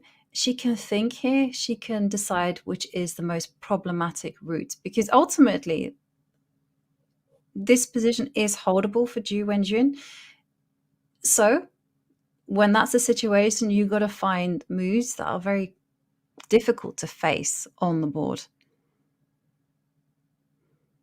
Yeah, it's very difficult. And now I think what Tan is currently thinking is where to improve the bishop. It could be bishop e3, bishop f4, but we have an answer there. Bishop e3 is what Tan Zhongyi did. And what about moving the knight right now? I mean, of course, the knight has to be improved, right? To f3 or to g4. Eventually, you will land on e5. So maybe knight f3 is better. But then you get the flank with the rook. and now you're creating some more problem around the 7th rank. So yeah, so this is what I actually worried before. I know moving the pawn on d5 to d4 was very tempting, but I think what Ju Wenjun had to do earlier on is to just stabilize the position first. The problem in that position was the king. The king was not active, but by playing that c6, if you remember, it could be solved. But she didn't do that, and now she chose to play this risky line. So instead of knight f3, she decided to play knight g4. Knight g4, okay. Attacking the bishop. If Tan wants to sidestep, she can do that with bishop to c5, which comes with the threat of rook to e7. So that would be a very natural move. Then, the beautiful thing about the position is that she can relocate the rook to the A line, as you mentioned, and this bishop on c4, so c5, it just holds all of the white pawns. It protects f2, protects b4, and the white king can advance in peace. And that's what you need to do in endgames. Teamwork makes the dream work, and white certainly has that in her back pocket. And the clock is ticking down for Ju Wenjun once more as she nears the 30-second mark. Difficult decisions. Very difficult. Yeah. How do you stop it? And she chose knight e5. Rook a1, as I suggested before, going with the flank. There is a little inaccuracy there, probably because the king has to be pushed back by playing rook d3. So maybe this is something that Ju Wenjun might actually play naturally. No, she's reaching the king. Okay, after rook a1, she played king e6, improving it. There's a move there from no. Tan is still thinking, yeah. Tan is thinking. Rook a1 was very natural. King to e6. Maybe rook a1 wasn't the best move because she could have gone f4 and chased away the knight from the e5 square. But Tan, she's rushing it, and there we see the knight get booted away from its beautiful square. King e6 is such a lovely move because the whole point was to meet rook a7 with a rook trade with rook to d7. Ju Wenjun finding all of the right moves, even when she has little time on the clock. Right, f4 is on the board right now, and 50 seconds, 45 seconds left for Ju Wenjun to determine where the knight should go. Should we go to c6? Should we go to d7, attacking the bishop? And she went to d7. And it's another inaccuracy. Oh my gosh. They're playing with my heart right now. Well, the problem is that the rook can come and give a check on e1. The white king can step forward to c4. Tan now just has to pause. Yeah, that's a problem. When you don't really have much time on the clock, you can easily do this type of inaccuracy. And rook e1 is on the board right now. The king has to step up to f5. I don't think f7 is a preferred square. I think it should go to f5. Yes, and there you go. King f5 is now on the board, and I really like your idea. If king c4 happens, this is going to be a problem where to move the rook, because also by playing the king, white is supporting this pawn even better. But we also have a move there. After king f5, king c4, and rook d2, you still cannot move the pawn yet because there is rook c2 and your bishop will lose. So that's why after rook d2, you should make some precaution, maybe another attacking move like rook e7. This is something that need to be explored. Yeah, rook to e7 is the move that your hands are itching to play. And indeed, Tan doesn't hesitate in making it. Just attacks the g7 pawn. And the question for Ju Wenjun, does she step back with her king? Does she go on the defensive? Does she initiate the sense? Okay, we see it's going to knight takes bishop. We're in a rook and pawn endgame.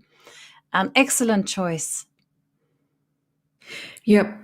It is now making the position balance again. I can actually see a possibility where this endgame will go on black rook being sacrificed to the pawn to c8 later, but on the other hand, black will also have some pass pawn, which white's rook needs to be sacrificed to. So in the end, it will be Steven even. And we have a move, knight c5 and b takes c5, moving one square closer to the promotional square. Yeah. And as you mentioned, black now has to go on the offensive, has to go active, because the hope is in giving up the rook for the pawn, but having your own compensation in the form of rolling pawns on the king side. It's a very difficult decision still for Ju Wenjun. Does she step back? Does she go g5? I think I would go g5 if I were black in this position, and we can just put it a little bit here. G5, let's say fg, fg, and then if you take this, then I would start getting into this pawn, and if you stop me, at the very least, I can actually make a check here or grab this pawn with the rook. It's also, I think it's working well like this, and if you push, just takes. Oops, not taking yet. Sorry. You have to give a check anyway. You have to keep an eye on this pawn on c file. So that's one way to go. Because you should really be defending this pawn. You cannot let it be taken. So either that or g6, and if you take this, then maybe the same story, I guess, with king g4. Although I like g5 even more because it's just clarifying everything. Like it's more simple to play this type of position. And maybe instead of king g4, just immediately play rook g2. Maybe it's better. Yeah, king. But either way, it looks g5 played, by the way. G5 played. And Ju Wenjun, she's an excellent endgame player, so she understands she has to take activity when it comes to her and get her compensation on that side of the board. So g5, and I think the line that you showed, where we see the black king coming to g4, and is definitely going to happen. And the whole key there is that the white rook has to stay on g7, and the black rook can simply keep checking the white king, which is kind of difficult because white's task is to find shelter for the king and then try to promote the pawn as well. And unfortunately, it might not be possible to do both things. Okay, we're seeing FG has already happened and FG as well. Yes, so we're moving closer to the variation that we analyzed. And good news is now Ju Wenjun has more than 2 minutes on the clock, so she can calculate better. Not that the position is getting complicated. On the opposite, it's even getting simpler. Rook takes h7. All right, and now let's wait and see. She has time on the clock to calculate. Is it king g4 immediately, or you would like to throw in rook g2 or rook c2 check? Because I think in this position, you're not limited to only one option to continue to make a draw.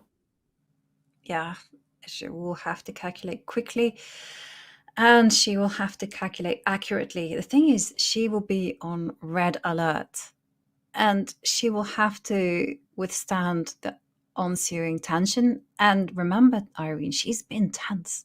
She has had to play her very best chess these last 30 moves. Can she maintain that? The rook comes and gives a check. Now the white king is going to step up. Doesn't really matter, but it will definitely step up to support its pawns. And then, king to d4 from Tan. There was some hesitation there when she moved it to d4. Although any other square also, it's gonna work fine for white here. King d4. Okay. Are you gonna give another check, or are you gonna go yes? Wenjun gave another check, but maybe now the king will move back to c3, and only when the king went back to the third rank, you can try to grab this pawn because you'll take it with a check. So I think that's her intention along along these lines. So after king d4 rook d2, if you just keep going here and then you move forward, and you mentioned it earlier, Yovi, that you just keep checking, and yeah, and probably in this position, since the pawn is being blocked by the king, you can try to get this pawn first, and let's say this, because now the tempo is different. Maybe you can give another check here, although even rook c3 is fine because you just can keep going with the pawn and the king together, and it's gonna be again even Steven. So rook d2 is still on the board. Tan Zhongyi played king c4 and another rook c2. So let's see if they're going to repeat. I have a feeling that Tan Zhongyi will somehow get to b5. Try to test her opponent first in this endgame, because it doesn't matter for white. White is very spoiled with choices to make a draw, but it is black who has to be really accurate. Yeah, it is definitely necessary for Ju Wenjun to be accurate, but one thing about this position is it's pretty straightforward. It's very clear what black's plan is. Either you're giving check to the white king, or you're hunting down the g3 pawn in order to create your own counterplay on the king's side. And that endgame that Irene showed us, where the king and the pawn are going to be running forward, well, that's incredibly crucial. And Ju Wenjun will be using that as a signpost until the very end. And, well, check, and I'm expecting Tan Zhongyi step forward with a king. She has 21 minutes, though, so she can take her time over this decision.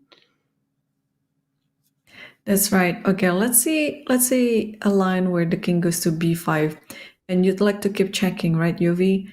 And if I'm keep moving up to a6, probably you attack this little pawn, and after you go here, attack it again, and after you go here, now it's kind of like blocking it. So maybe I was thinking to grab this pawn. I think it's fine, because again, we come back to this position again. It's very important to grab this pawn on the tempo where the king is blocking the pawn, because otherwise, if you don't do that, this pawn will just run into the promotion square with a check. So this is something that you should avoid. But once you understood the concept, I think the application for the moves, it can be anything. Because yeah, this is the art in the end games. You just have to understand the concept, because sometimes the moves can be many moves, but yeah, you just play along with the principle. Yeah, definitely. And a very key endgame there that you showed us, Irene. Definitely going to be running through Ju Wenjun's mind. And also Tan Zhongyi, as she contemplates what is her best chance. Is her best chance to drive up the king to b5 and try to confuse you in some of those lines? Or is it to step backwards, as we've seen, get the king to c3, and then try and push the c pawn? My guess is that she will just go king to b5, and then when black goes after the g pawn, she'll try to make one of these kind of confusing moves with the rooks. Okay, well, are we going to see a decision? No, just adjusting the glasses.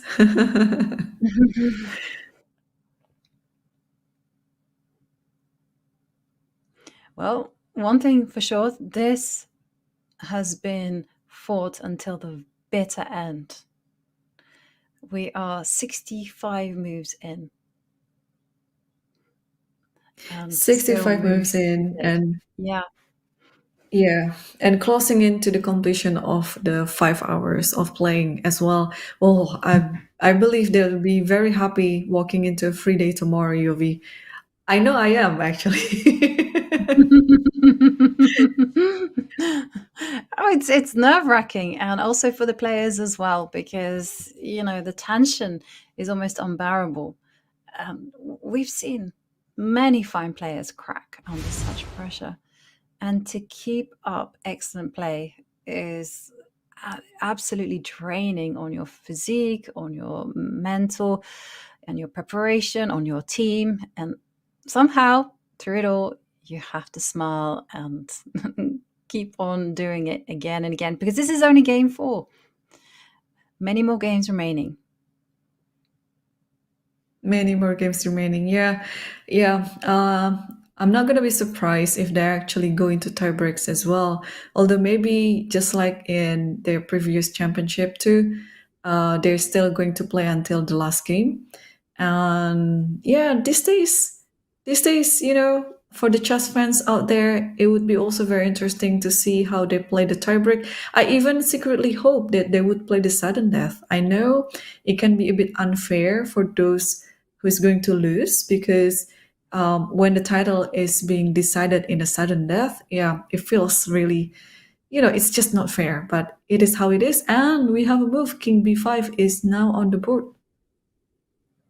King b5. Okay. Well, we looked at this.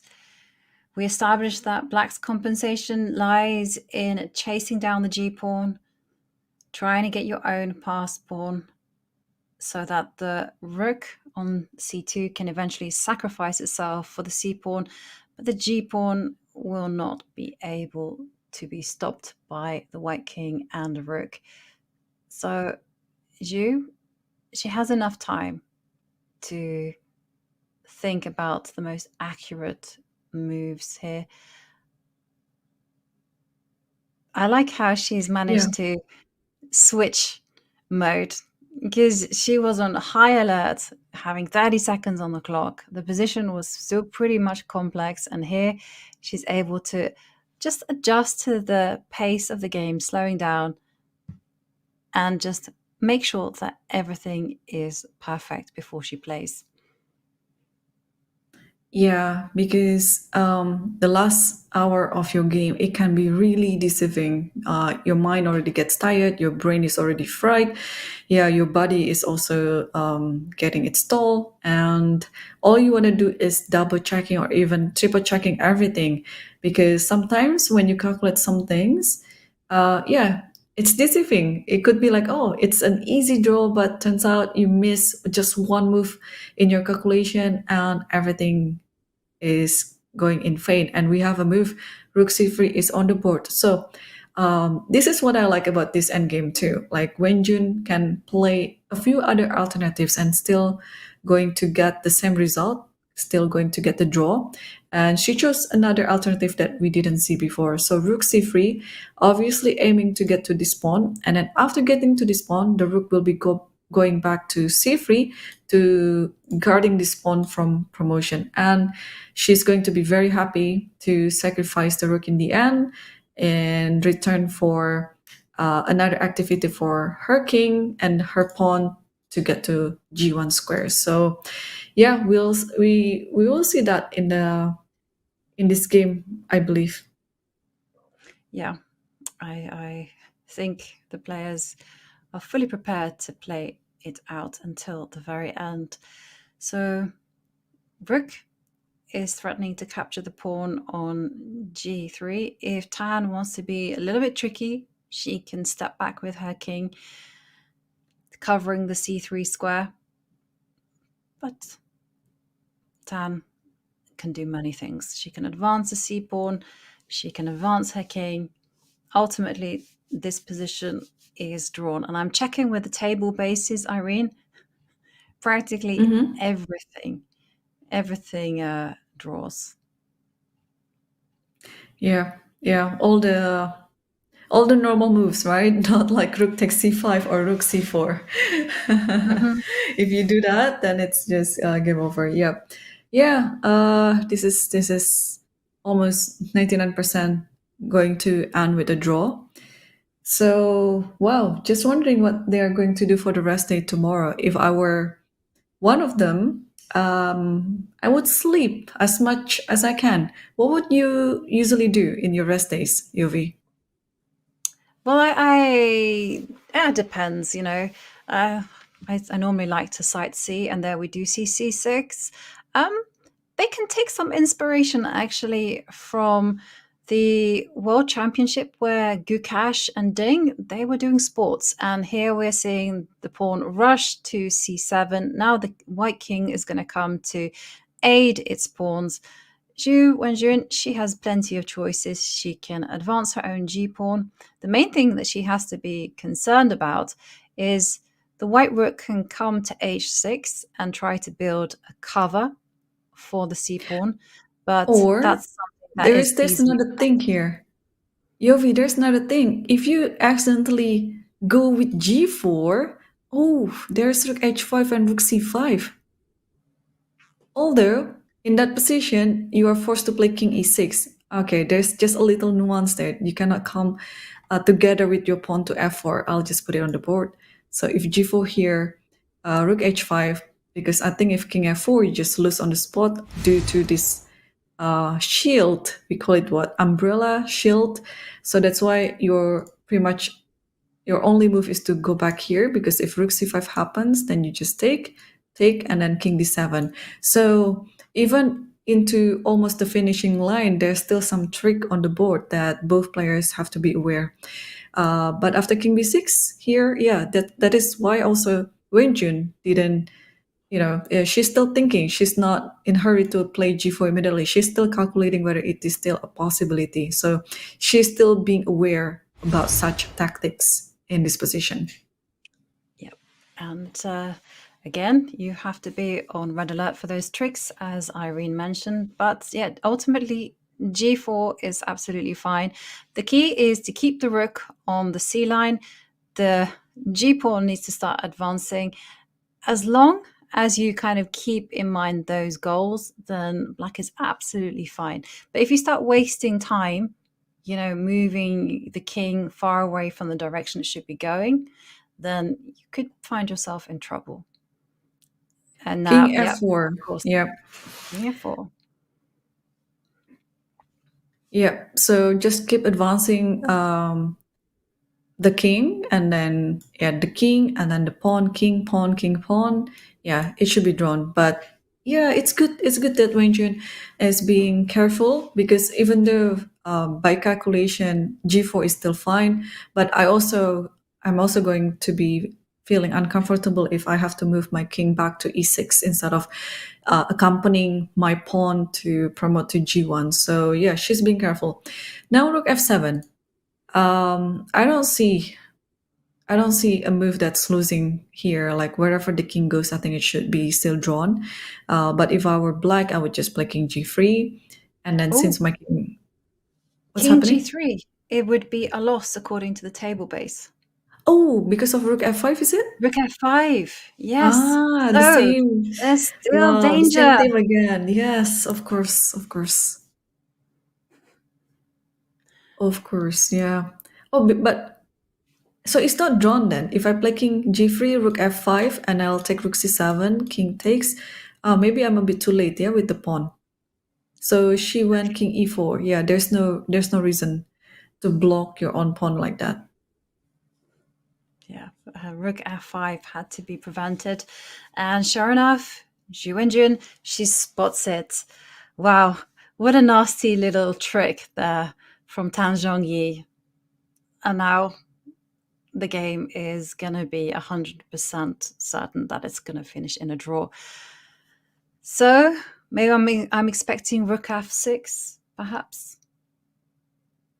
Set. And after rook f6, you just sack the rook, push the pawn, and yeah.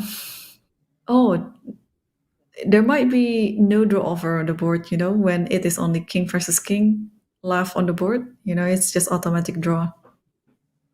It is. Just eye contact, the game is stopped. And yeah, the players will be sharing their thoughts at the press conference. I can't wait to hear the mood from both players, actually. Tan Zhongyi, me too. She will be disappointed because there were so many golden moments in this game for her, where she could have got a very, very promising position. Yep.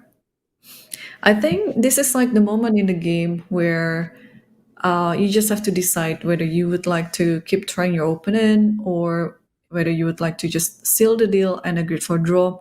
And if you choose the latter one, the next 3 moves will come very, very fast.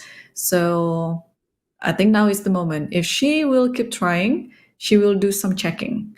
That's my opinion. But if she said, okay, enough, I'm just gonna, finish this game, do the press conference, come back to the room, then she's gonna play rook f6.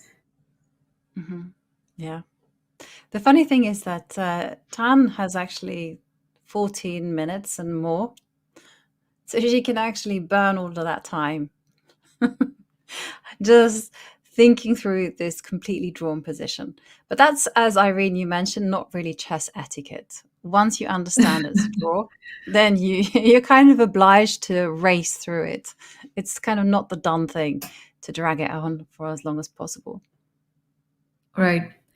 And also, what I was thinking earlier was, I think it would be interesting to introduce the conventional booth in the World Championship match. It's just, you don't have to wait until press conference. You can just get all this information mid-game from the players themselves, like what they are thinking and what they think their opponent is doing. Because as you remember, there are some tournaments in the past that also had confessional booth during the game. So it might be refreshing to have something like that. Let's say in the candidates, for example. I know in some aspect it might be taking away some seriousness of the event, but for the chess fans, I think it would be quite entertaining. I agree. And somehow if we could get a machine to read the player's thoughts, that would be absolutely entertaining. Because, in the press conferences, there's often a lot of bluff. There's also a lot of kind of posturing. Yeah, I saw all this, and they spout these lines. And it would be actually quite interesting to know what the players in the real time thought, whether they were like, oh, I did not see that, I did not anticipate that, whether there were moments of panic, whether there were moments of distraction. And I think it would really make chess into a spectator sport. But as it stands, we do have a completely drawn position here. King to e4, a very accurate move from Ju Wenjun, preventing the white rook from transferring to f5. And now Tan Zhongyi, she has 12 plus minutes. She's thinking of ways where she can set some final traps. Yeah, but what can be the final trap here? The only trick that probably the last trick that you can pull is rook f6, just hoping that your opponent forgot about the rook f6, no, the rook c6 idea, and after rook f6 playing g4. But other than that trick, I don't see anything else. No. And maybe we can, whilst Tan is considering, maybe we can look at the most obvious move, like rook to f8. So rook f8, and shall we even black can play g4. Rook takes the pawn, king takes, and we kind of just stopped it here. Do we have a move? No. No. Rook So takes, what were you suggesting? I was just suggesting, rook f8 in order to promote the queen, promote the pawn rather. And then you go g4. We're not even going to try to even pretend to stop the c pawn on board with the queen. And I just wanted to kind of highlight that the black king and pawn are so far up the board that the white king is completely powerless to assist the white rook in preventing that pawn from advancing. So we can just play it out until the very end, just to show the viewers how straightforward. Are you going to play rook g8 or c8? No, I'm just going to go c8. I just want to show how the g pawn can't be caught. And now you just go g3, the rook comes behind the pawn, and the king goes to f3. Now, if the white king were on g5, then, okay, the white king and the rook are a fearsome duo, but as it stands, nothing's preventing. And we do have some moves. We do see rook to g7 being played, preventing the g-pawn from marching forward, but king to f4, and g4, g3 is coming to our screens. Right. So, I mean, she could repeat rook f7, or she could just do something else. Yeah, it's pretty much what she's doing. Ju Wenjun is ready for another reply. You were saying like it's going to be 100% draw, yeah? You're not going to leave any room for errors here. No, I'm that confident in Ju Wenjun's ability because it's so straightforward. Because, rook to g6, you just have to go, aha. The trap is very clear. Rook to c6, creating the shield or the umbrella, as you called it. And then you just know, okay, simply rook takes pawn. And you just have to work out whether the black king can shoulder away the white king. And if they can, then the g pawn will just march forward. And in order to stop a pawn, the rook is insufficient. It needs to be the white king and the rook. So the white king needs to be there on h4, h3. Then the g pawn is stopped. But the white king is going to be on c7, far, far away from the action. Yeah, right. Well, 9 minutes to 1 minute, and we have another move here, rook g6. Okay, so this is the moment where the next three moves will come up very fast because it's already a decision. A decision is being made that they're just going to play all these moves until there's only king and king left on the board. And did you see rook to g6 setting the final trap? And of course, quick as a whippet, rook takes c7, king takes rook, and now the white king is going to come running, but g3, sorry. And the white king, unfortunately, cannot just jump.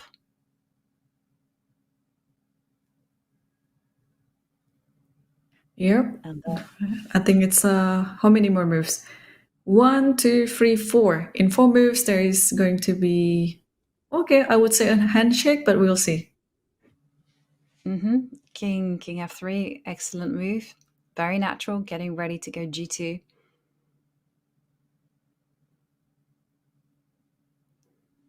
And again, I'm pulling up the table base. Everything is a draw. King d4 is on the board and g2. And even if you give a check on f6, the king can just go to e2. And now, yeah, there will be a check on f6 now, and the king has to move to e1. Or actually, g3 should be drawn too. Just do not put your king on g1. That's the only just danger. do not put on So g1. you go king to g1, this allows the king to go to e2. But you can go to g3, you can go to e1. King e1 is the easiest one because then you're threatening to promote the pawn. So I'm expecting king e1. Sure enough.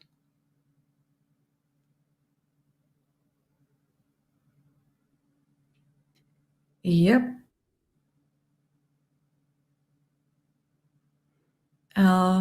Woo, she took the pawn, and there you go, king and king, as predicted. And it's a draw. Game 4, well, it went to the Bear Kings, and it was such a hard-fought fight. But in the end, the point is split between the two.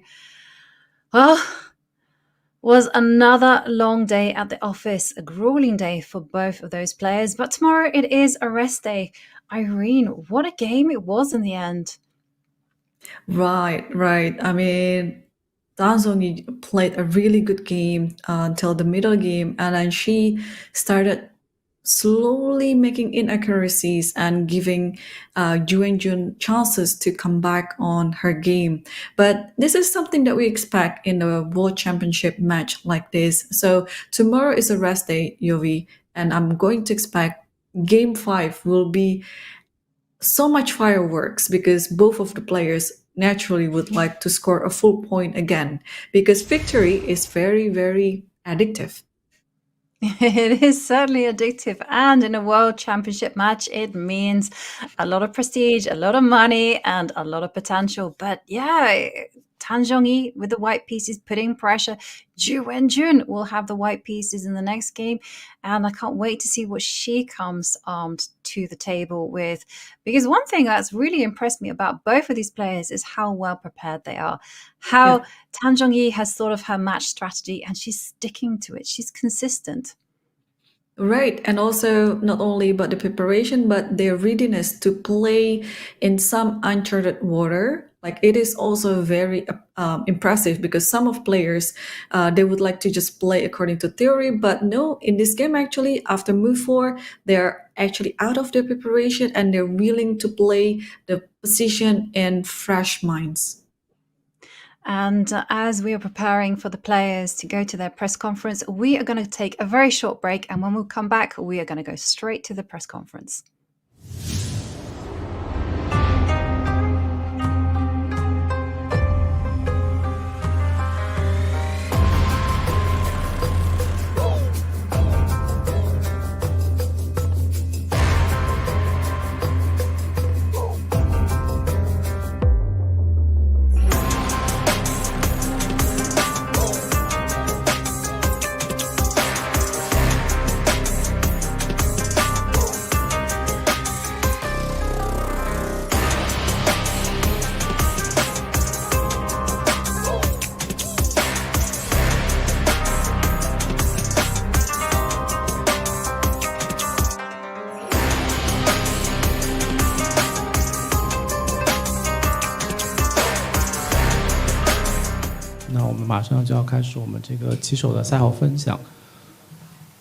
Welcome to the press interview after the 4th game.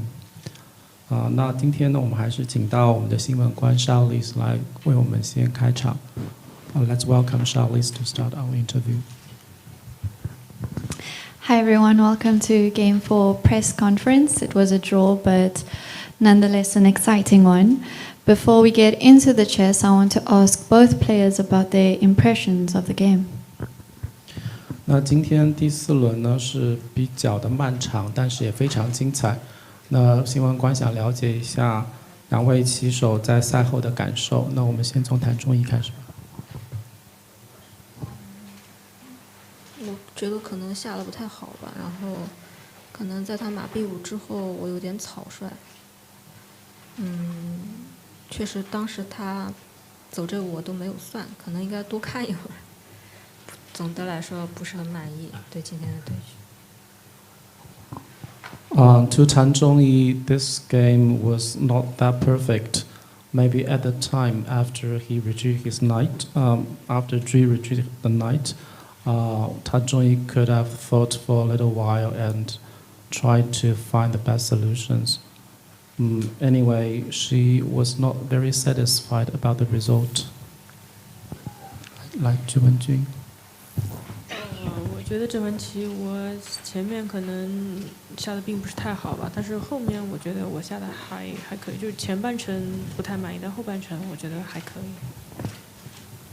Ju Wenjun believed that the first half of the game she did not played very well, but the later half she actually defended the game precisely.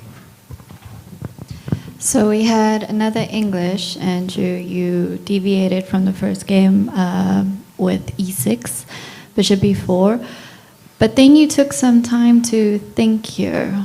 What was your opinion of your opponent's response to your preparation? 那我们可以看到大屏幕上，现在是白方走了英国式开局之后，Ju Wenjun选择了这样的一个应对方法。在这里呢，Ju Wenjun进行了长考。那新闻官也想问一下长考背后的原因。我在尝试，就是黑棋应该摆一个什么样的结构，然后，我可能觉得，就可能顺序上面想一想吧。Ju was trying to find the best structure of this opening, and she would like to find out the subtle point of these here and after. And yesterday we spoke about time management. Tan, you said you feel you're playing too slowly, and Ju, you thought you weren't playing too slow. What is your, do you guys still think that today, after today's game? Because Ju, you got into some time trouble, and Tan played very quickly in important moments when thinking was important. 那昨天我们也跟棋手交流过这个对时限的感受。那昨天谭中怡有谈到，他觉得是比平时慢一点，然后朱文军觉得他跟平时差不太多。那关于今天的这个用时的情况，也想请两位棋手分享一下。谭中怡，你在前面的这个有几个阶段比较快速，但是也有可能是这个局面有一些其他东西可以这个探索。请问是怎么思考的？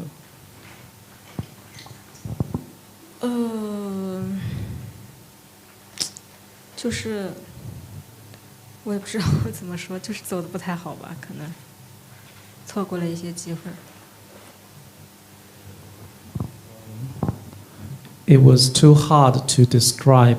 Maybe she was not at her best form, so it was not that kind of precise.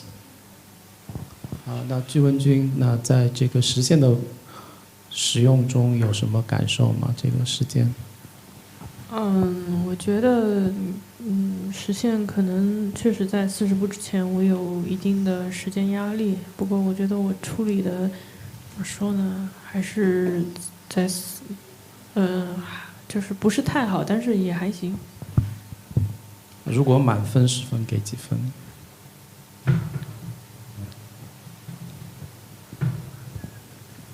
？6分吧。6分。For the first 40 move, Ju Wenjun was under some time pressure. She thought that the performance was okay, but far from good.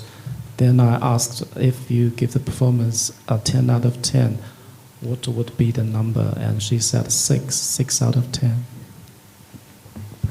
And 10, we have a very important position here that looked like it was winning for white, just capturing on b6, and the game goes on. Bishop pair, beautiful position, but you played a bishop d6. Was your idea to get in a bishop a3? What were you calculating here? 我们可以看一下现场的这个大屏幕。当时呢，白方是有2个比较主要的选项，一个呢就是我们实战看到的象到d6，另外一个就是可能是后吃 b6。那白方有可能会在后吃 b6之后有更多的机会。那新闻官也想问一下谭中怡在这边的思考的想法。我就是单纯走快了，然后象 d6之后后 b6再吃的时候马 c8，我就漏看了，就这么简单，就没有别的事。It was an simply miscalculation or overlook. After bishop d6, originally she missed that knight c8 could be a fork and to simplify the game. So that's why it's an overlook. It's an overlook.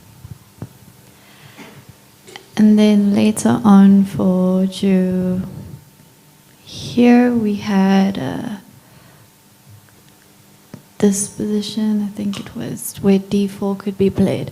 Did you calculate this at all, instead of bishop f5?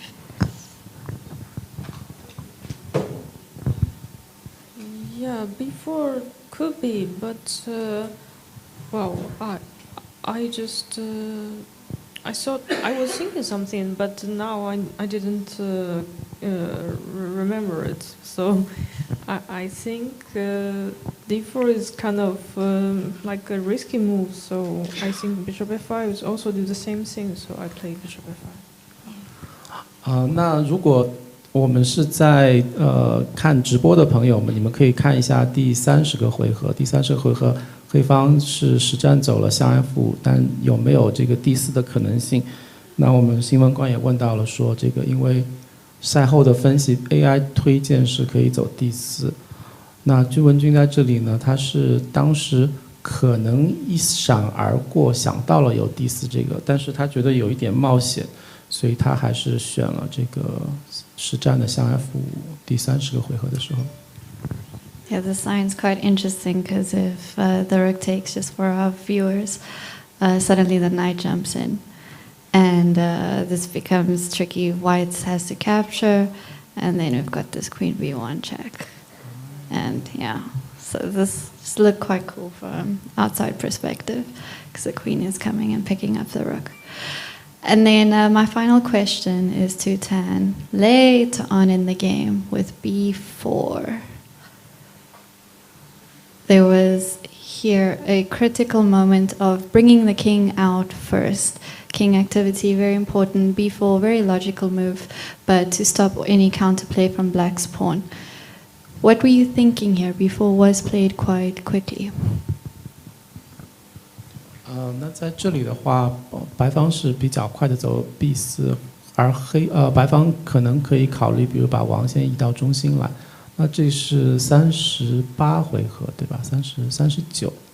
那想问一下谭忠仪是怎么样思考的在这里？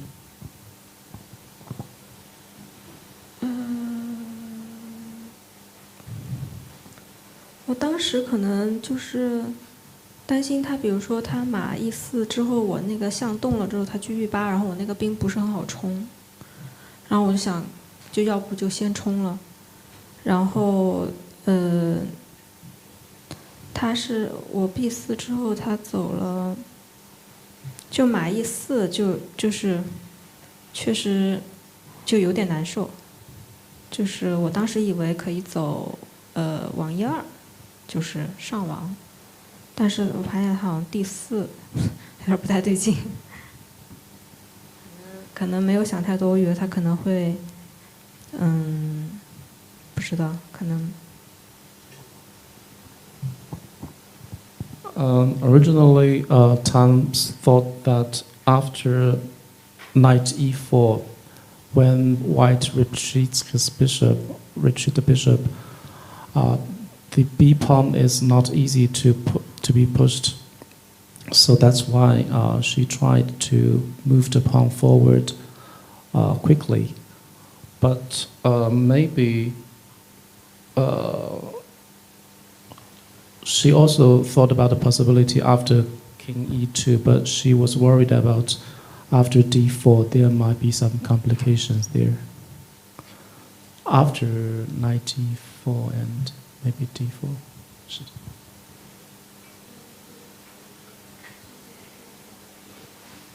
After bishop d4 and rook b8.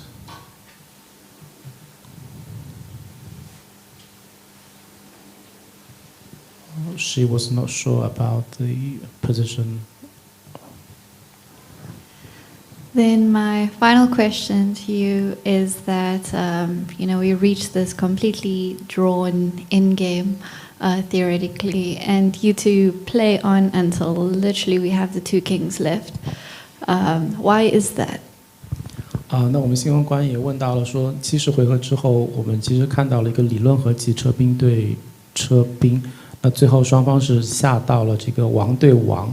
那也想问一下两位棋手当时的这个思考的想法。那朱文君先试试看。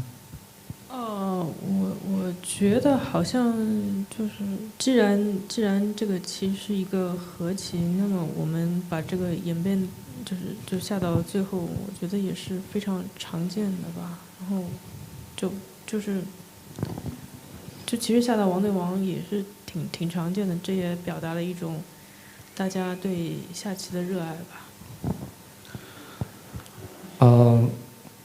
Ju thought that it's quite common to have one king against one king because we show the fighting spirit until the end, and this is also a kind of responsible to defense. 可能没有几个子了，就单纯的懒得替和，就把它走完了就算了。Tom believed that the position was simple without too many pieces, so they just tried to bring the end forward. Thank you very much. Now we'll open the floor to questions from journalists. 感谢两位棋后精彩的分享和这个那我们今天还有哪一些记者想提问的，可以举手。第一个问题是想请问，谭忠仪，就是在56步棋的时候，你走了 F4，然后不是，你是在57的时候走了 F4，你有考虑过提前一步棋走 F4吗？So the first question is for Tan. She played F4 on move 57, but did she consider playing one move earlier?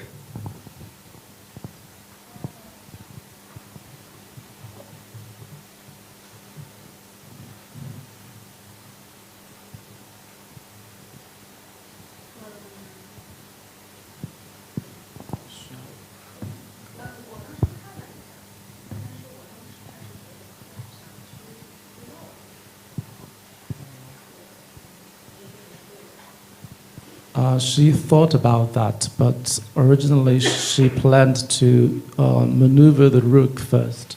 And she now, after analyzing, she thought that you are probably right. Maybe F4 first is better. 是电脑想出来的，不是我。But it's from the computer, not her mind. Yeah. 第二个问题是想问季文君，就是面对这个时间问题，我们理 chess 就是在网上看的观众感觉比您紧张，就是您作为现在的超快棋冠军，就是对于时间这个会有压力吗？ So the second question is for Ju.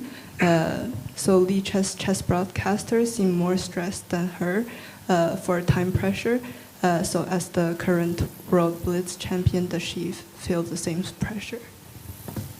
我觉得还好吧，因为这个棋其实，就后面找到思路就还好。我觉得虽然时间有点短，但是，因为棋也没有太大的问题，所以还好。She felt all right during the game. Maybe the position wasn't too difficult and she already found her way out. So even if the time was short, it could be easily done. 还有没有其他的提问？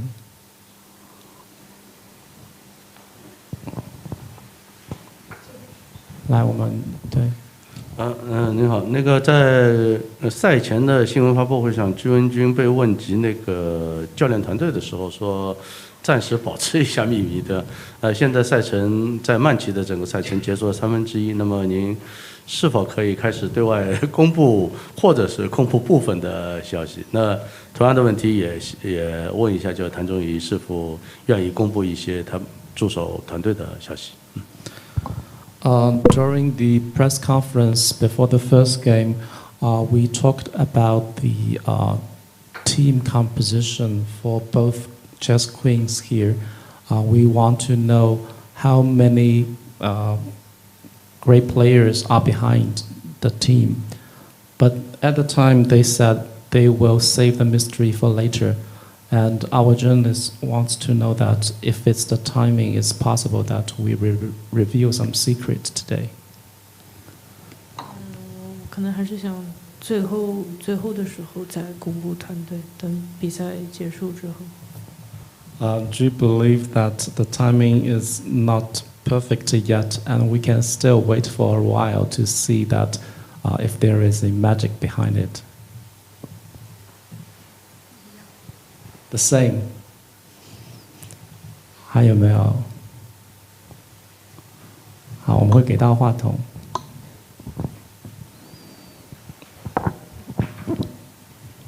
Just want to appreciate the endurance and fighting spirit of both players, and wanted to ask if they have any plans for rest and recovery on the rest day.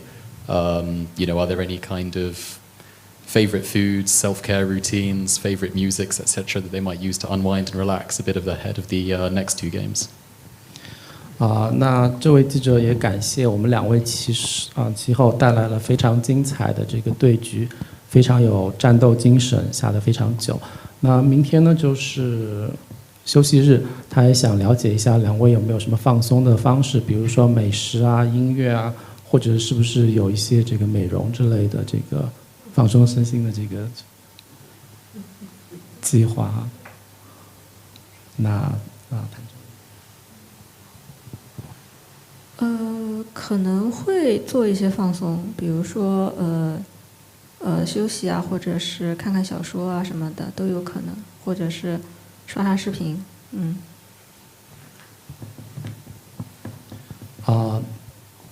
There might be some relaxation program like reading a novel, or maybe just go through the internet to watch some TikTok something. 我也会适当的放松一下，不过我现在还没有想好要做什么，所以可能先休息，先今晚过后再。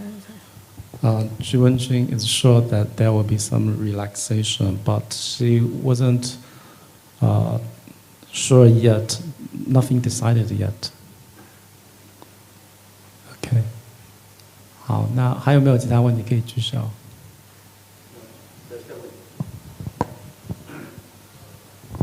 鉴于明天是个休息日，那允许我再问一个跟比赛没有直接关系的问题。朱文君小姐之前在我看您接受专访的时候提到您对历史很感兴趣，那么就借这个相对宽松的一个时候问一问，就您现在主要是对中国哪段历史或者哪个历史人物更感兴趣，还是偶像，还是采访当中有误解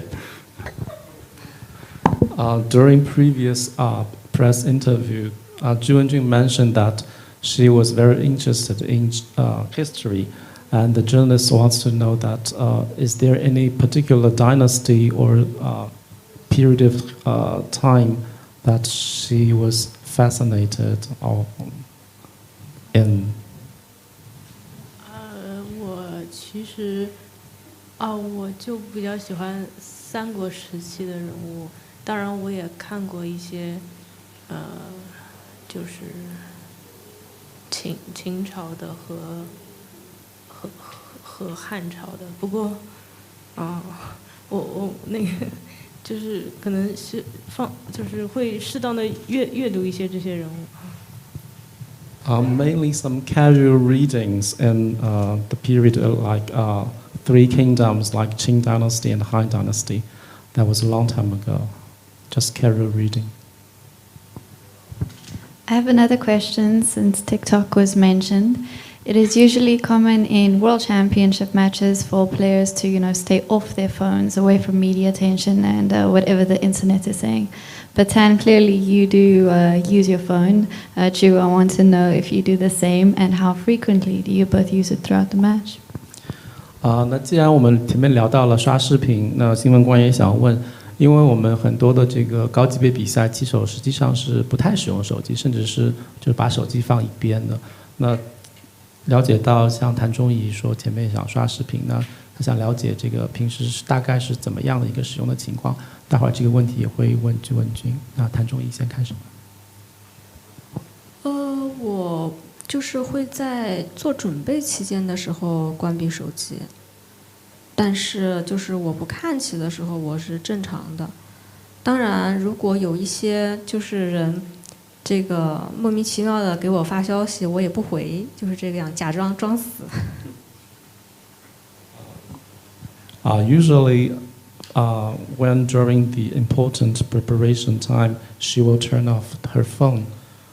But if the game was not on, if she is free, she will use the phone. But sometimes there will be some, let's say, disturbing news or spam news. Then if someone she doesn't like, she won't return the message. 我也会适当的就是在比赛中可能尽量不去关注手机。那平时的话，我也是会在手机上。就看新闻和刷视频。During the match, Ju Wenjun also tuned down the use time of the phone. But if the game was not on, she will follow the news and also trying to find some short videos. OK， 还有没有其他问题？那我们就到这里要准备结束了。So now we conclude our press interview, and we would like to thank the FIDE News team and make sure our audience will follow and subscribe. Thank you very much. Thank you very much.